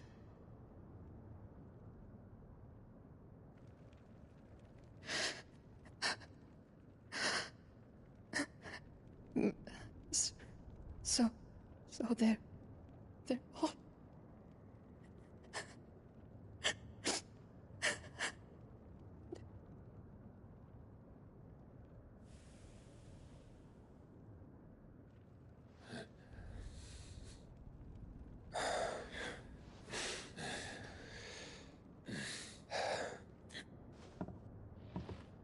They are, but so is their killer.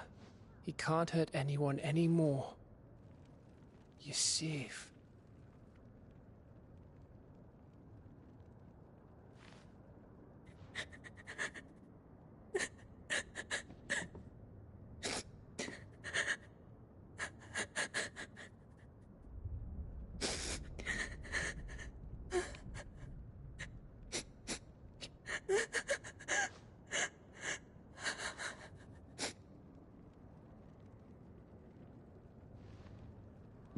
Gav, we need to talk.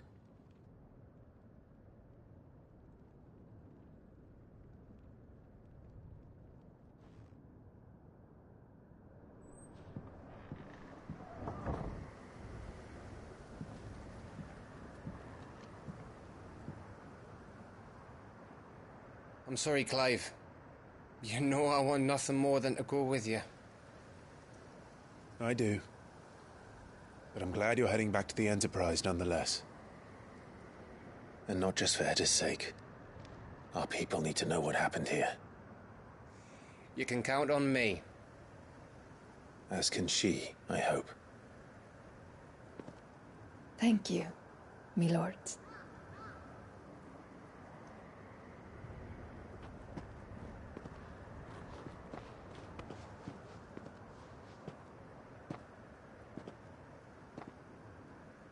Do you think that was wise? Wiser than leaving a woman with child alone in the Deadlands. They'll be safer at the hideaway. For now, at least.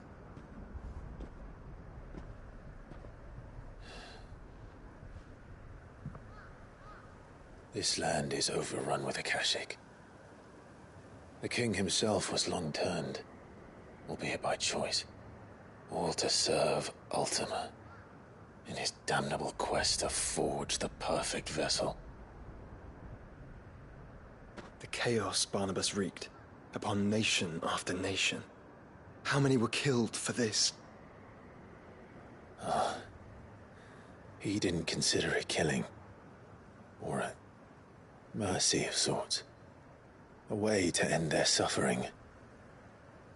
He truly wanted to save mankind, and ultimately used that. As he uses us. But why us? What are we? What are we?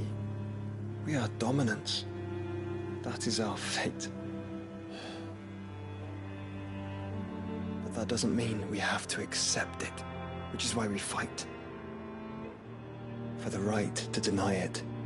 Is that not so? It is. For our sins.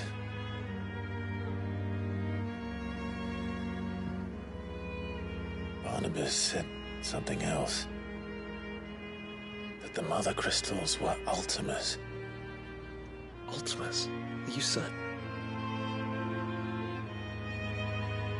We know that the Mother Crystals have been leading the land of Ether. And we also know that it's this which hastens the spread of the Blight. But what I cannot fathom is what Ultima stands to gain from that. What did you find at the Stronghold? The truth about Ultima's prize. For so long, I believed it to be you, and you alone. Yet, it is not merely a freat that he desires, but a freat and phoenix both. That which we became in the skies over Twinside. Only when the twin flames are joined shall his vessel be complete. Quite why he needs a vessel is another question. Unless there is something he cannot achieve without one. Something his immaterial form precludes. Something requiring an unthinkable amount of ether and a body resilient enough to channel it. If I did not know better, brother, I would think that he meant to cast a spell. A spell 1,000 years in the making. A spell to end all spells. And he cannot do it without us. Or without the Mother Crystals. But if we destroy them all, we will stop not only the Blight, but Ultima as well.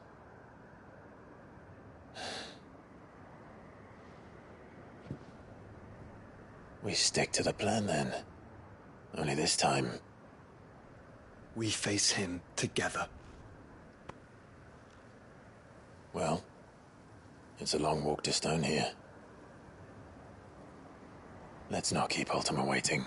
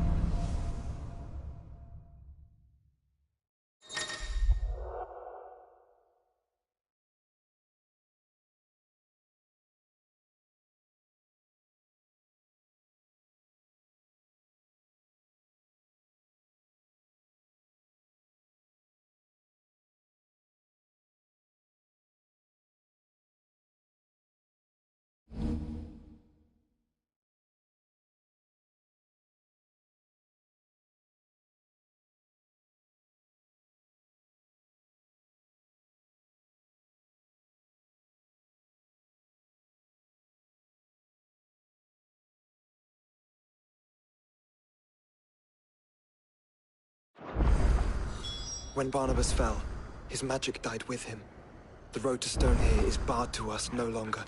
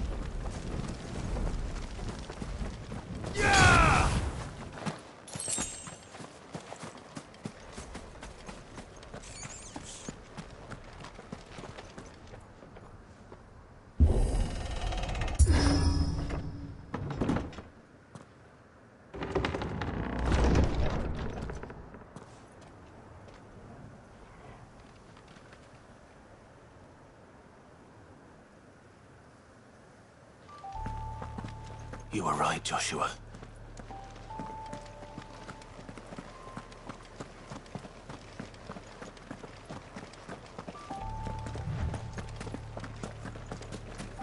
Bodies up ahead.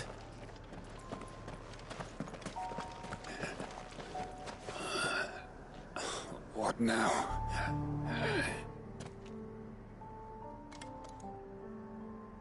Is there no peace for a dying man? What happened here? The ether floods made savage beasts of my companions. And those faithless orcs, I knew they weren't to be trusted. We were told that they would stay loyal to our cause. Something commanded their loyalty, but it was not us. It's a wonder they stayed faithful for so long. Perhaps they sensed our downfall. The king is gone, our nation in ruins. What becomes of us loyal pawns now? Sworn to a shattered throne. Fuck Walud. Fuck the dead king and his god. Fuck this withered shithole. The floods do not affect you. You are a bearer, albeit one who's lost his brand. Pray, hear me, brother. Will you grant this pawn his final wish? Will you lay my dying soul to rest? Of course. What do you need? Finally, some luck. Beyond the castle walls, towards Stonehere, there is a forest. Never turn. My parents are buried upon a bluff, nestled amongst the trees. Theirs was the only love I ever knew. I was torn from them in life, but perhaps I can return to them in death. Take my ring. See that it rests beside their bones.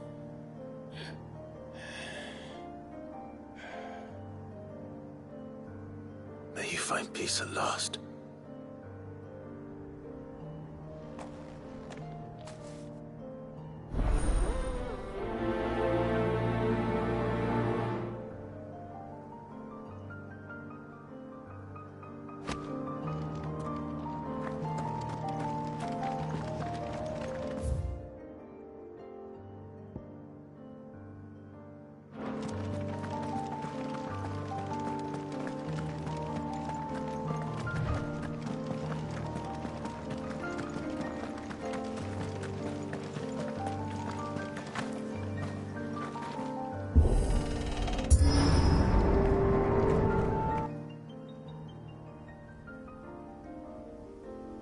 Don't tell me. The only way to the capital is through that gate, just as you surmise. There's an army down there, Joshua. Yes, but I don't see any dominance.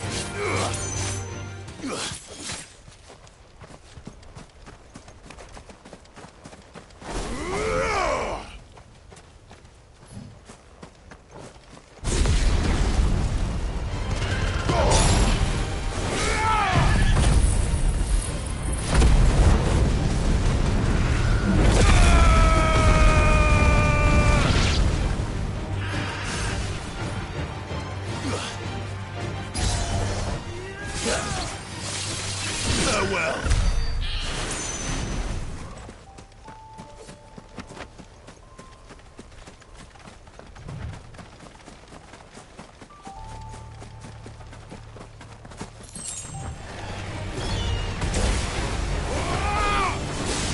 Stay down.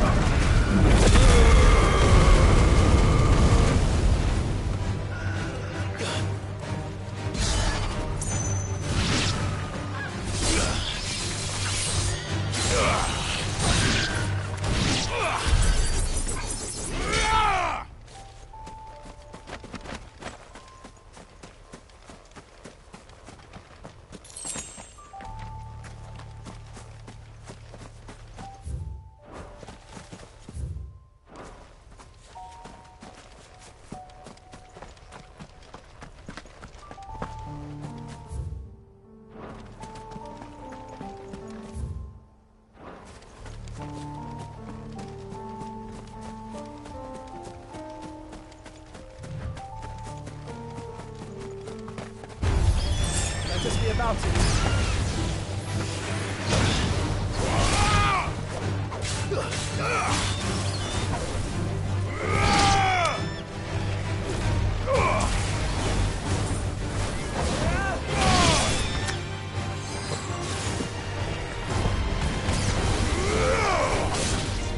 Stay down.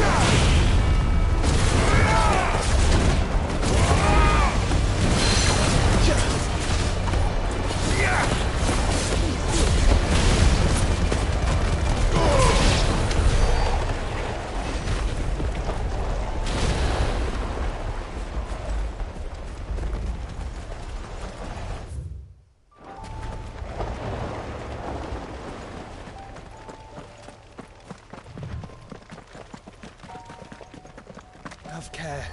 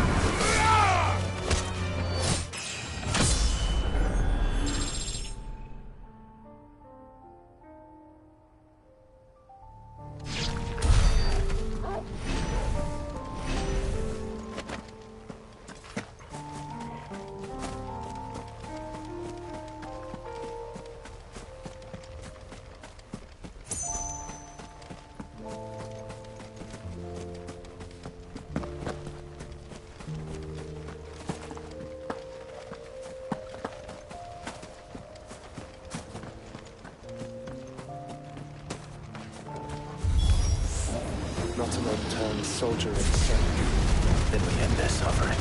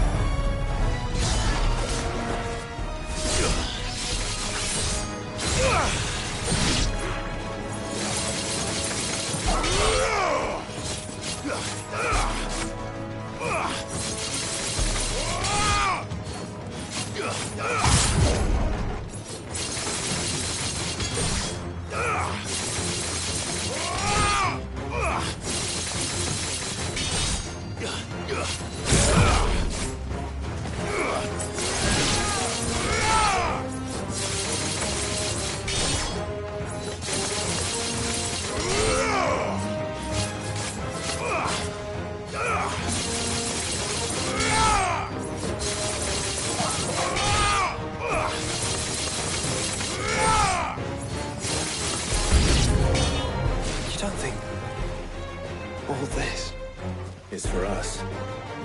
I wouldn't put it past Ultima. He's made nothing easy so far.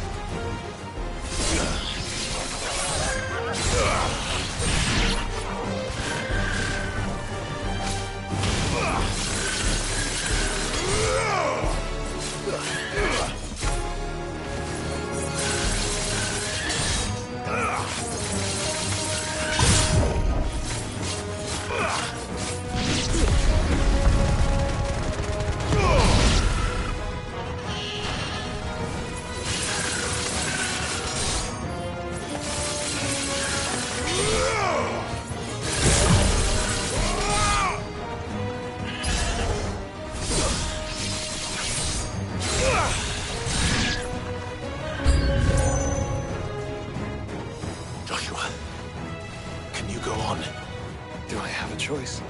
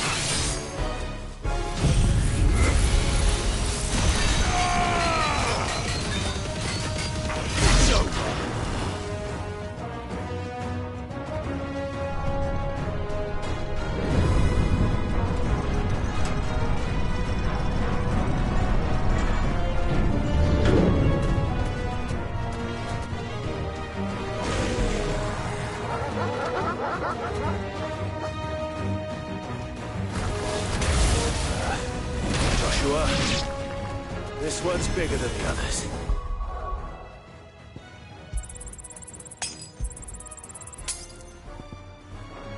And Mina, by the look of it.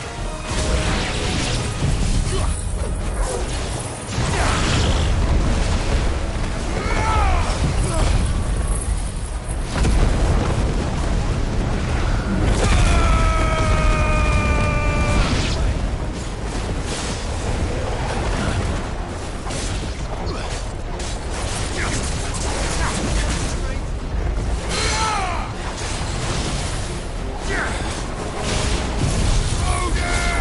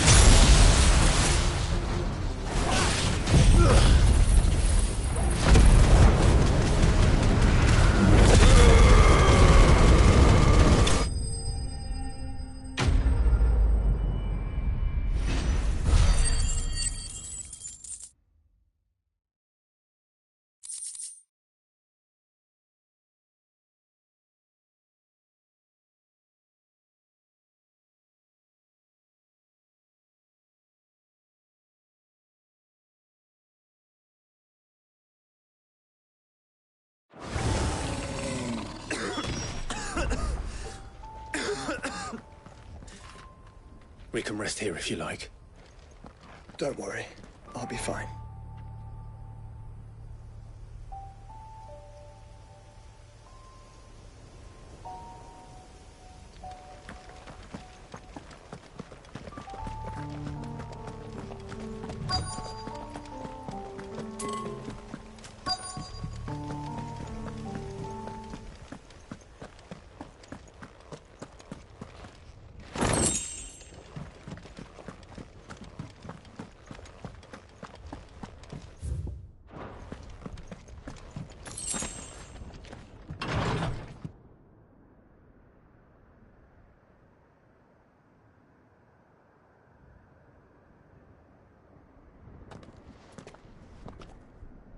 Look, Clive.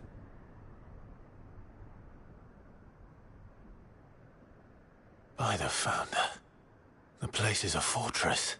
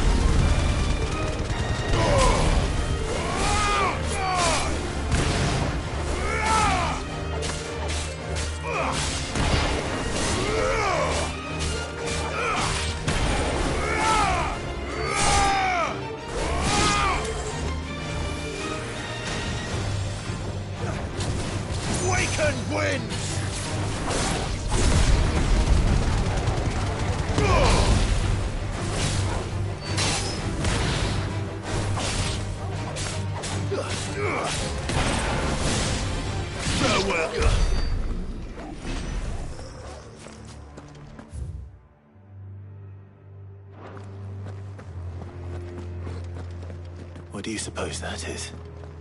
It's not on Vivian's map. Probably for a good reason. Right. Just down here.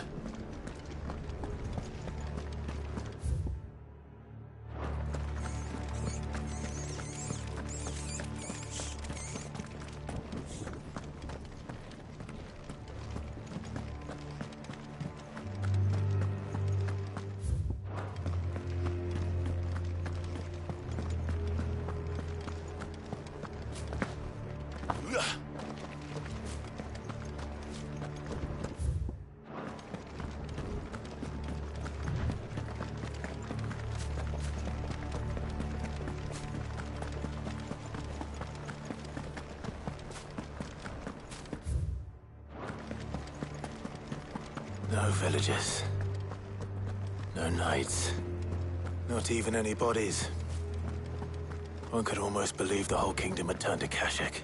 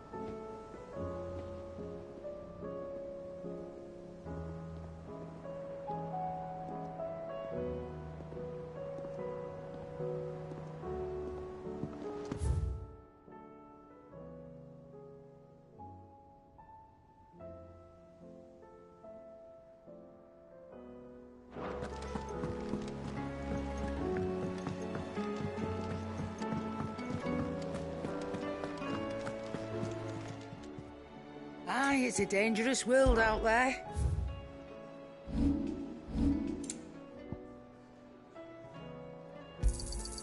You'll not find a better price than that. It'd better all be here.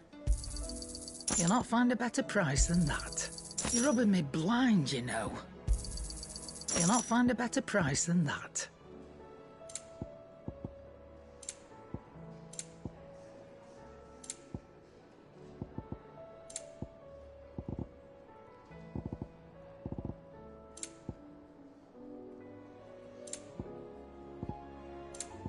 Is that all?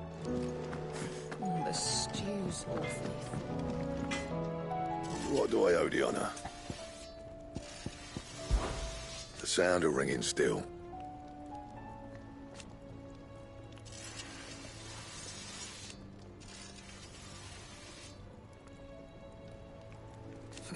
So we weren't.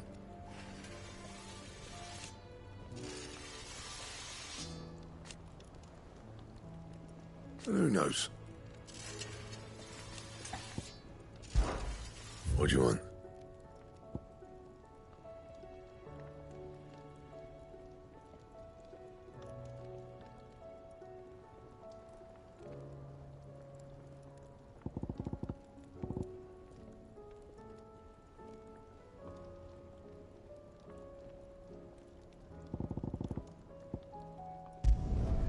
Not bad, if I do say so myself.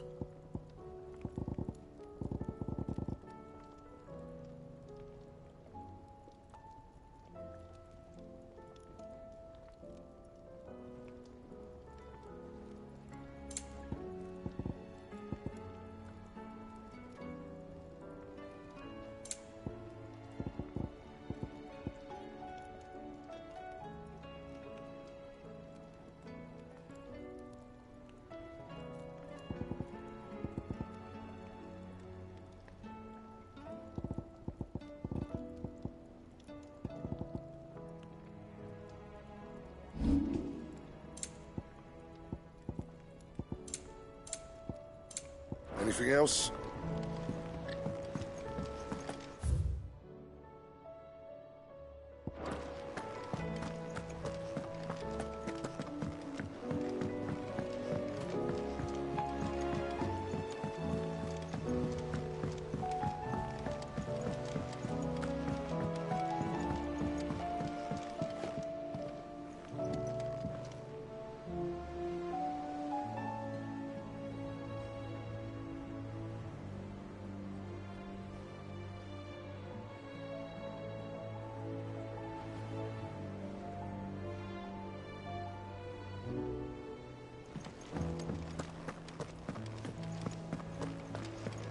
Orcs?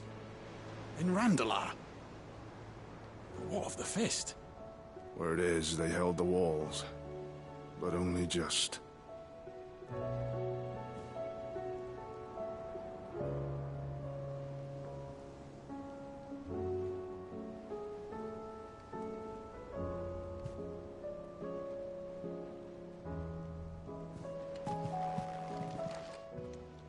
Welcome to the Patron's Whisper.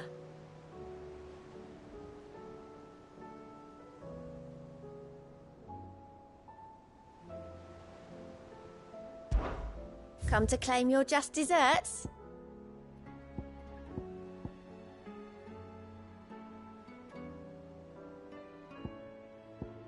All done?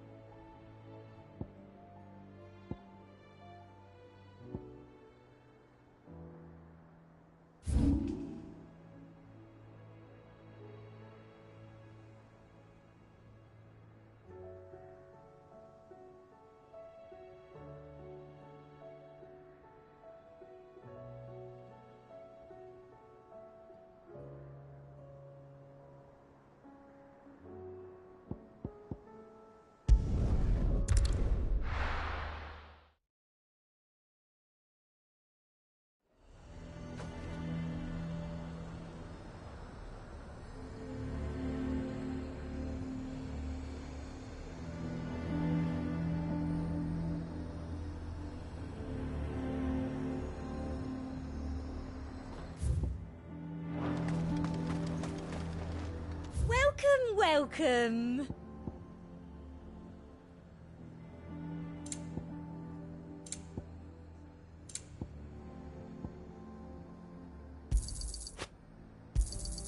An excellent choice.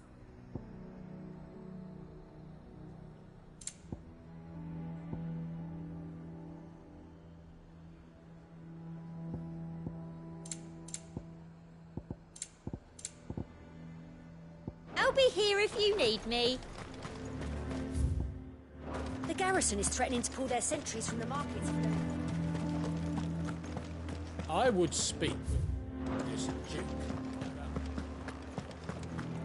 Saw the captain just now.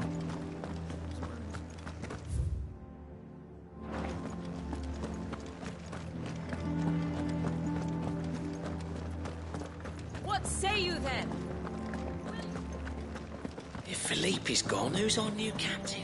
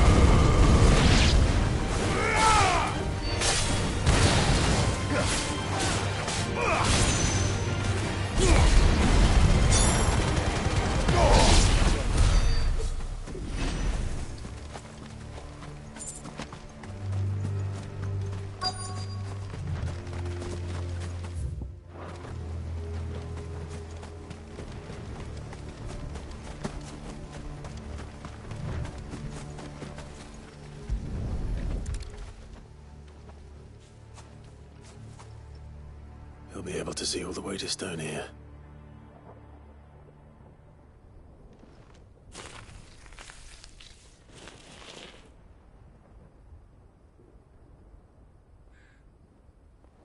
As fine a resting place as any man could hope for. Reunited with those he loves at last.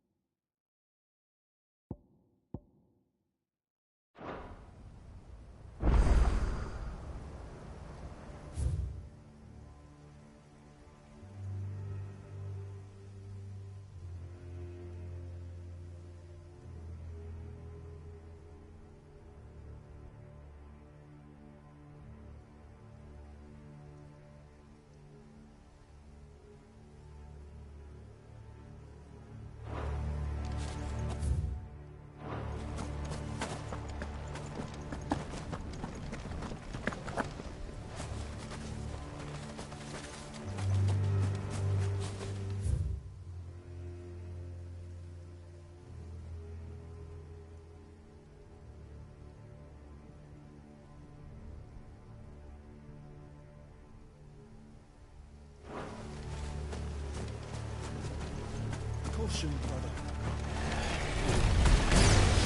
Time to fight.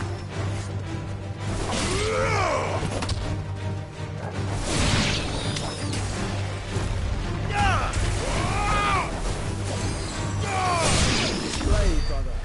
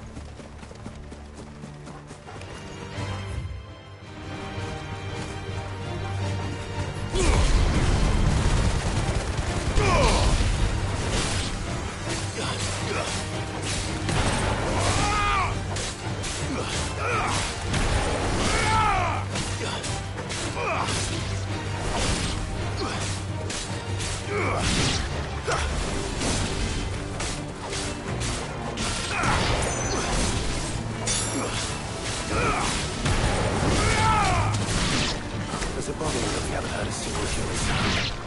Everything about this place bothers me.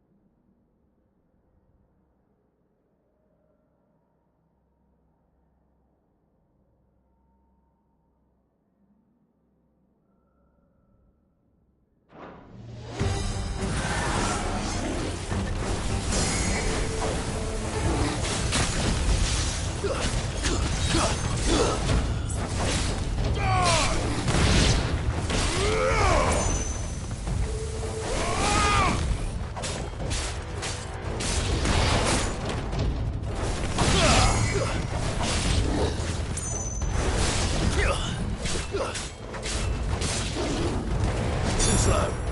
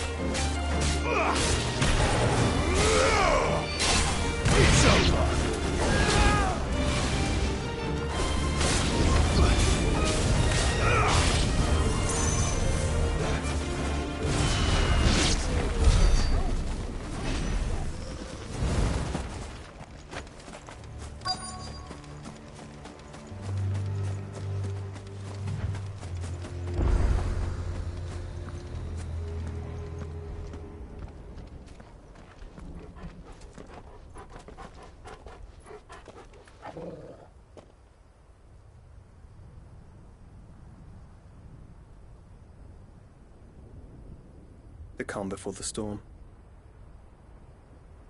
There's only one way into that city. Across the bridge. Through the main gate.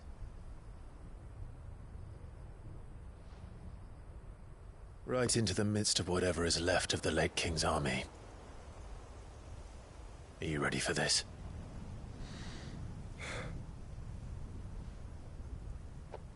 As ready as I'll ever be.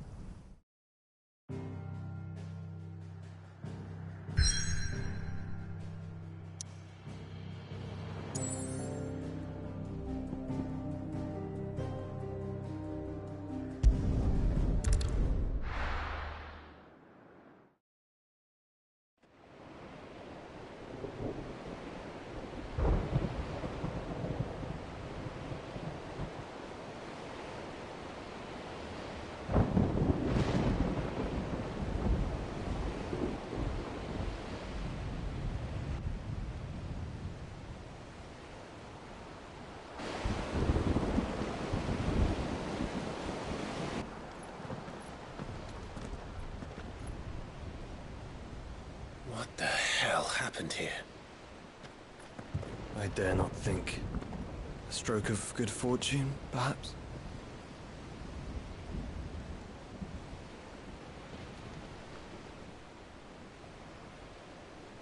I hope you're right. So do I.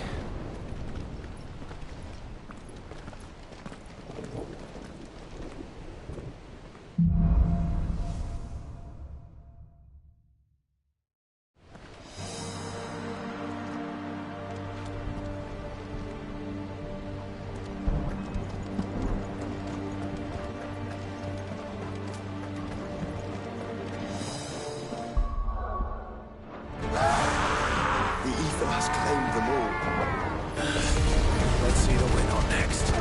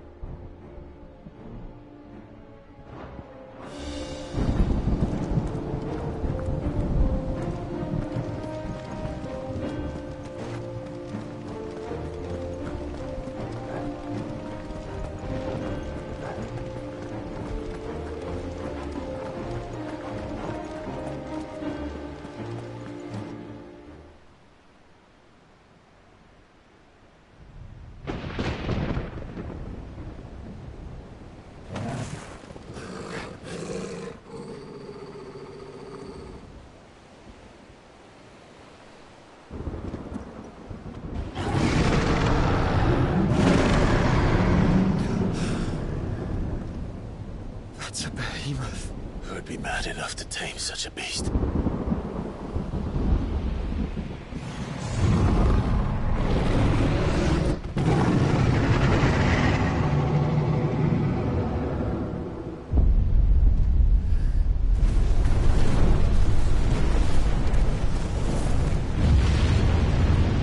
Stand back.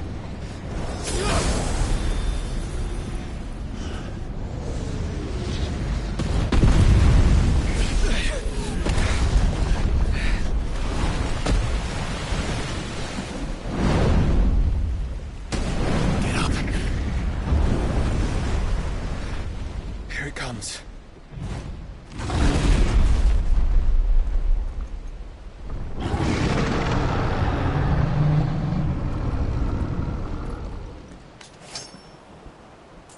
Well, what are we waiting for?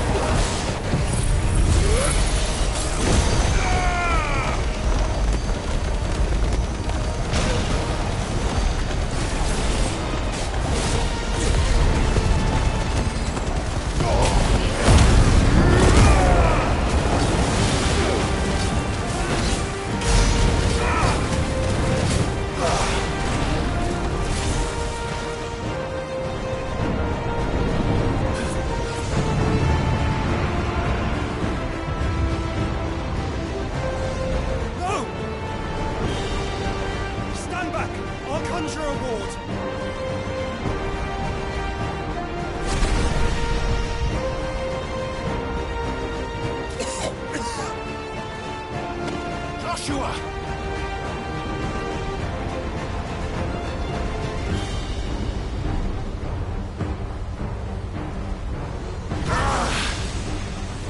Desperate times.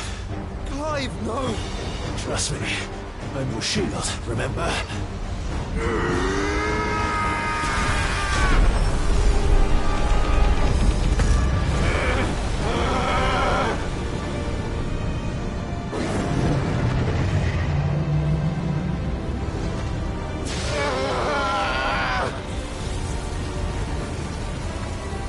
I think this might be a job for Ifrit!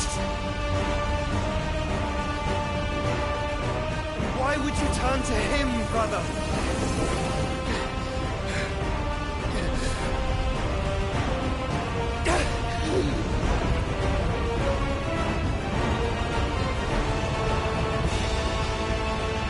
When we fight together.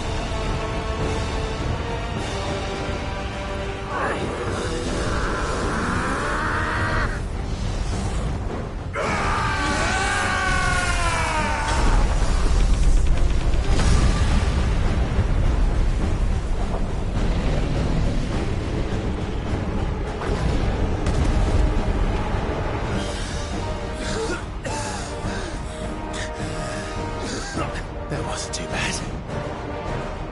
That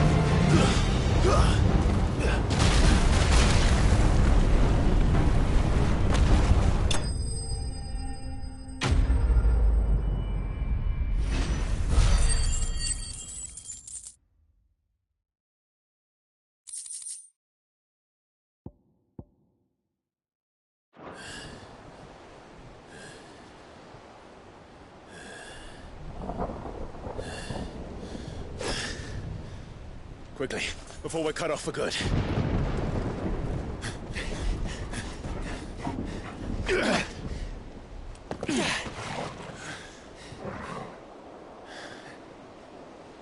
If it is like the others, the entrance to the inner sanctum will be at the foot of the crystal. We're almost there.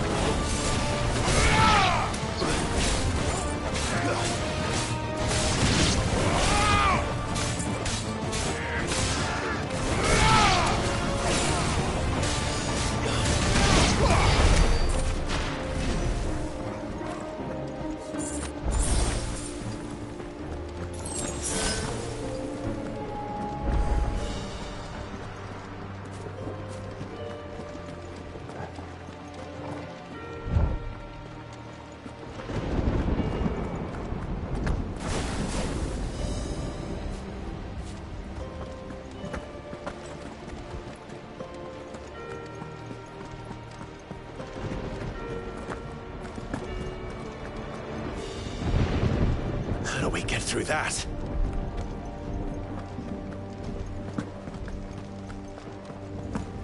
This gate here is open.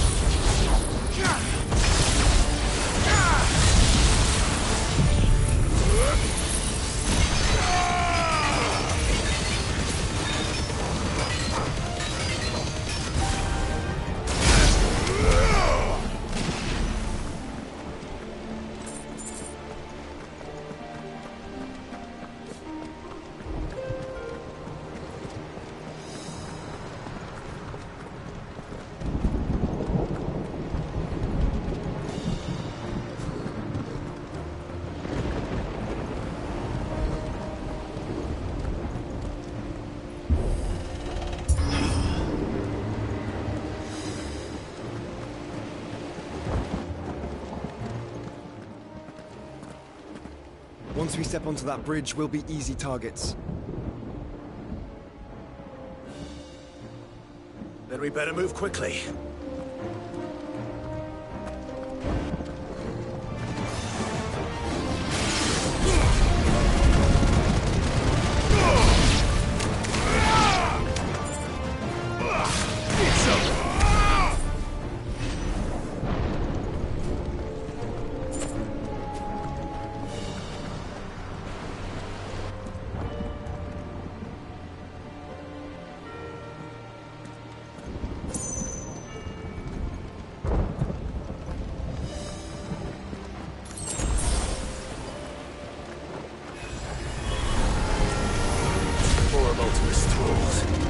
Come on then!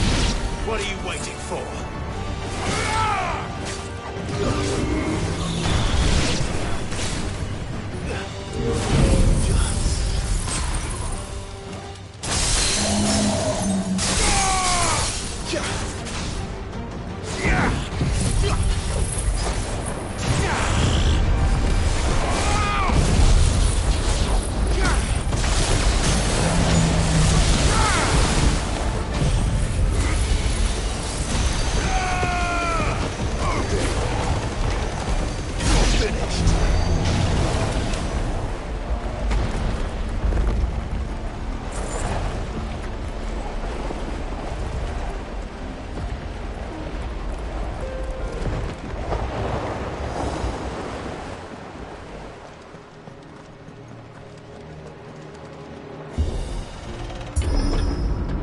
Through the castle, then? I don't see any other way.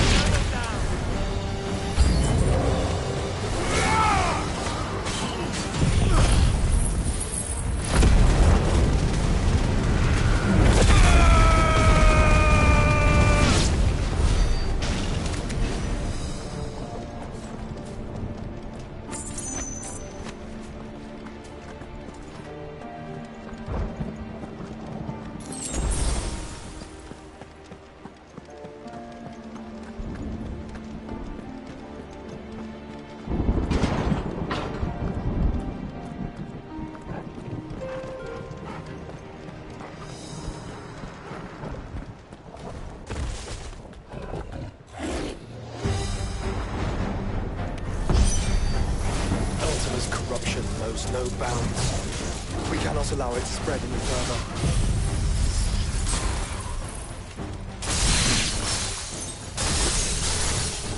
Then we won't.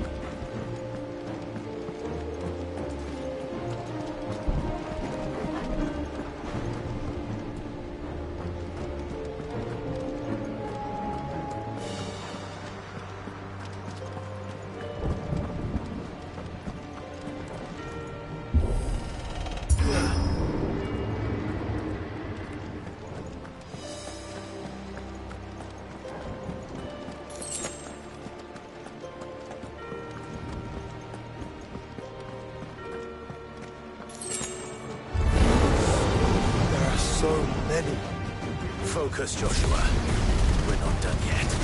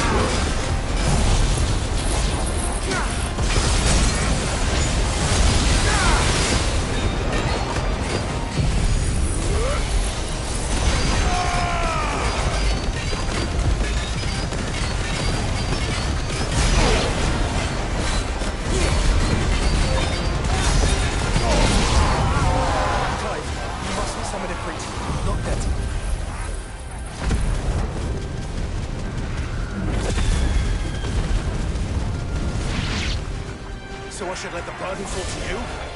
Yes, you should. Save your strength for the Mother Crystal.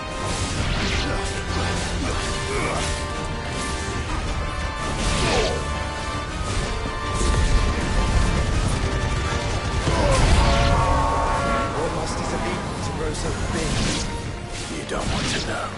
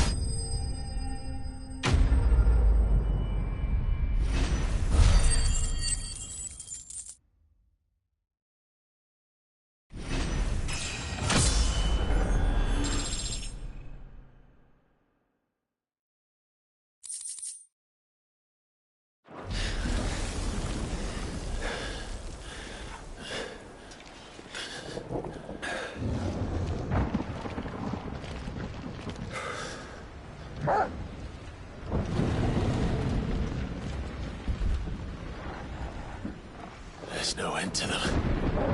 The whole bloody army's here. Stand back, Joshua. I'm summoning Ifrit. Stop, Clive! You mustn't. We still have a long way to go. If you tap your strength here, you'll have none left to destroy the heart.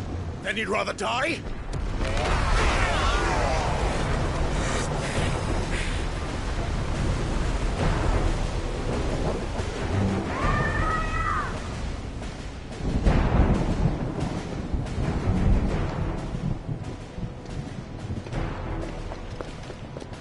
Jill!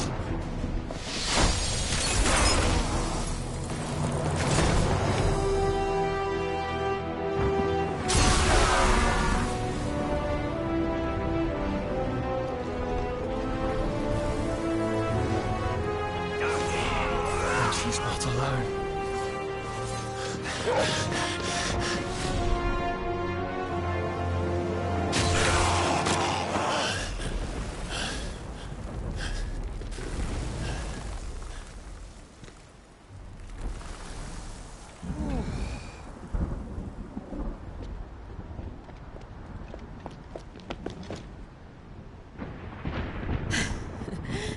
Surprised to see us. How did you? Gav. He told us exactly where you'd be. Even sniffed out a crack in the castle wall. And when we saw the heavens come crashing down, we had no choice but to believe him. It's been quite a day. To what do we owe this honor? A debt I would see repaid. Prince Dion. It's good to see you well. So, this must be Ifrit. Your uncle bade me give you a message. Listen to your heart, and guide your steel true. Your father would expect no less. That is all. Thank you. For everything, Your Highness. Dion, please. You do realize the only thing we've freed so far is this wall from its foundations, right? Now, if your lord and ladyship's quite finished... Well said, Gav. We have work to do.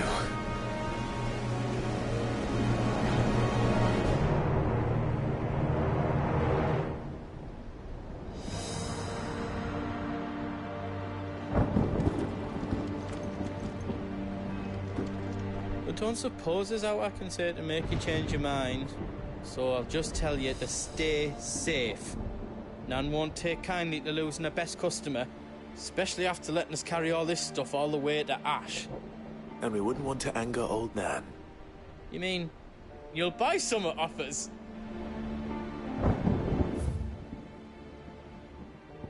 You want us to make you something?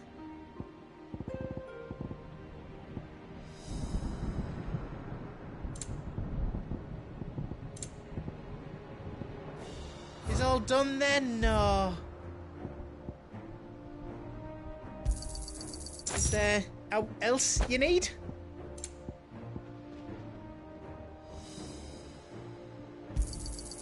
Right on, here you go.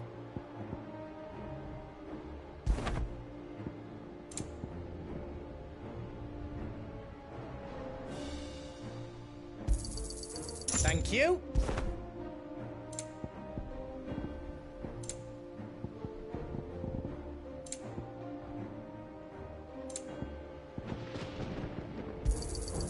Right on, here you go. Is there out else you need? Out else I can do for you?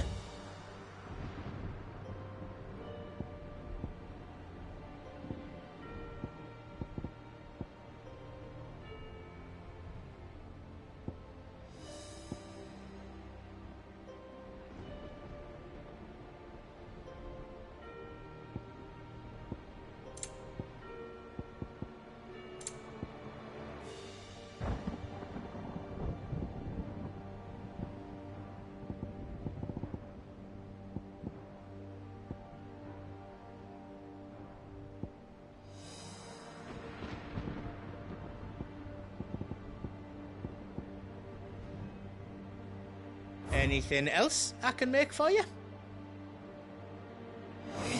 Good luck, Clive. I couldn't have made it this far without you, Torgal.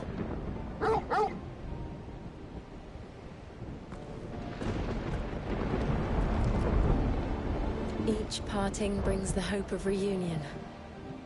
I missed you, Clive. I missed you too.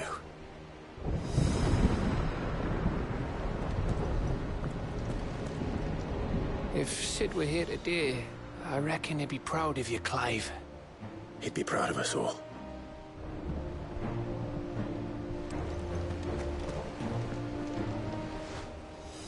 There is still much I would learn of your tale, once this day is done. Until then, all who might come between me and such knowledge shall answer to my spear. I do not envy them.